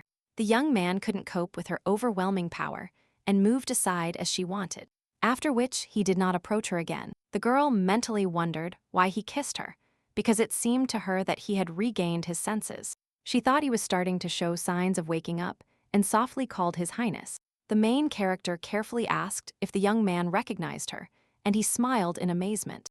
Not only was it the first time in his memory that he called her not only by her name, but he also abbreviated it as if they were very close. When he called her Rosie, that nickname for some reason made the main character's heart beat faster. The girl assumed that he called her that because the training had paid off, and his consciousness had returned. Rosalia again decided to try to talk to him and asked His Highness if he could hear her. When he didn't answer her, the girl tried to explain to him that kissing someone else without permission is very rude. Therefore, she asked him to refrain from this in the future. and the young man in front of her finally showed signs of consciousness. He replied that he did not want to give this up and, on the contrary, wanted more. The girl was, to put it mildly, in shock from this turn of events and, holding her head, she began to think that she should stop there. The main character realized that she had had enough for today and warned His Highness that she needed to rest. But the young man did not want to let her go and, moving closer to her face again, told her that he wanted more. Rosie, as the crown prince affectionately called her, prevented him from kissing her again by placing her hand on his lips. The girl said that His Highness had been an obedient child before and should remain so. She asked him to go to bed, but judging by the expression on his face, he didn't even hear what she said. The girl didn't know what to do to make him understand her, and, having decided something, assured herself that it was just an experiment. The main character lay down on her bed and suggested that if the prince came here and lay down on the bed, she would kiss him. Armando understood her this time, and lying down next to her, he asked her to let him kiss her at least once. The young people lay close to each other, and the man reached out towards the girl's face to touch her lips with his thumb. The heroine realized that she couldn't evade forever, and decided to act as her master wanted. She bit her lip, resolutely got up and sat down on the crown prince's lap. The girl grabbed him by the shoulders and thought that she would just touch his lips. After that, she closed her eyes and quickly kissed His Highness on the lips and asked if that was enough. The protagonist did everything she wanted, thus fulfilling part of their deal, and now asked him to go to bed. But the main character felt unhappy again and grabbed the girl by the wrist, throwing her onto his back. The man was on top and approached the protagonist without asking and touched her lips. Because it happened so suddenly, Rosalia lost concentration and allowed him to remain in that position for a while, and even intertwined her hands with his. But realizing that this could not continue, she abruptly pulled her head away from the crown prince, ordering him to stop immediately. And the young man was so surprised that he even lost consciousness, and the girl let out a sigh of relief because she could still get him down. The next morning, the girl woke up with sleepy eyes because she didn't know how her eyes would look at him now. She was so embarrassed that she didn't even dare to open the doors of her chambers. But overcoming this impulse, she greeted His Highness with a cold expression on her face. At that moment, the young man standing by the window, holding his head due to a headache, he did not greet her. He got straight to the point and asked her if he had lost control again last night. The main character did not answer him, and this was tacit consent to his question. The crown prince turned back to Rosalia and asked for forgiveness because he was truly ashamed. Although he remembered nothing, the girl, still nervous, replied that she didn't need to apologize for this and that he behaved very well yesterday. The protagonist even said that she was able to talk a little with him, and this interested the young man. The dark-haired man quickly approached the main character and demandingly asked what she was saying. After his question, the girl hesitated when remembering the previous night when the men in front of her kissed her. The girl understood that she couldn't admit that he liked kissing her because even she was embarrassed by it. But she was still an ex-knight and could not lie to her master and tell him a distorted truth. The protagonist told the young man that last night he admitted that he liked her. Well, more precisely, he liked her body, but it didn't matter now. The man in front of her was shocked by her words, as he couldn't believe she had confessed to him like that. The young man blushed because he didn't expect such a turn of events. He began to carefully examine the girl in front of him, who was thoughtfully looking at the floor. Not realizing his strange behavior, the girl mumbled that there could be no other option but one. She realized she had to visit the residences, and, upon noticing his head, she noticed the young man was looking at her. The man realized that her behavior indicated that she hadn't taken his confession last night seriously. The main character had no idea of his feelings and asked if she should come back later because the man didn't look well. The young man asked her to forget about it and go rest, and the girl, nodding briefly, followed his instructions. After Rosalia left, the young man thought it would be better this way, that is, to pretend she hadn't confessed to him. Although this might seem like a cowardly act, loving someone who had very little time left caused him deep pain that the man did not want to experience again. He felt ghostly hands on his shoulders, and then heard the voice of a young woman who felt sorry for him. She asked if it was true that, with her skills, he was very sure. The unbearable pain of the loss that left the void will never be filled, and his sharp mind understands it. And he no longer dreams in vain. The main character had no idea about the feeling of loss the crown prince was experiencing, and now he was one step away from helping him with his curse. She arranged a meeting with Father Yu and thanked him for his time, although he probably had a lot to do. The young man replied politely that there was no need to thank him and invited her to sit down so he could check her condition. When he directed his holy power towards her, the heroine thought about her master. She thought he would immediately ask about her health as soon as she requested a meeting. But then I thought that His Highness was probably in shock from yesterday's conversation and, moreover, his condition was worsening. While the girl assumed she could ask Toder's father to be her personal doctor, His Highness completed the examination. A gray-haired young man jumped up excitedly and announced that the symptoms of setter poisoning had miraculously disappeared. The young tenant considered this a true miracle and said that this incident should be described in a book. He couldn't wait to tell His Highness about this, and the girl asked him to speak lower and listen to her first. Although she expected such a reaction, it was too much, so she changed the subject, saying that His Highness was impressed by Theodore's skills. But tears appeared in the man's eyes, and he once again clarified if the girl was sure that Princely had asked her to tell him. However, overwhelmed with joy, the young man asked to wait, as a detail bothered him. He felt an unusual energy in the area of the girl's heart. The young man suggested that this might also have something to do with how she survived the deadly poison. The girl smiled coldly because she realized that he was very smart, as not long ago the girl felt the forces of her past life returning to her. It passed very quickly, and whatever the case, the blonde man was glad that she was no longer in danger, and said he had to leave. The main character did not think her father would be happy that she had achieved the highest level of swordsmanship. He didn't notice her until she became a knight and only asked for money, and he wasn't afraid that she might get hurt in the service. Now all that remained was to inform His Highness about her condition, but this report was not a problem, since the girl was sure that her master would be very happy that his personal maid was healthy. Time passed since that moment, and now the girl was with His Highness. She smiled sweetly and asked him if he felt better, to which the gloomy young man replied with a brief yes. The girl immediately noticed his strange behavior and thought that he still wasn't feeling well, because today he seemed somewhat depressed. When she thought about it, the man asked her why she was here even though he had told her to rest today. The main character did not suggest that it would be worth telling him that she was healthy when his mood improved. She said out loud that she had already had time to rest and would like to take this weekend off. The man looked at her thoughtfully for a while and remembered that she mentioned her friend, a friend who for some unknown reason was bothering the crown prince. He mentioned it, and the redhead girl was surprised how he assumed she would come to visit him for a good time. The way he formulated his thought angered the young man, who was already not in the best mood.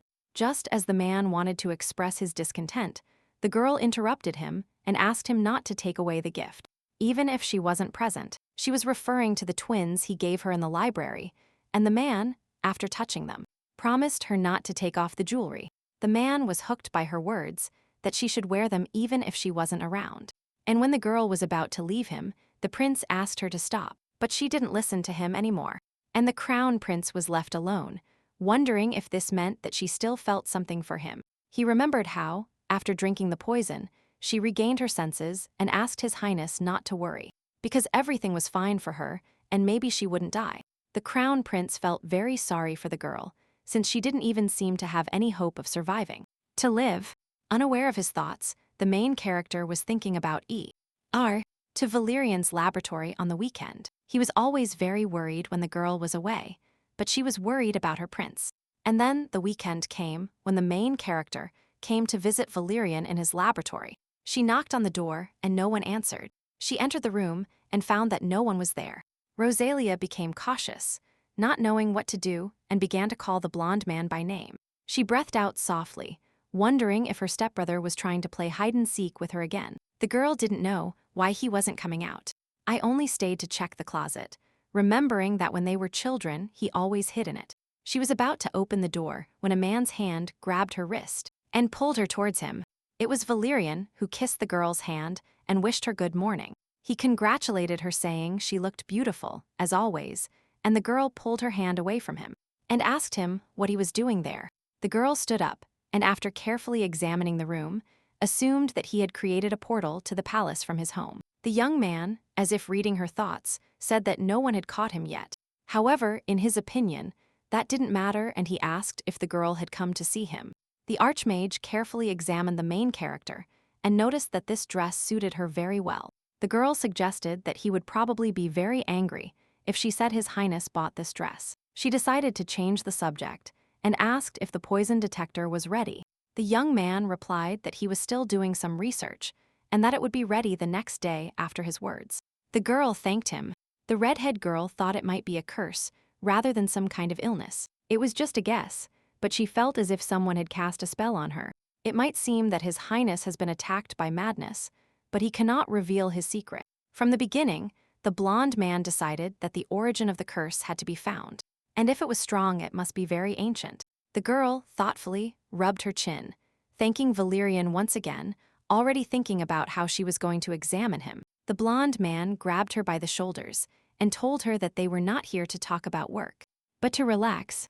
The man activated the magic circle and continued talking about how he wanted to show her a place. The girl became interested and asked where they were going, to which he replied that they could go wherever she wanted. The man smiled wildly at his stepsister and assured her that he could show her any place.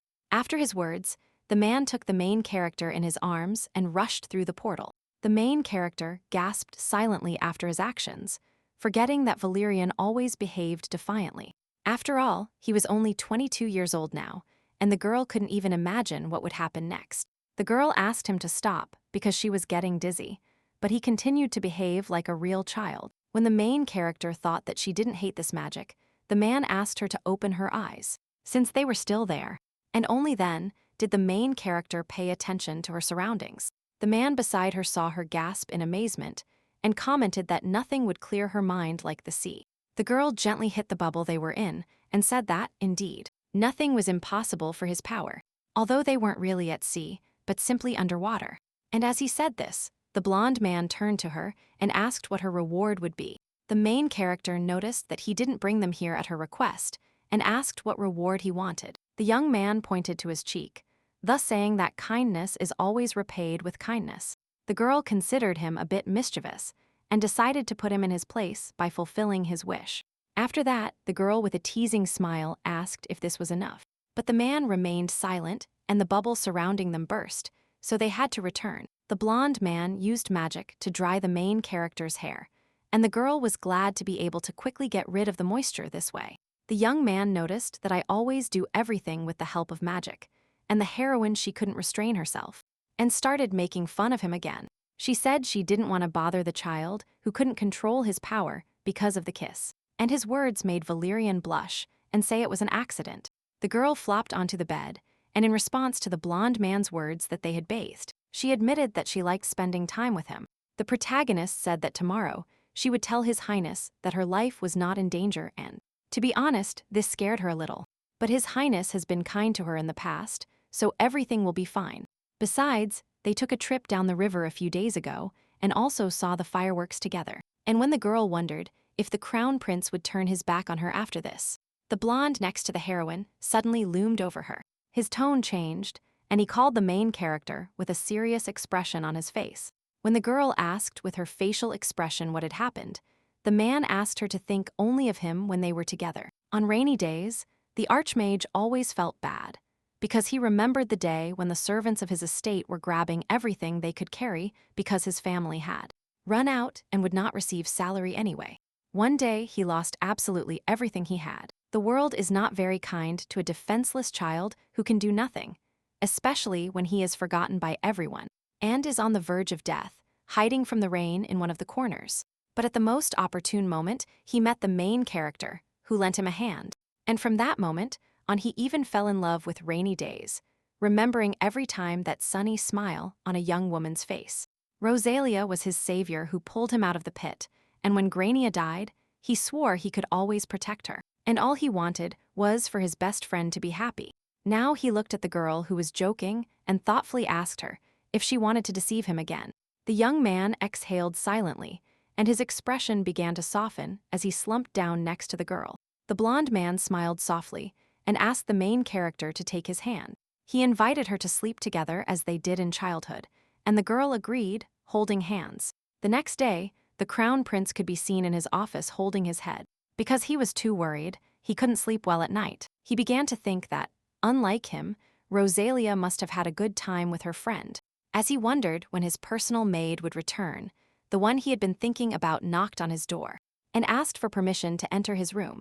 The man spat all the contents of his mug onto the table with the documents and sighed deeply at her appearance. He gave her permission to enter his room, and the girl approached him, wondering internally if he would be in a bad mood again today since he didn't even look at her. She decided to try talking to him and decided that if he didn't answer, she would just leave. So she wished him good morning, and the young man finally looked at her and noticed that she hadn't had this dress before. And the girl thought that after all she needed to change clothes. She remembered her conversation with her best friend, who asked her if Rosalia really intended to change clothes before going to see His Highness. The green-haired girl asked her to just look at herself because the dress suited her very well. The protagonist did not believe that she could afford to present herself before His Highness like this, but the maid assured her that she was obliged to do so. While thinking about this, the girl replied to the prince that a friend had given her this dress and expressed the hope that he would like it. The man frowned and congratulated her, saying she looked good, but that she should rest anyway. To tire, he looked at the girl again and suggested that she leave early today. And Rosalia couldn't believe he was simply kicking her out when they hadn't discussed anything yet.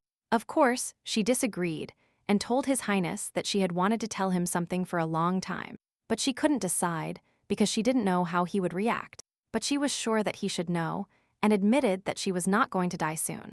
The girl continued by saying that Father Theodore examined her and told her that she would live. The main character brought his hand to his heart and said that she and His Highness will always be together because he appointed her his personal maid until he dies. The man in front of her said nothing, and since the girl felt uncomfortable because of the silence, she decided to flee as she had planned.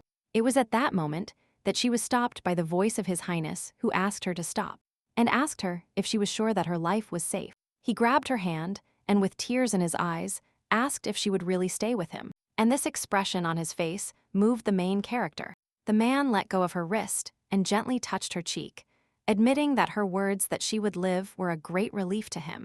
The young man could not hide the blush on his face and replied fearfully that he felt the same as she did. Then he continued by saying that, as she knows, her situation is very precarious, since everyone tried to seize power, like the priests on the Empress's side, and the Empress herself with her son, and it could put them in danger. So he was going to find the right words to confess as soon as he ordered his feelings. He assured her that it wouldn't take long and asked if she would wait for him. The girl got excited and didn't notice how her cheeks also turned red, although she actually had no idea what he meant. But then she decided not to ask him again, thinking that he finally appreciated her devotion, and that's why he would fight for the throne.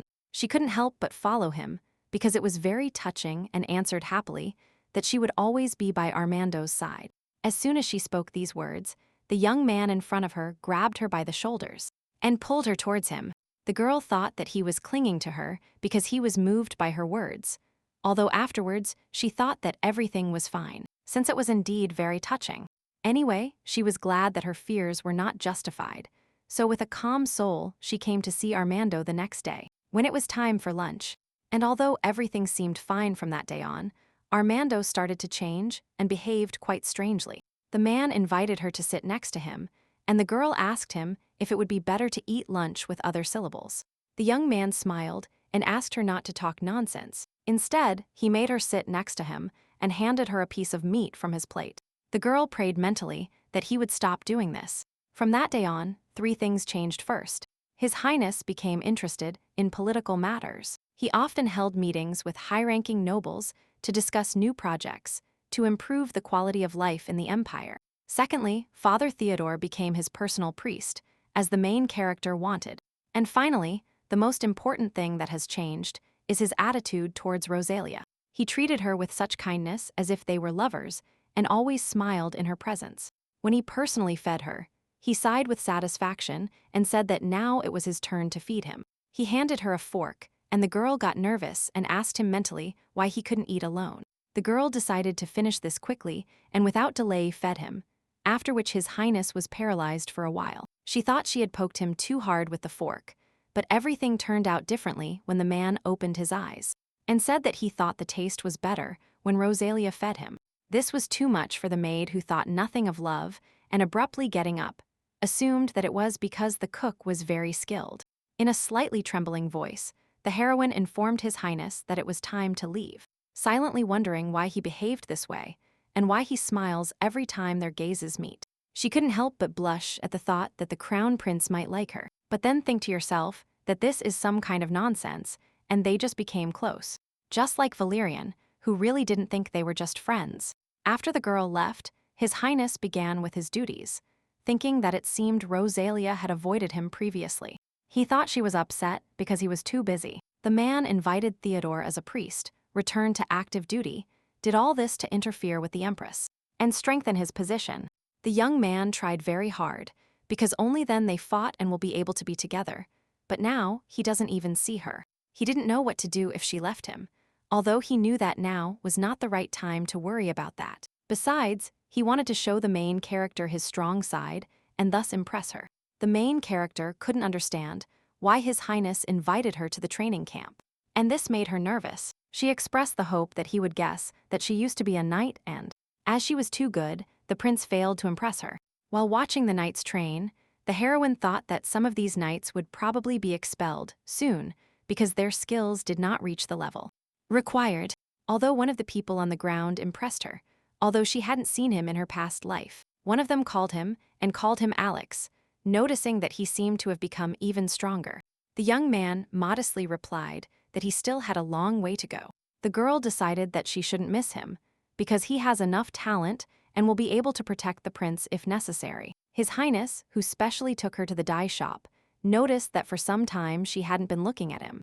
But at that guy, this shook the prince's confidence and made him jealous, so he decided to approach this knight. The young man asked if the knight's name was Alex, and after he answered affirmatively, the prince made him an offer. With a stern expression on his face, the dark-haired young man asked him to fight him, and Alex couldn't understand why he had upset his master, who had never approached him with such requests before. After this, a fight started between them, which did not bother the main character, and she was glad that everyone was so cheerful. Some time passed, and now the young people were traveling in a carriage back to the castle. The young man admitted to himself that it was too much, and that it wasn't worth fighting Alex with all his might, although it seemed to him that the victory should have impressed Rosalia. And as soon as he thought about it, the girl turned her head towards him and started a conversation about the knight Alex. The man immediately shuddered, but the girl didn't notice and continued talking about Alex being a good swordsman. And if the crown prince dedicates time to him, he will undoubtedly become a valuable warrior. While the man was inflamed by the spirit of competition, promising himself not to give up in tomorrow's training, the girl in front of him blushed. She couldn't believe he accepted her proposal so easily, and that meant it seemed His Highness recognized her as a friend and respected her opinion. The heroine thought this time might have changed in the future, so when they arrived at the palace, and the man said he wanted to take a bath, the girl offered to prepare it for him. This is the difference with her, who smiled serenely. The crown prince blushed. He moved away from her and replied that he would not force her, to which the girl said she would wait here then. But at that moment, the crown prince unbuttoned his shirt and shook his head, saying it was very rude to refuse someone's kindness. The young man continued by saying he would love it if she gave him a massage, and the girl couldn't understand why he was taking off his clothes for it. The redhead girl thought perhaps he was really crazy and said she would wait outside until he finished. But Armando didn't want to let her go so easily and grabbed her wrist, asking her to wait. The protagonist suddenly lost blood pressure and turned towards a man as red as her. Even after a while, the man continued holding her by the wrist. The girl, having regained her senses, pulled her hand away from him. She said she needed to bring something to the bathroom and ran away. The heroine left behind a crown prince who was still reaching out his hand to her. She couldn't understand why he was saying such unexpected things and why he suddenly called her to the bathroom with him.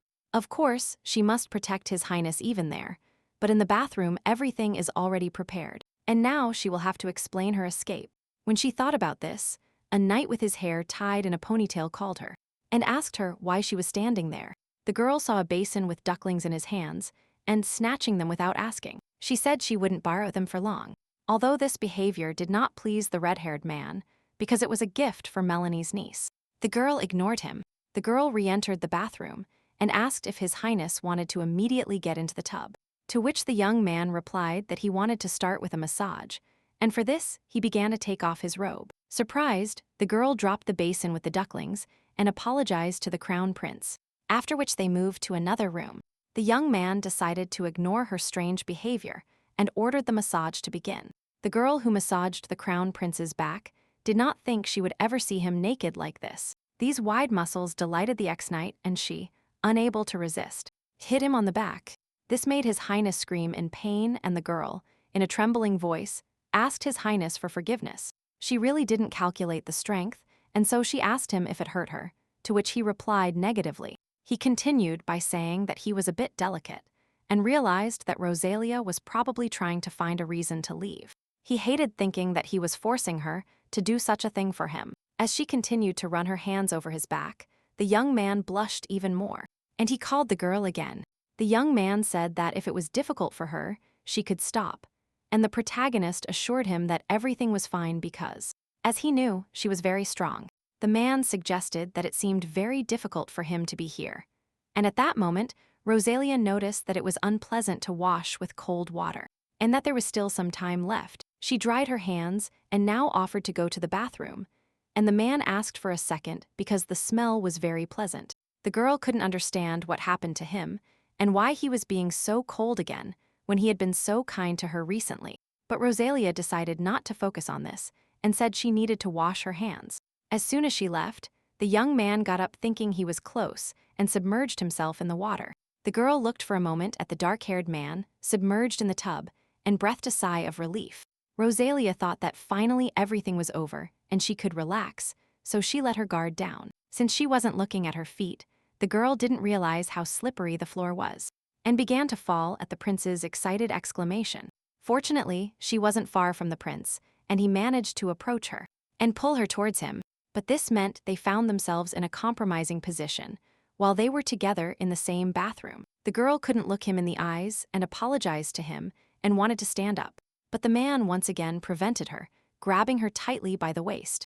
The young man pulled her towards him and kissed her on the lips when she turned towards him. The main character couldn't understand what was happening and blushed deeply. When the man moved away, the girl began to move away from him quickly, saying they shouldn't do this. Rosalia immediately assumed that His Highness was going crazy again, but no longer at night, but during the day. At first, the young man didn't understand what was happening, but upon seeing her pale face, he assured her that she had misunderstood. Things were going wrong because the crown prince kept getting closer to the girl, so the heroine had no choice but to ask him to stop by force. She took the nearest rubber duck and threw it directly at the prince's head, after which he lost consciousness again, which made the girl feel empty. After the prince woke up, the girl told him that he fell asleep as soon as he was in the bathroom, and the symptoms started appearing again, even though Father Theodore treated him daily. She believed that everything should be fine, and now she had to accept the reality that the kiss was also a dream. The young man looked intently at the protagonist, who was nervous and thought she was pretending. But then he recovered because he didn't understand why she should do this, and probably his memories were wrong. He thought this was probably something good and asked for details about exactly what symptoms she noticed. At that moment, the girl interrupted him and asked him to wait with questions while someone approached her chambers. The man couldn't understand how he found out, but before he had time to ask, the doors really opened. At that moment, the girl stood firm, as a personal maid should behave, and the archmage appeared before them and greeted them, and said he was happy to meet His Highness the Crown Prince. Of course, the heir recognized him, and noticed that it had been a long time since they saw the archmage of the Windsor Ferrets. He invited him to sit down to be served tea, but the blonde man replied that he shouldn't do it because he was already tired of tea. Rosalia wondered why he arrived unannounced and immediately thought that he had found out about what happened to her. And His Highness, although it cannot be guessed with him, in the girl's opinion it was impossible. So she continued listening while the blonde man began to talk about the fact that there was a reason for his unexpected appearance. He took out a magic spoon capable of detecting poison from a secret pocket that he wanted to show the prince. While the crown prince couldn't understand why he was showing him the magic spoon, Rosalia remembered that this was what she asked for when she brought him a list of all existing poisons so that he could create an object capable of detecting them. And of course, Valerian fulfilled his request. At that moment, the blonde man continued by saying that this was the best existing item of its kind, and that there are other things, but they work worse. The dark-haired young man admitted that it was amazing, but wondered why he, among all people, was showing it to him. This was somewhat dubious, although, of course, it was not worth refusing help. The archmage smiled mysteriously and replied out loud that he himself did not know the reason for his behavior. He asked if the young man would accept an exchange if he asked this maid. Like the main character, who was so cautious, and the girl next to him didn't understand what he meant. But the blonde man, without any shame, explained that it was the personal maid who approached him with a request. And now, it was clear why he gladly agreed to help the prince. And now, the girl was incredibly angry with him. She decided to somehow give him a signal so that he would understand how angry she was, and mentally asked him if he was crazy. It worked, and the previously careless blonde man shuddered as if he felt his life was in danger. He himself changed his tone and began to make excuses, saying that they really don't have enough hands right now. And when he saw the look of the redhead girl, he continued talking about how he could choose another person. His Highness did not notice their interaction and exhaled with relief, realizing that Valerian had accidentally chosen his personal maid. Out loud, the dark-haired man replied that if the archmage needed people, he could find them without his help. The blonde man said with a negative head that he needed the support of His Highness, the second prince. Therefore, this meant that the archmage was on the protagonist's side. He asked about this, and when the blonde gave her tacit consent, Armando suggested that the first heir must have offered him large sums of money.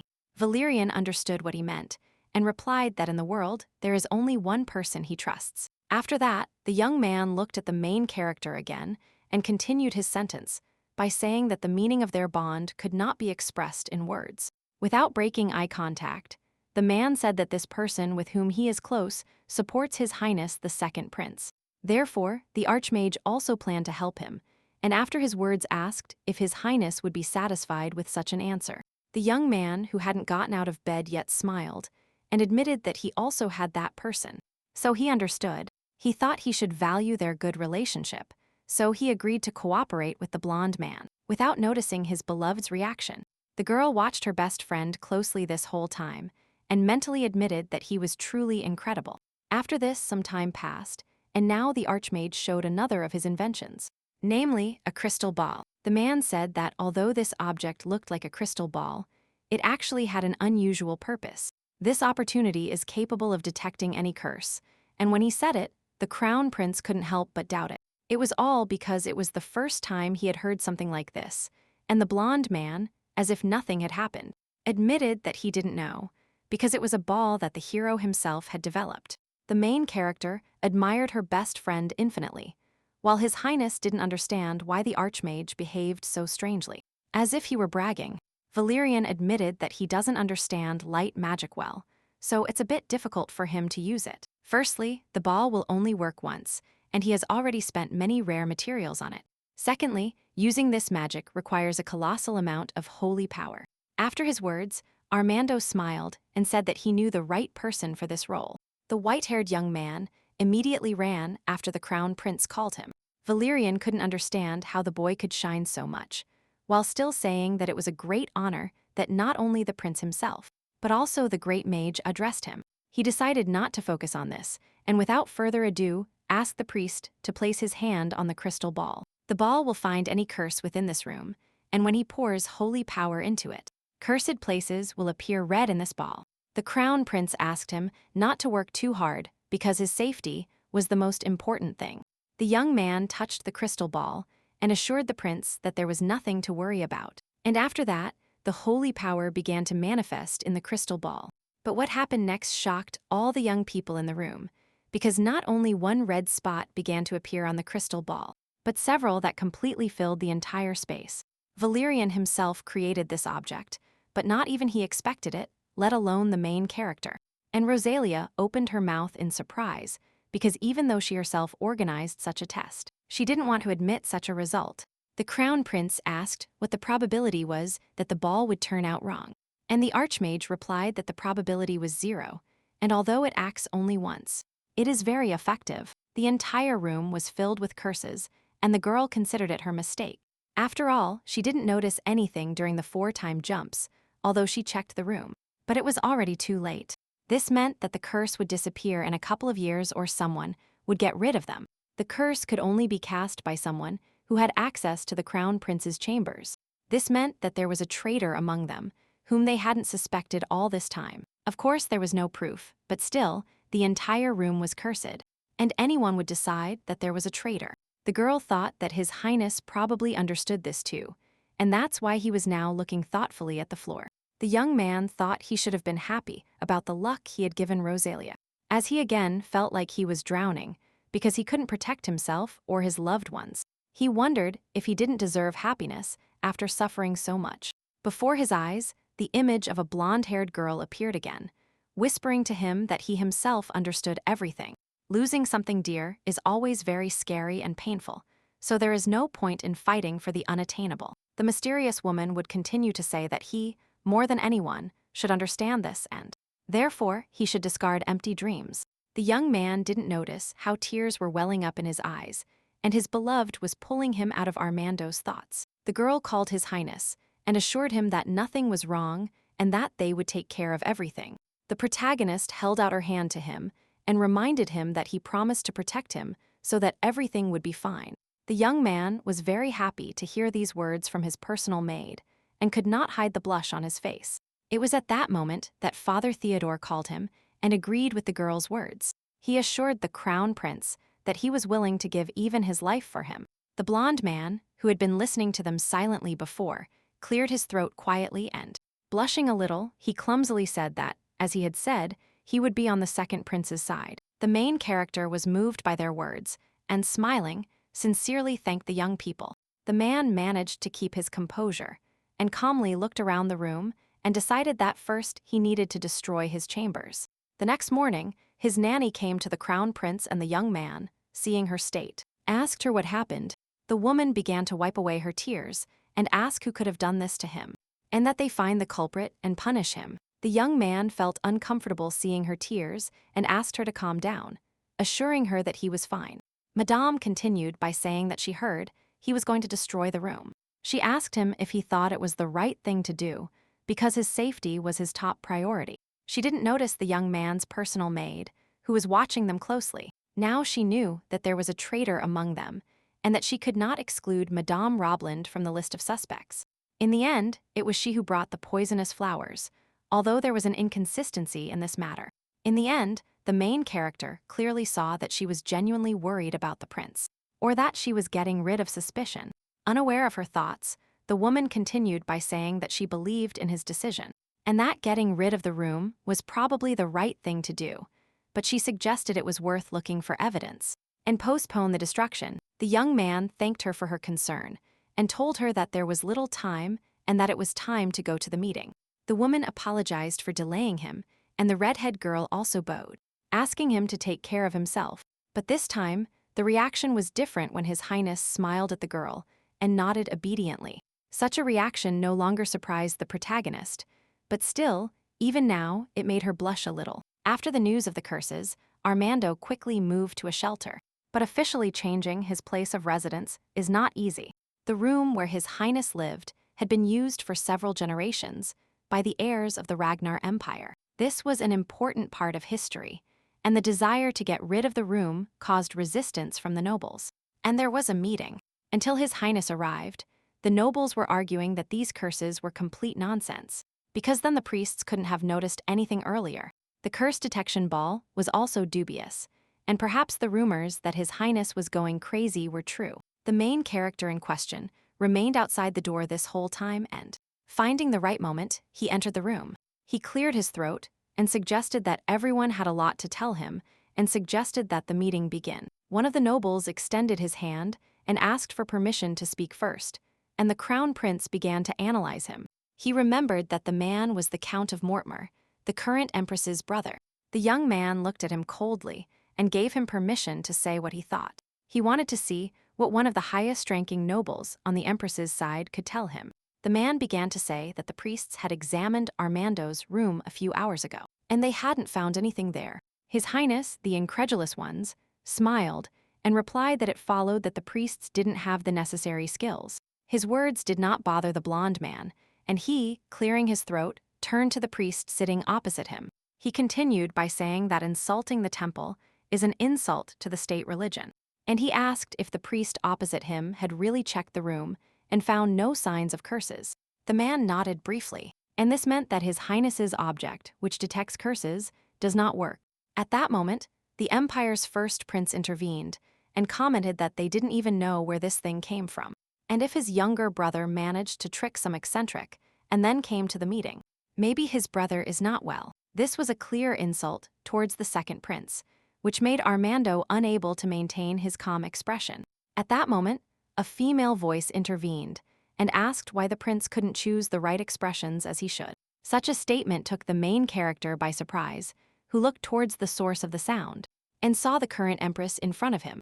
Everyone in the hall greeted Her Majesty the Empress, and the girl smiled provocatively at Armando. She remembered that she has the right to be here and solve problems with them. His Highness agreed and continued by saying that there is no place where the elder member of the imperial family cannot go. The woman continued by saying that she rushed here when she heard the prince was sick, and she was so worried that she didn't even choose an outfit.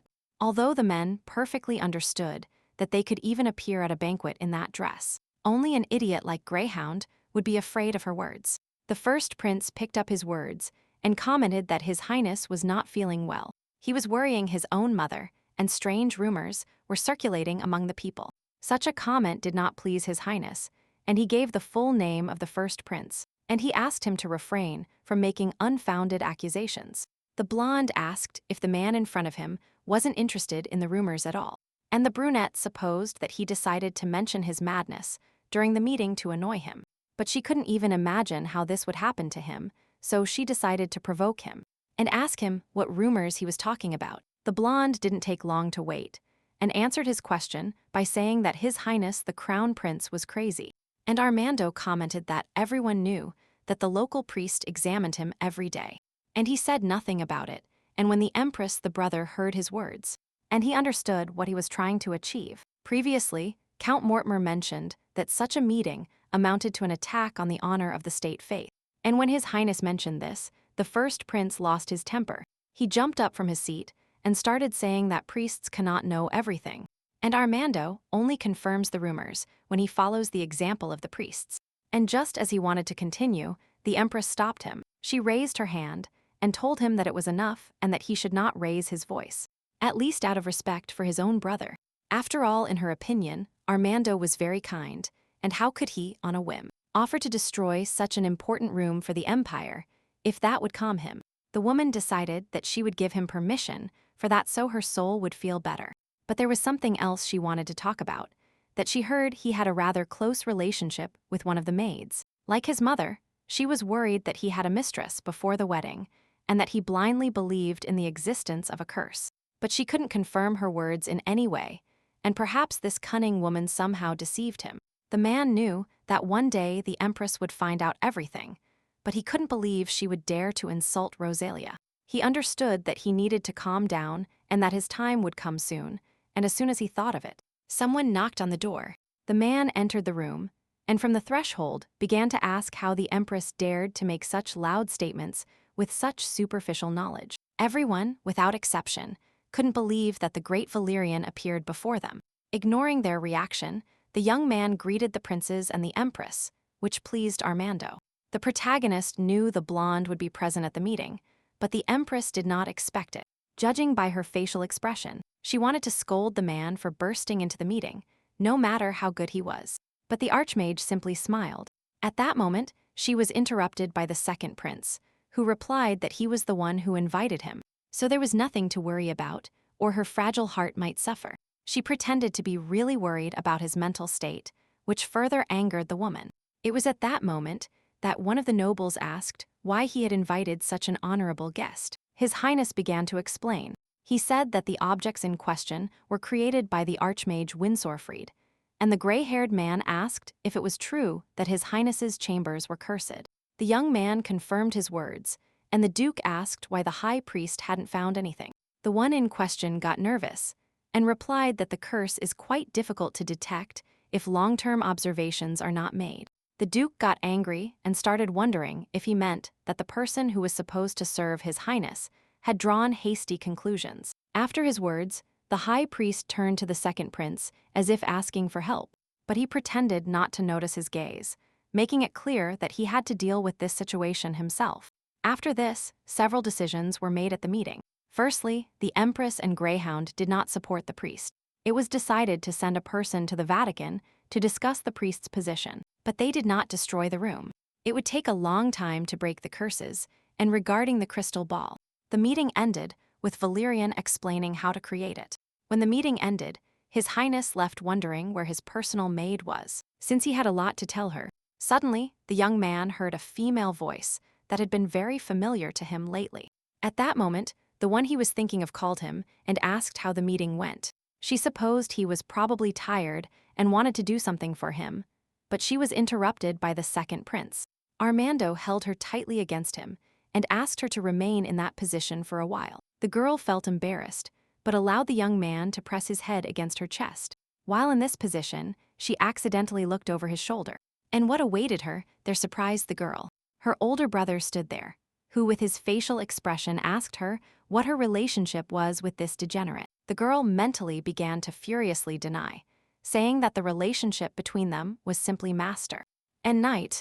She began to get nervous and warned His Highness that there were other people there, which is why the prince had to push her away from him. He admitted it was his fault and apologized to Rosalia for causing her trouble. The main character couldn't believe he actually realized he was causing trouble for other people with his antics. The girl mentally admitted that he was quite cute and looked like a captured kitten. Sensing the blonde's gaze upon her again, the girl ordered herself to come to her senses. She smiled awkwardly at His Highness and replied that he must be tired and offered to show him the room where she would bring a relaxing tea. The young man immediately agreed, after which the girl turned to the Archmage. Valerian immediately focused his attention on her, and the girl, seeing this, smiled and asked him to leave. Since the second prince needs to rest, his words left an indelible impression on the blonde. When they entered the new room, the girl couldn't bother with the fact that he had already received her, even though the meeting had just ended. The young man explained that the matter was serious and that he had to act quickly, and in 3 days there was a banquet and a house party. The main character remembered that she lost His Highness for the first time at the house festival. Rosalia decided that if she wanted to protect him, she had to participate, but she knew that only partners could attend. She suggested that perhaps she should have continued, and said that she would die soon, and then she could ask to accompany the prince. And she also wondered what happened to the dress she personally ordered for the prince's partner. The girl smiled and asked if Lady Runiella had received the dress, and the young man asked what she was saying since he hadn't sent anything. The man continued by saying that this dress was perfect for his personal maid, and that he bought it especially for her. The young man held out his left hand to her and asked if she would go to the festival with him. At that moment, the main character almost wondered why he chose her. She wondered what would happen if she refused, but explained her behavior towards the prince with the fact that she was so moved that she was speechless.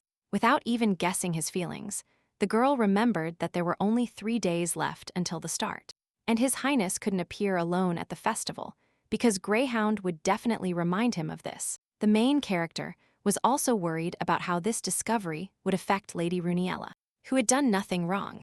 The girl explained to the prince that, as he knows, she is a servant and her parents do not have the proper status, and he cannot appear there with her.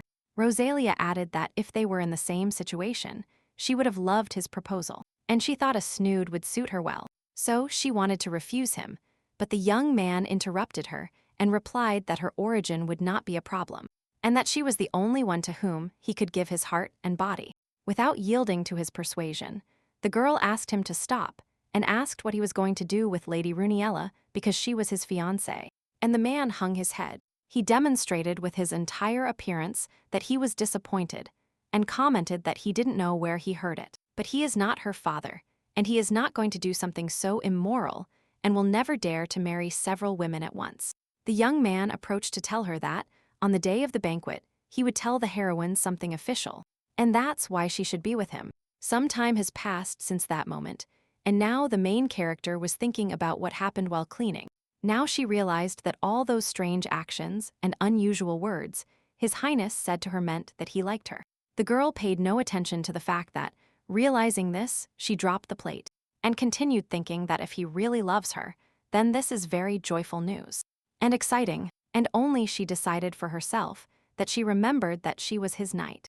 Although this happened in previous lives, she witnessed his death several times. She knew that she and His Highness had a strong connection, but Rosalia couldn't help but wonder if she could handle it. When she went to bed, Rosalia dismissed these thoughts that only caused her useless worries, and decided that if it was a confession, then she could refuse.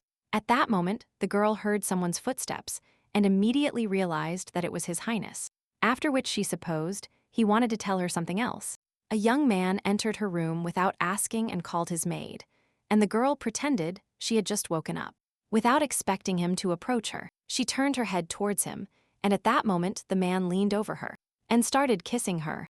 The girl tried to ask him to stop doing this, but the man got ahead of her and told her that he wanted this and that she wanted it too. The protagonist, with a flushed face, stared intently into the predatory eyes of the normally elegant second prince. Thanks to the constant treatment by Father Theodore, the symptoms were completely eliminated. She allowed him to kiss her neck, while mentally assuming that he was behaving this way because he was simply nervous at the meeting. Rosalia closed her eyes and called His Highness again, and the man suddenly shook abruptly, moving away from her, and the girl looked at him bewildered. After all, she couldn't understand what made him freeze like that all of a sudden. And as soon as she thought of it, the man looked at her again and asked her what she was doing here. As before, after the attack, the man started having a headache, so he had to hold his head. After sitting next to each other, the prince, after a moment of pause, expressed his desire to hear something, and Rosalia made it clear that she was listening to him. And the man asked if he had really attacked her, and upon receiving an affirmative answer, he clarified if he had really attacked her not with the intention of hitting her, but for another reason. And the main character, realizing what he meant, had to talk about it, and then assure him that everything was fine. So that he wouldn't feel bad, she explained that she had full control of the situation. But this did not comfort the man. The young man knelt in front of the protagonist and apologized to her, and that he had nothing to say in defense if he had at least a dozen mouths.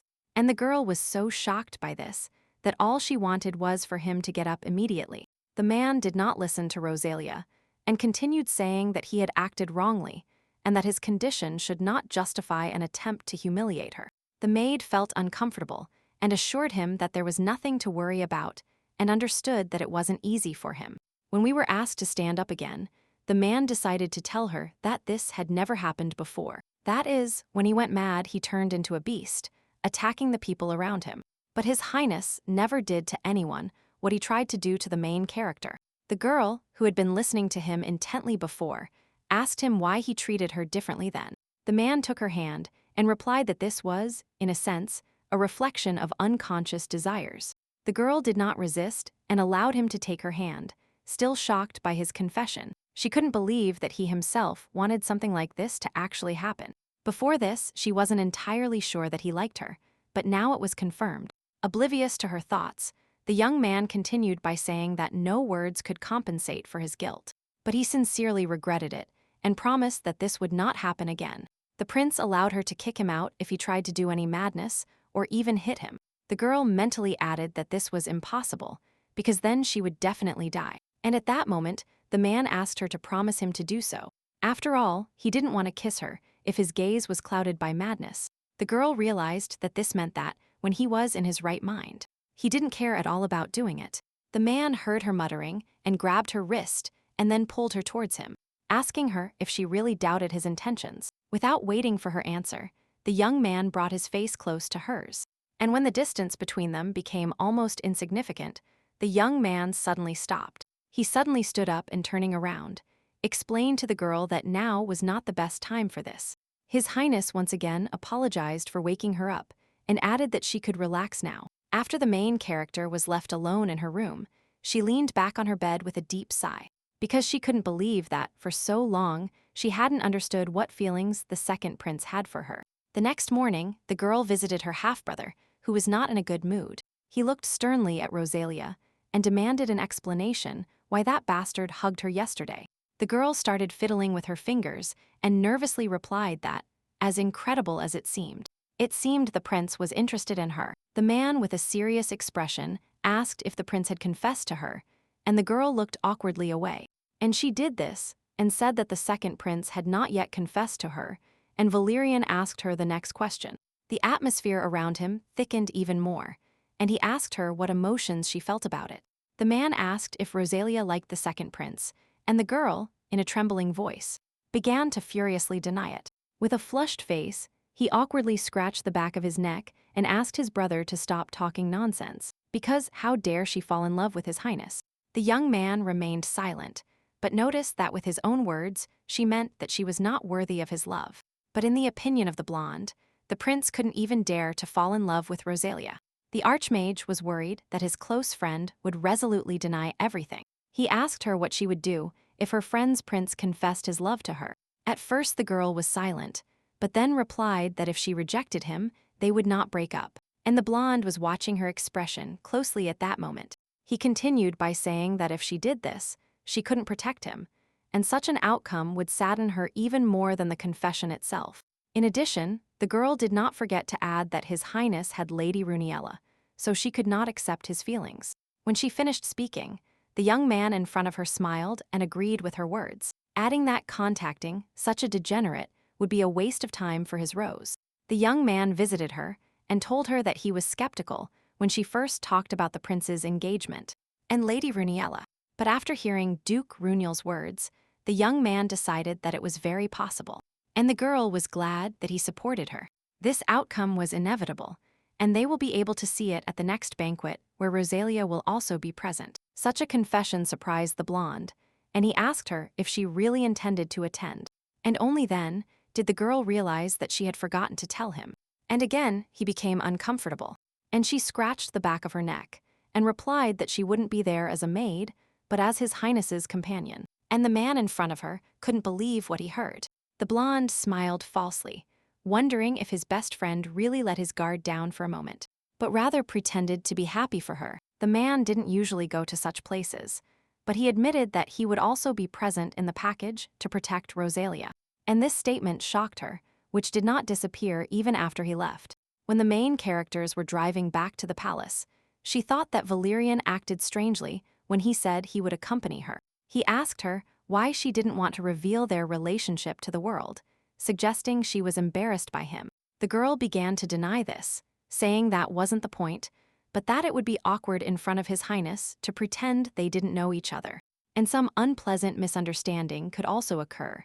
And after her words, the man looked at her with a sad expression on his face. He couldn't hold back and replied that he had nothing against misunderstandings.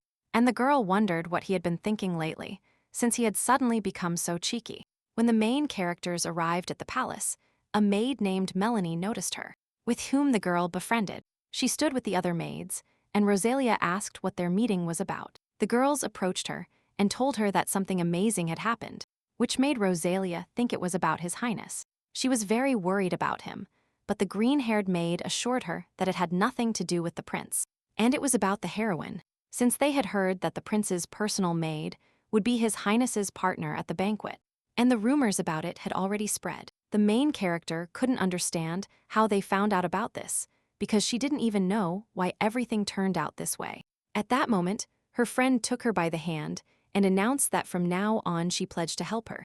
The redhead girl asked what exactly the other maids were going to do to help her, because there were still 2 days left until the banquet, and Melanie explained that they were going to prepare her for the identity, and, unfortunately, 2 days would not be enough for that. The girls were annoyed because they thought she didn't like their sincerity, even though they even dedicated their rare days off to this.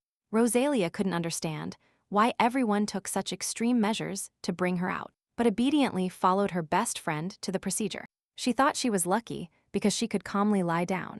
While various oils were rubbed on her, Melanie suddenly asked if the main character had had dinner, and just as she was about to answer, they applied a mask to her lips, and the maid started scolding her for talking while applying the product to her face.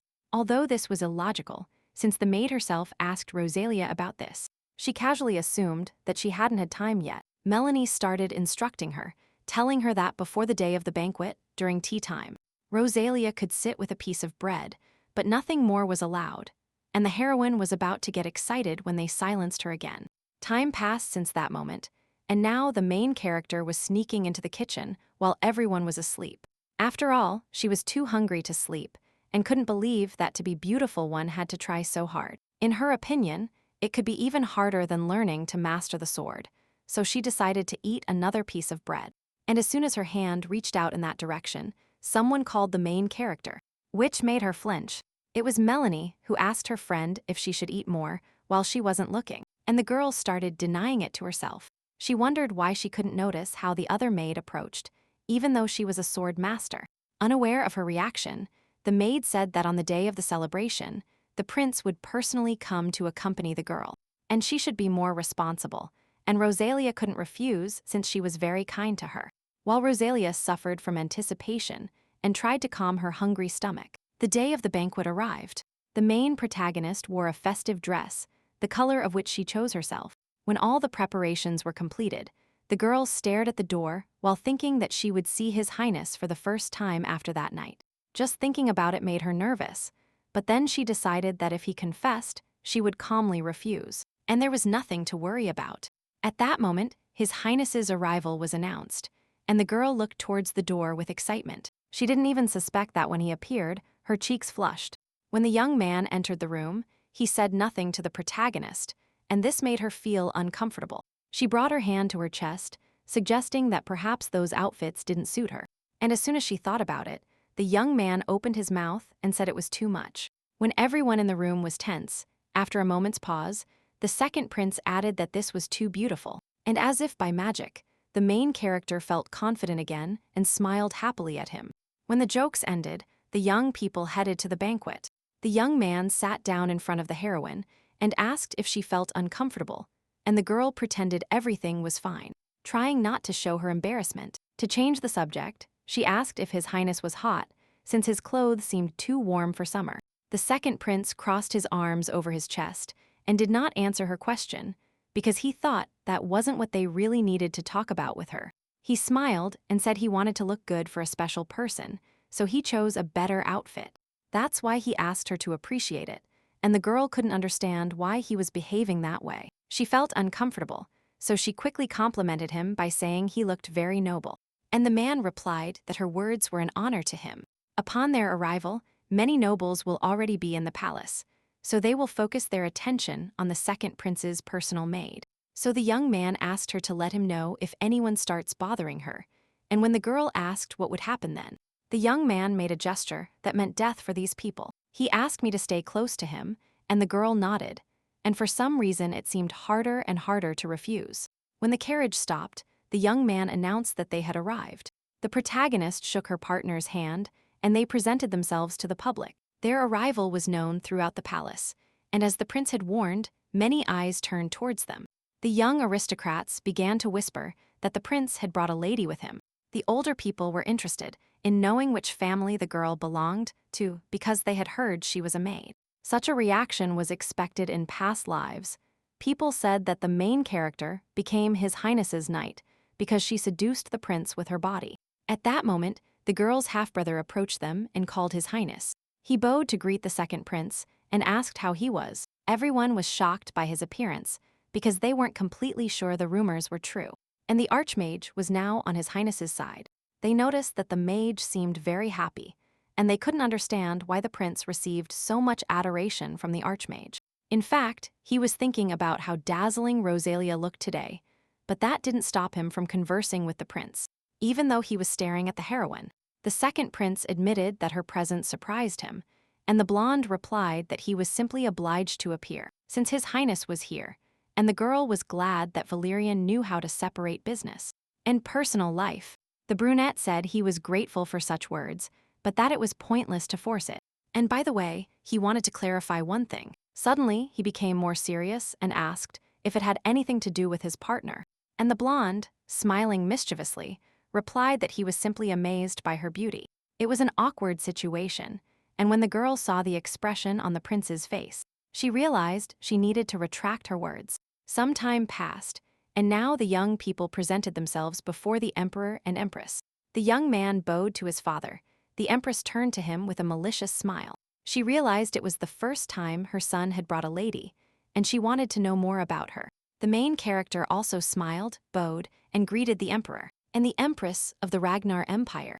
She had prepared for such a situation and studied etiquette beforehand, so that it wouldn't be a problem for her to appear before empress-level nobles. Of course, the blonde didn't like this, and she wanted to ask how she could work for the second prince. But the blonde interrupted her. He finished the question for her and greeted the empress as befits a mage of his level. After this, the man pretended he didn't want to be rude to her and apologized for interrupting her.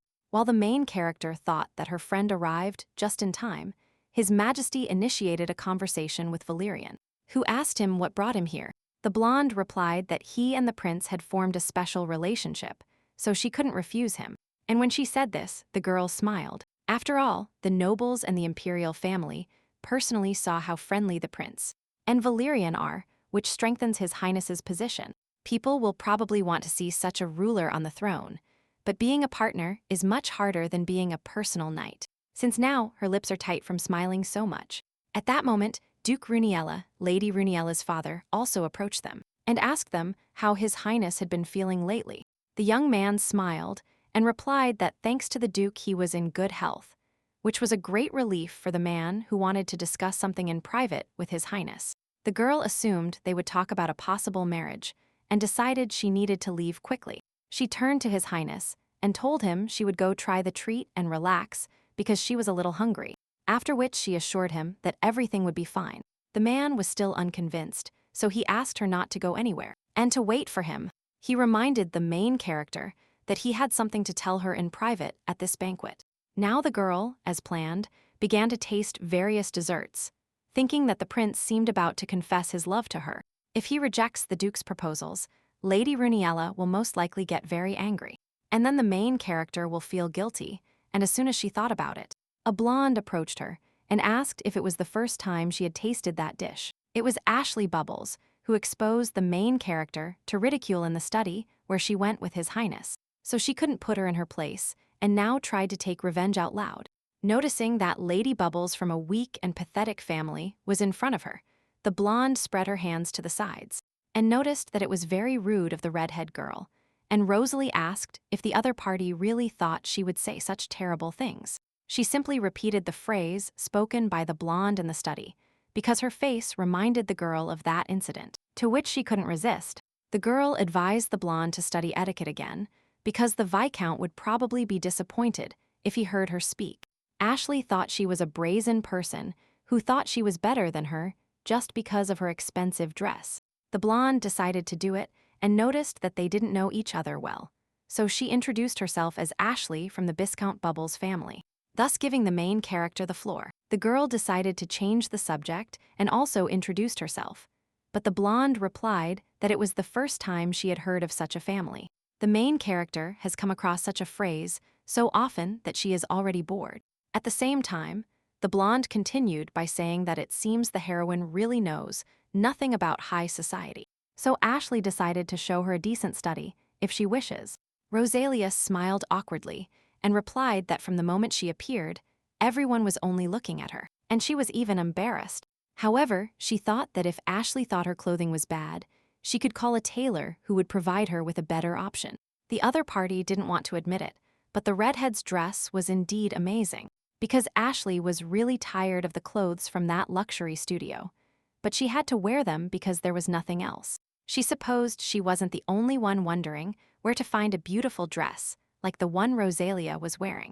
But out loud the girl was indignant, saying who cares about the main character's cheap shop, since she was enraged by the arrogance of this maid, who thought she was the best since the prince favored her. At that point, those who heard their conversation said they were curious to know about this atelier, and that the blonde was simply too proud and making a scene out of nothing, and that they would have died of shame instead of refusing such an opportunity.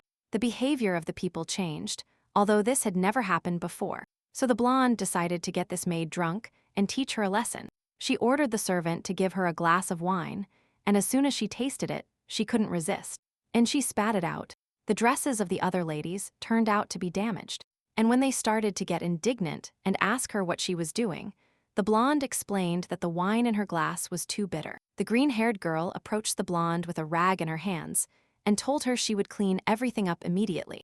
When the main heroine looked closer, she noticed that the girl serving the blonde's wine was Melanie. The protagonist realized that her best friend was pouring vinegar into the wine to protect her. She was right because the maid promised herself that she would never allow her Rosalia to be harmed, even if it might harm the girl herself, because the blonde was very angry with the maid and demanded to know what the other party did with the wine. Once she pretended not to understand why she was accusing her, the blonde wanted to punish her. But at that moment, Rosalia stepped between them. She grabbed Ashley's wrist, preventing her from touching the maid and harming her. The protagonist smiled coldly and said she thought the blonde was simply not used to the taste of expensive wine. Therefore, she asked her to stop blaming others for this, and the other party couldn't do anything about it. Since the heroine had too strong a hold over a woman, Rosalia approached the blonde's face and warned her, telling her she would get into trouble if she didn't stop behaving like this. At that moment, they were interrupted by a voice asking them to stop this mess. When the girls turned their heads towards the sound, they saw Lady Runiella standing in front of them. The white-haired girl closed her fan and asked how it was possible to create a scene in the ballroom, by which it seemed that the lady's mind was clouded. Vidya's pain as the prince's partner could seriously influence the girl in the eyes of the world. And when the blonde tried to justify herself, the duke's daughter made it clear that she wouldn't listen to her. She approached Rosalia and greeted her, introducing herself as Paisley, the daughter of Duke Runiella. The heroine couldn't understand why she was helping her. After all, in her eyes, Rosalia should look like the prince's mistress, that is, her enemy. At that moment, Paisley asked if the heroine would mind if they talked on the balcony for Rosalia's benefit. The girl came to her senses and replied that she was not against such a hobby because she was interested in what she was going to do when they were alone. She still didn't know what to say in this situation because she was sure that anyone would feel uncomfortable being close to her husband's mistress. While thinking about this, the blonde girl handed Rosalia a glass and asked if she liked sweet wine. The protagonist nodded affirmatively and carefully took the glass and tasted the wine. At first she was cautious, but the drink tasted very good, and the other party asked not to be too formal with her, since Runiella would like to address her by her first name. The girl finally gave up and replied that she didn't mind. But the duke's daughter's next words surprised her by saying that she knew the heroine had a relationship with the prince. Rosalia demonstrated with her whole appearance that she wanted to ask how she knew this, and the girl explained that she was aware that the prince would not take a mistress. Of course, the main character was not really his mistress, but neither was she his partner. But what the lady said, and that she was only here because he had no other options, and Runiella added that the prince would rather go alone than with a person he doesn't really know. Rosalia didn't know what she was thinking, since there was definitely no misunderstanding between them. But the duke's daughter assured her that she could relax. Since she doesn't feel anything for the crown prince, I'm not interested in the prince at all, but in Rosalia. Seeing how easily the main character managed to corner Lady Bubbles, the girl realized that there was something special about her. Rosalia immediately assumed that she had noticed an increase in mana, or something similar. Just as she was about to ask about it, Runiella said they needed to talk about many things. But then another guest showed the heroine to see her, and that she should leave them. The girl didn't even notice that His Highness had arrived, but she did so to the duke's daughter, and decided to leave her, promising to see each other again. The main characters did not expect Lady Runiella to want to have a private conversation with the prince. As soon as the blonde girl left the balcony, the second prince entered, and called Rosalia. With a decisive expression on his face, he approached the main character and announced that he had to tell her something, which made the girl feel uncomfortable. The young man asked how much the girl drank because he smelled alcohol, but noticed she wasn't drunk. The girl assured him that a single glass would not make her drunk, and that everything was fine. The young man sighed with relief and closed his eyes, saying it was nice to hear. He continued by saying that one cannot admit something to someone who is drunk. The man explained that his position was still very unstable, but that he had truly fallen in love with the heroine. He gently touched her hair and admitted that he loved her so much that he couldn't control his emotions. The girl shuddered because, although she expected it, she still couldn't believe what was happening. She wondered why His Highness's heart was beating so fast and why she could never turn away from the lips that were getting closer to her. and why one must repeatedly find the determination to refuse him. The point probably was that, just like His Highness, she loved him very much. The girl couldn't help but ask him why he liked her. Still holding her hand, the young man replied that there were too many reasons to list. The main character turned her back on him and insisted that he list them anyway. And the young man began to list what he liked about her blue eyes that looked directly at him, her blushing cheeks, and her lips that curved into a beautiful smile. In my opinion, she was a little shy, strong in heart, although she seemed fragile. Her voice conveys all her thoughts without hesitation. For example, when she said she wanted to protect him, she said he was a good person and that she wanted to protect him, and that she was doing this only for him. Upon finishing his speech, the young man admitted that all her traits were very sweet and surprising to his perception. So, touching her face again, the young man asked her how she could not love him when she gave him life. The girl wanted to move away from him, saying this was too much, because he told her something that she couldn't push him away from her now. Deciding that there was no point in hiding anymore, the girl admitted that she also loved the main character.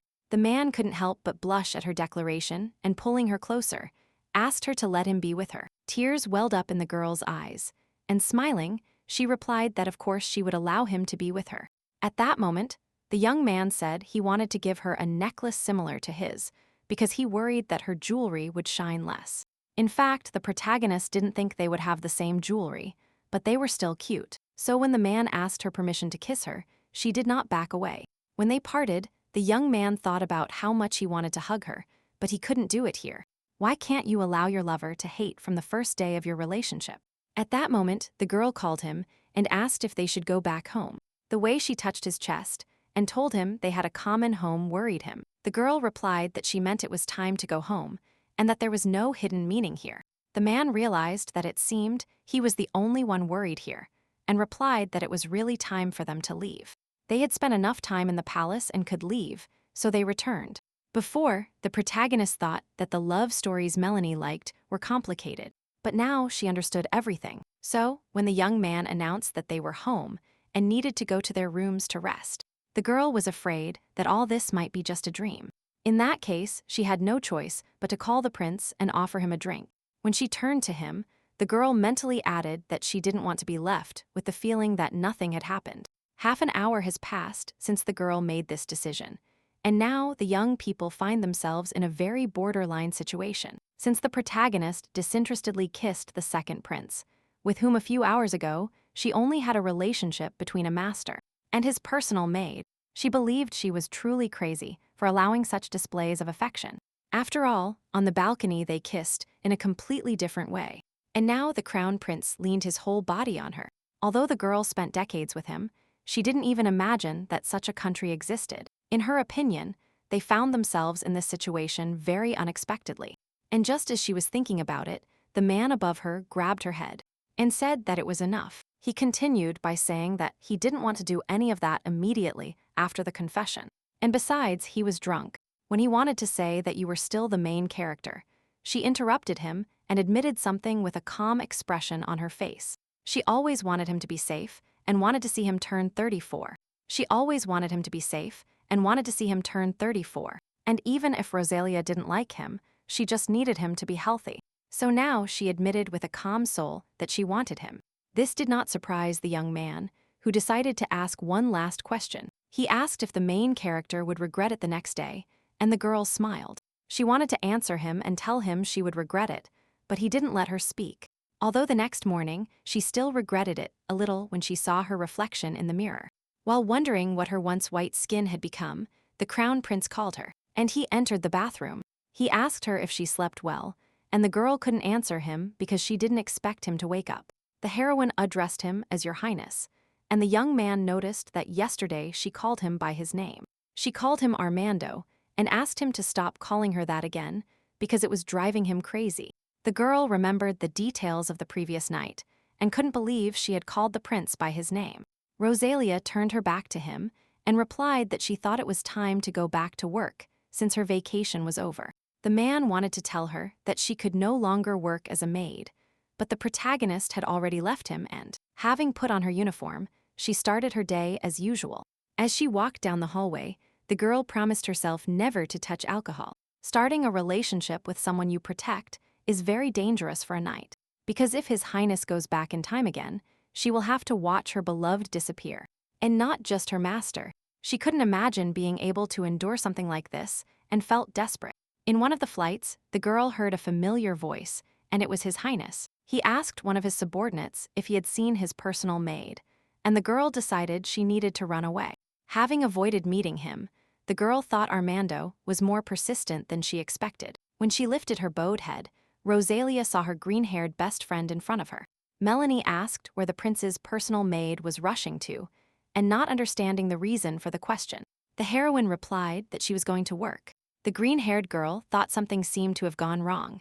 She was still working as a domestic worker. Not noticing her reaction, Rosalia thanked her for her help in preparing for the banquet. The maid replied that she was the one who should thank her because she owed her a lot, so she prepared a gift.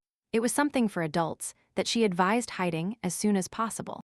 The girl backed away and asked why she was giving her that gift, and Melanie explained that she had everything written on her neck, and that it seemed like she had fun last night. Rosalia was horrified at the prospect that all the redness on her neck was visible to all passers-by. She assured the maid that His Highness had just decided to become partners yesterday, and the green-haired girl couldn't believe they hadn't had a romantic relationship before. The girl winked at the heroine and congratulated her, telling her she had to run. Otherwise, they would catch her chatting and punish her. And then the girl once again started hiding from the prince. She was grateful to her friend, but thought there would be trouble with this gift and decided to keep it in her pocket. She had been hiding from His Highness for several days, and although she felt guilty, she still couldn't comprehend her own feelings. It was a difficult day for her, and when she entered her room to rest, to her surprise, she saw the prince on her bed. With an irritated expression on his face, he asked her if it seemed to her like it had been a long time since they saw each other. The girl realized it was too late to flee and tried to change the subject by asking what had brought him here. And the man replied that he had come to see the face next to his beloved. The protagonist started sweating because of the oppressive situation and explained that she was very busy and couldn't see him. The man didn't believe her because he had already asked the main maid, who said that she hadn't confided anything to him. Rosalia said that she herself needed to find work. His Highness was tired of hearing her excuses. He got up from his seat and asked her if her attempts to go unnoticed when she met him were a coincidence. The girl realized that she had taken too long to explain her condition to the main character. At that moment, the young man took her chin and reminded her that she had told him she needed him. So he wondered why she was fleeing now. The girl explained that she only wanted to make sure her second name was safe. And the young man lost his temper again and commented irritably that this was a pathetic excuse to run away. He asked her to stop talking and better open her mouth. And then he kissed her, but quickly pulled away because that wasn't what the main character wanted. Although she said exactly that, when the man in front of her pinned her against the wall. The red ribbon that had been in her apron pocket all this time fell out to reveal the ambiguous content. She completely forgot about the gift she received a few days ago, and now she had no excuses, which led to an obvious result. The man realized everything perfectly and smiled, and said that it was clear why she didn't want kisses, because it turned out she had other inclinations. So the next day he again didn't get enough sleep. When Rosalia informed His Highness that it was already time for her to start her duties, the young man asked who dared to force his beloved to work, and the girl replied that this did not relieve her of her duties. If she doesn't work, she won't be able to stop the assassination attempt on the prince's life, see Valerian, and question suspicious people. At that moment, Armando stood up and said he would feel very lonely if she left. And frankly, the main character loved hearing him confess his love and say that she was beautiful. He loved her smile. He liked kissing, even if it was a little embarrassing. But if the heroine spent time in bed with him, she couldn't protect him. The stronger the feelings, the greater the fear of losing the crown prince. That's why she said she had a meeting today. When the young man asked who the meeting was with, the girl said she was going with her friend. And Armando suspected that something was wrong. He asked her if she was going with the man she was talking to, and the girl couldn't understand how he managed to guess it was Valerian. The girl wanted to be honest, but apparently His Highness is jealous, and it would be better not to reveal the truth to him since she only wanted to protect the prince. And it was a white lie. She smiled and shook her head, replying that she needed to see Melanie and that His Highness wished her a good time. Rosalia invokes the desire to eat or watch a play somewhere tomorrow. As lovers do, the young man smiled and assured her that he would find a suitable place. When several hours had passed, the girl arrived at her stepbrother's apartment to have fun with him, but she was greeted by a depressing atmosphere. A few days ago, Rosalia promised that she would refuse Armando if he confessed that he trusted his only sister. Therefore, I didn't fall for the rumors that mentioned Rosalia had hickeys on her neck. Everyone believed that the main character and the crown prince were a couple. Anger filled his heart when the blonde saw Rosalia clumsily hiding her neck. She didn't look him in the eye and acted as if she had committed a crime. This made the young man feel pain in his heart again and repeated his question about what happened between her and the crown prince. The main character hesitated and blushed, and then replied that it wasn't the prince who suddenly became lovers. It was like a bolt from the blue, and the blonde asked why it was a surprise, suggesting that the prince had forced her to do something. When he asked about this, the girl began to furiously deny his words, saying that she also liked the prince, so she agreed. The young man had always considered Rosalia as his sister, whom he had taken care of since childhood. That's why he thought their potential relationship might seem awkward to her. But he couldn't understand why this thought was so repugnant to his entire being that we are dating someone. He frowned and falsely congratulated Rosalia on having a man. The girl didn't understand the hint and said they had a date tomorrow and asked him what she should wear since the blonde knew these things well. The man clenched his fist and patiently asked where they would go, and when he asked why he needed to know this, the young man replied that the outfit depended on the location.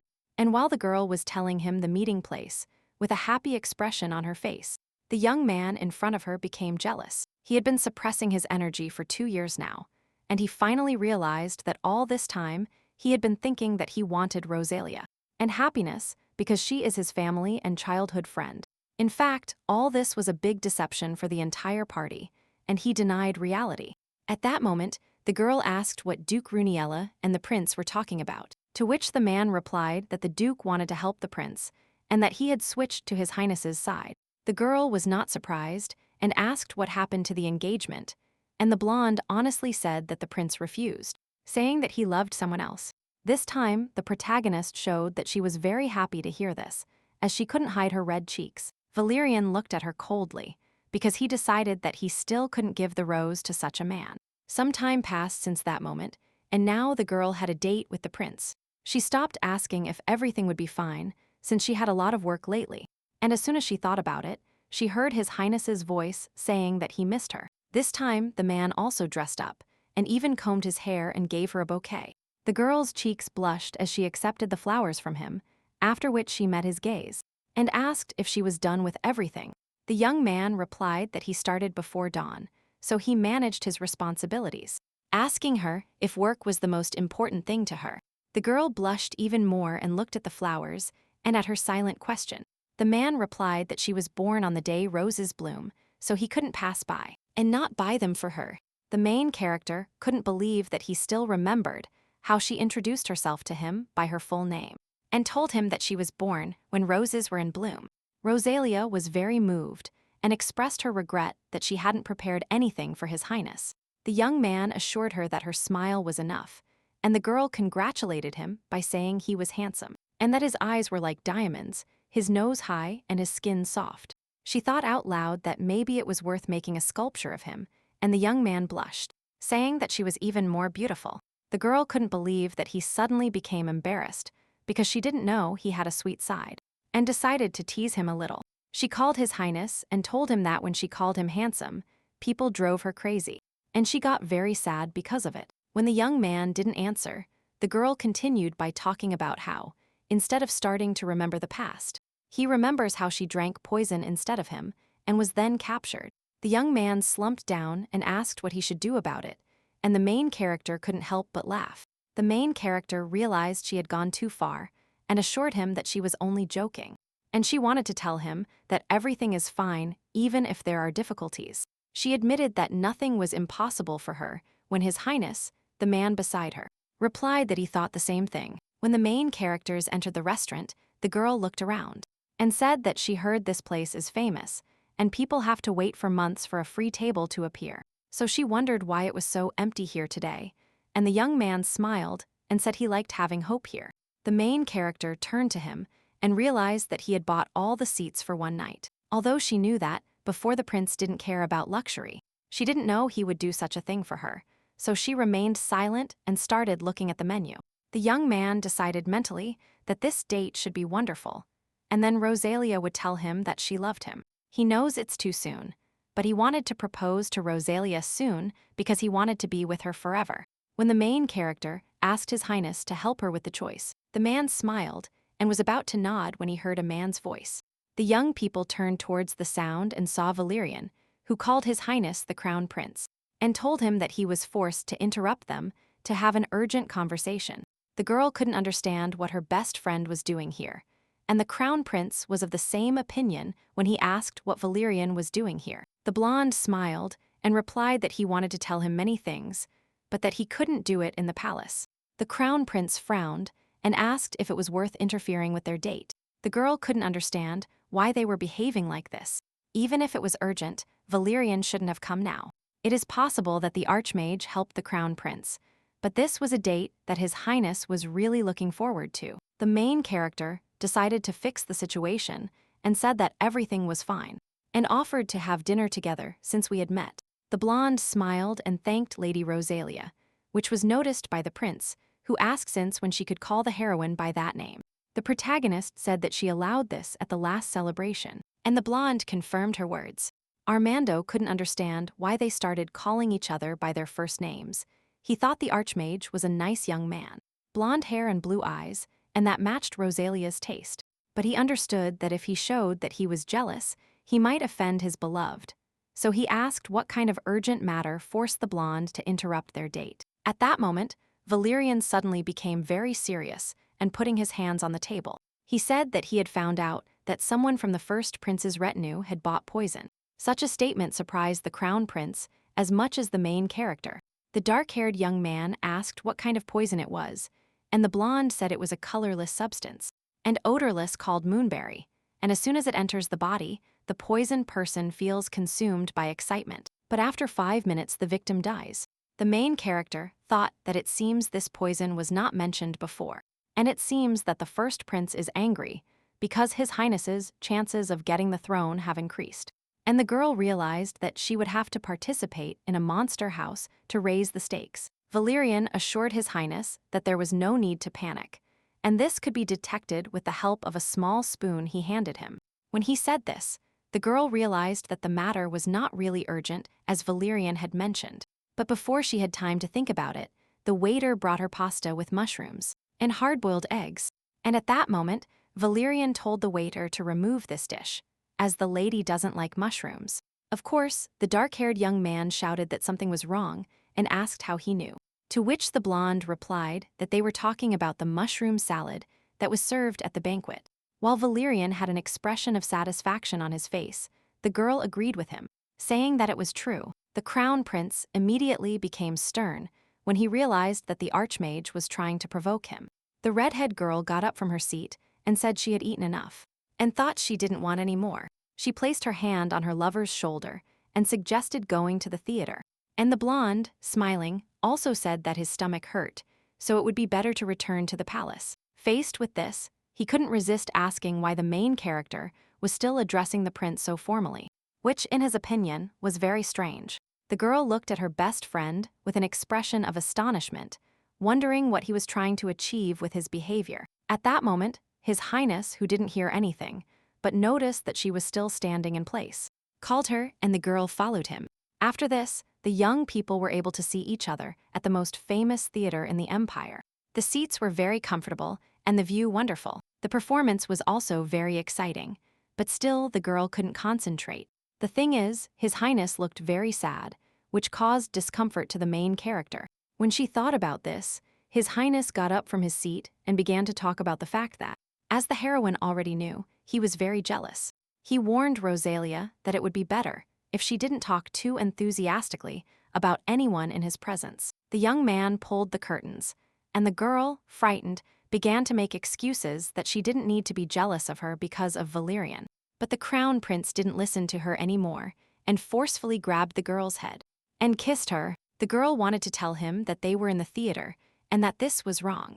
Although in truth, when the elegant crown prince risks so much for her, she doesn't feel guilty, and it even turns out to be pleasant.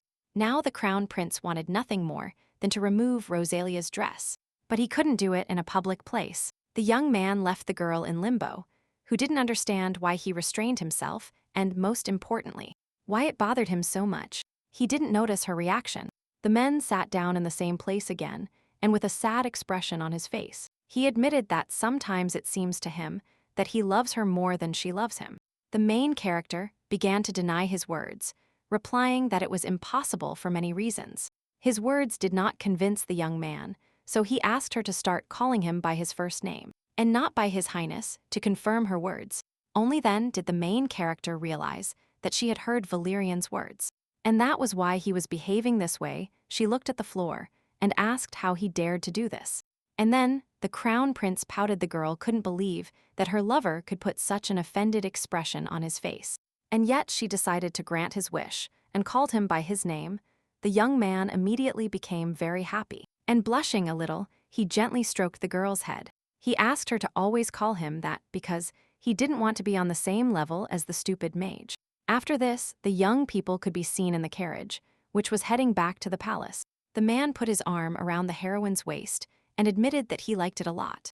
And the girl asked him what he would like if he didn't watch the performance. The young man leaned close to her ear and replied that Rosalia was much more interesting to watch. The crown prince asked if the girl knew that this carriage did not transmit sound well, and that they still had a long way to go.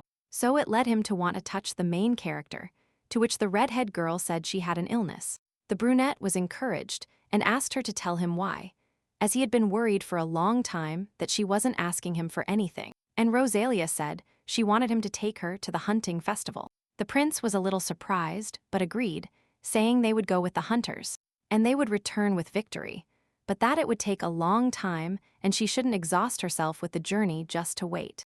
The girl replied that he had misunderstood her, and that she wanted to be close and help during the hunt. After her explanation, the young man immediately said there was no way this would happen. The main character thought he was worried about her, but reminded him that she was strong. But this did not convince his highness, so the girl decided to take extreme measures and threatened not to kiss him again. Now the crown prince lost his composure, and the girl continued saying there would be no more kisses, and she wouldn't call him by his name either. The young man couldn't understand when the conversation took such a strange turn. He raised his hand in a conciliatory manner and explained to Rosalia that this was simply impossible to achieve. The girl, who was still angry, shouted at him and didn't let him touch her shoulder, saying that she wouldn't allow it until he took her hunting with him. The young man admitted mentally that she was cute, even when behaving in a way he couldn't resist. The man finally decided that she would give in and everything would be fine, but his hopes were not realized, and the girl continued to avoid him, and from that day on the protagonist didn't call Armando by his name, as she promised, and she didn't allow him to kiss her either.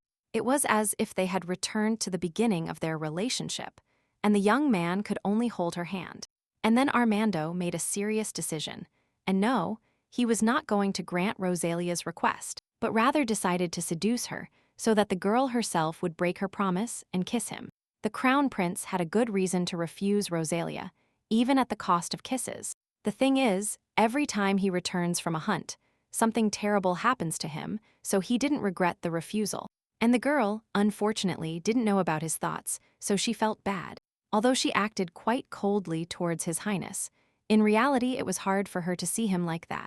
The protagonist decided to visit him before going to bed to check on his condition, and what greeted her left her stunned. The girl looked closely at his room and asked if the young man was sleeping. She met the crown prince's empty gaze, so the girl thought he was having a fit. At that moment, Armando spoke and asked if Rosalie had come to play with him, and the girl thought it seemed like he was talking normally. She cautiously approached him and asked if everything was okay, and the young man suddenly moved closer to her. Opening his robe, he placed his hand on her chest, and the girl, perplexed, asked what he was trying to do for the prince to act. The young man admitted that he was trying to seduce her and asked her if she liked what she saw. The main character blushed, but when she came to her senses, she replied that she knew his highness had complete control over his actions. She explained that she understood this because he called her by her name, as he never does this during fits. Armando admitted that he forgot, but he remembers something, and that is that she addressed them as if she were a cat. She played with him using a feather duster, and that meant he seemed to have had cats before. The main character completely lost control and blushed because she couldn't believe he remembered this. The man approached the girl and continued telling her that it was nice to receive a kiss as a reward when behaving calmly. He was so excited that he went crazy when the main character wasn't like that. That now he decided it was his turn to seduce since she had been through a lot. At that moment, the girl realized that at this rate, she would never be able to insist on her own. The next morning, the girl woke up next to the crown prince again. She turned to him indignantly. If he had such a sweet boy, he could get what he wanted. Slapping her forehead, the protagonist resigned herself to the fact that she wouldn't be able to get permission. And so she decided to follow him secretly, in which her stepbrother should help her. She burst into Valerian's room, and he asked her if she thought it would be rude, and for her to come looking for help without even sending him a letter. The girl explained that, after what he threw out a couple of days ago, it didn't bother her. He remained in place and said that he had actually been waiting for her to arrive. Even though she hadn't contacted him, he approached her and noted coldly that it seemed she didn't want to communicate with him unless she needed his help. This attitude towards her surprised the main character, and she was stunned for a second. The girl realized she was wrong and apologized to Valerian, and the Archmage admitted that he was also rude, and offered to forget this incident. To change the subject, the young man asked her what she wanted, and the girl asked him to help her sneak into the hunt. The blonde wanted details about her plan to get to the festival. The girl said the secret would follow His Highness and protect him. The young man sighed tiredly and asked if it was worth taking that risk, and the girl pleaded. She announced that she didn't know why she was doing this, but that she had a bad feeling about it. The girl sincerely asked him for help, because she knew she couldn't manage without him. The man trembled and replied that his rose was really very convincing, and asked if he could refuse such a sweet face. Rosalia was very happy to hear this, and was about to hug him as always, when she suddenly stopped. Valerian immediately noticed this and asked coldly what was wrong, suggesting that her lover had forbidden her to touch him. The girl began to deny it, explaining that their relationship was simply complicated, and that she hadn't explained anything to Armando yet, so she didn't know whether to maintain the previous closeness, and the man asked her when she started calling him by his name. Quickly moving closer to her, the young man wanted to clarify what kind of intimacy he was referring to and specifically kissed her on the cheek, and asked if a light kiss on the cheek was allowed, and the girl immediately blushed. She wanted to scold him, but the blonde made the excuse that a boy could kiss his sister. The girl asked him where he was when he was a boy, and the young man noticed that she was the first to treat him like a child. The way he said this confused them both, and the girl decided to change the subject, suggesting that it would be better to return to the festival from that moment. Time passed. The main character checked the horse the prince would ride, the weapon he would use, and made sure that no poison was added to the food. So the only thing left was the clothing, because in her past life, Armando died due to a poisoned needle hidden in his shirt. She told His Highness that today she would help him get dressed, and the man reminded her to call him by his name. He invited her to have fun before leaving, and the girl started patting his shoulder, telling him that at that rate his heart would stop. At that moment, the young man remembered something and asked her if she had prepared anything for him. And the girl remembered that, according to tradition, before the start of the party, women give their partners something valuable. She was so excited about ensuring his safety that she completely forgot about the gift. So she apologized to His Highness. The young man assured her that nothing bad had happened, since it was the first time she visited the festival, and it was to be expected. He was just joking, and was actually interested in knowing if she still wanted to go to the festival with him. Buttoning his shirt, the young man noticed that he could have found better clothes for her. The heroine realized that he was worried that the nobles would not treat her with due respect. The girl assured him that if things got difficult, she would leave, but that she felt more comfortable in this clothing. And the young man, believing her, told her that if anyone offended her, she should remember the name, and tell him, and he will make the scoundrel's life miserable. Rosalia decided to change the subject and asked if there would be fireworks at the festival, and the young man, smiling, replied that there would be more lights than she saw last time. They held hands, and the young man promised to watch them together, and the girl agreed, hoping everything would turn out well. The festival group included the old butler Malcolm, Sir Richard, the priest Theodore, and the heroine, the prince's companion. The hunting grounds are safe, but the main character was still worried while sitting in the carriage. When the arrival of the crown prince was announced, the young man helped his companion out of the carriage. Nearby people immediately began discussing the main character's simple attire. Of course, she didn't want to be the target of ridicule, but this dress was the easiest to wear, and it was all to protect His Highness, so she assured him there was nothing to worry about, and she could withstand the attacks. She needed to look around, because a little later she was going to pretend to feel unwell and sneak away, and while thinking about it, she didn't even notice someone approaching her. It was Lady Runiella who called the main character and congratulated her on the fact that everything was fine between her and the prince, and her appearance surprised the main character, as she carried hidden problems.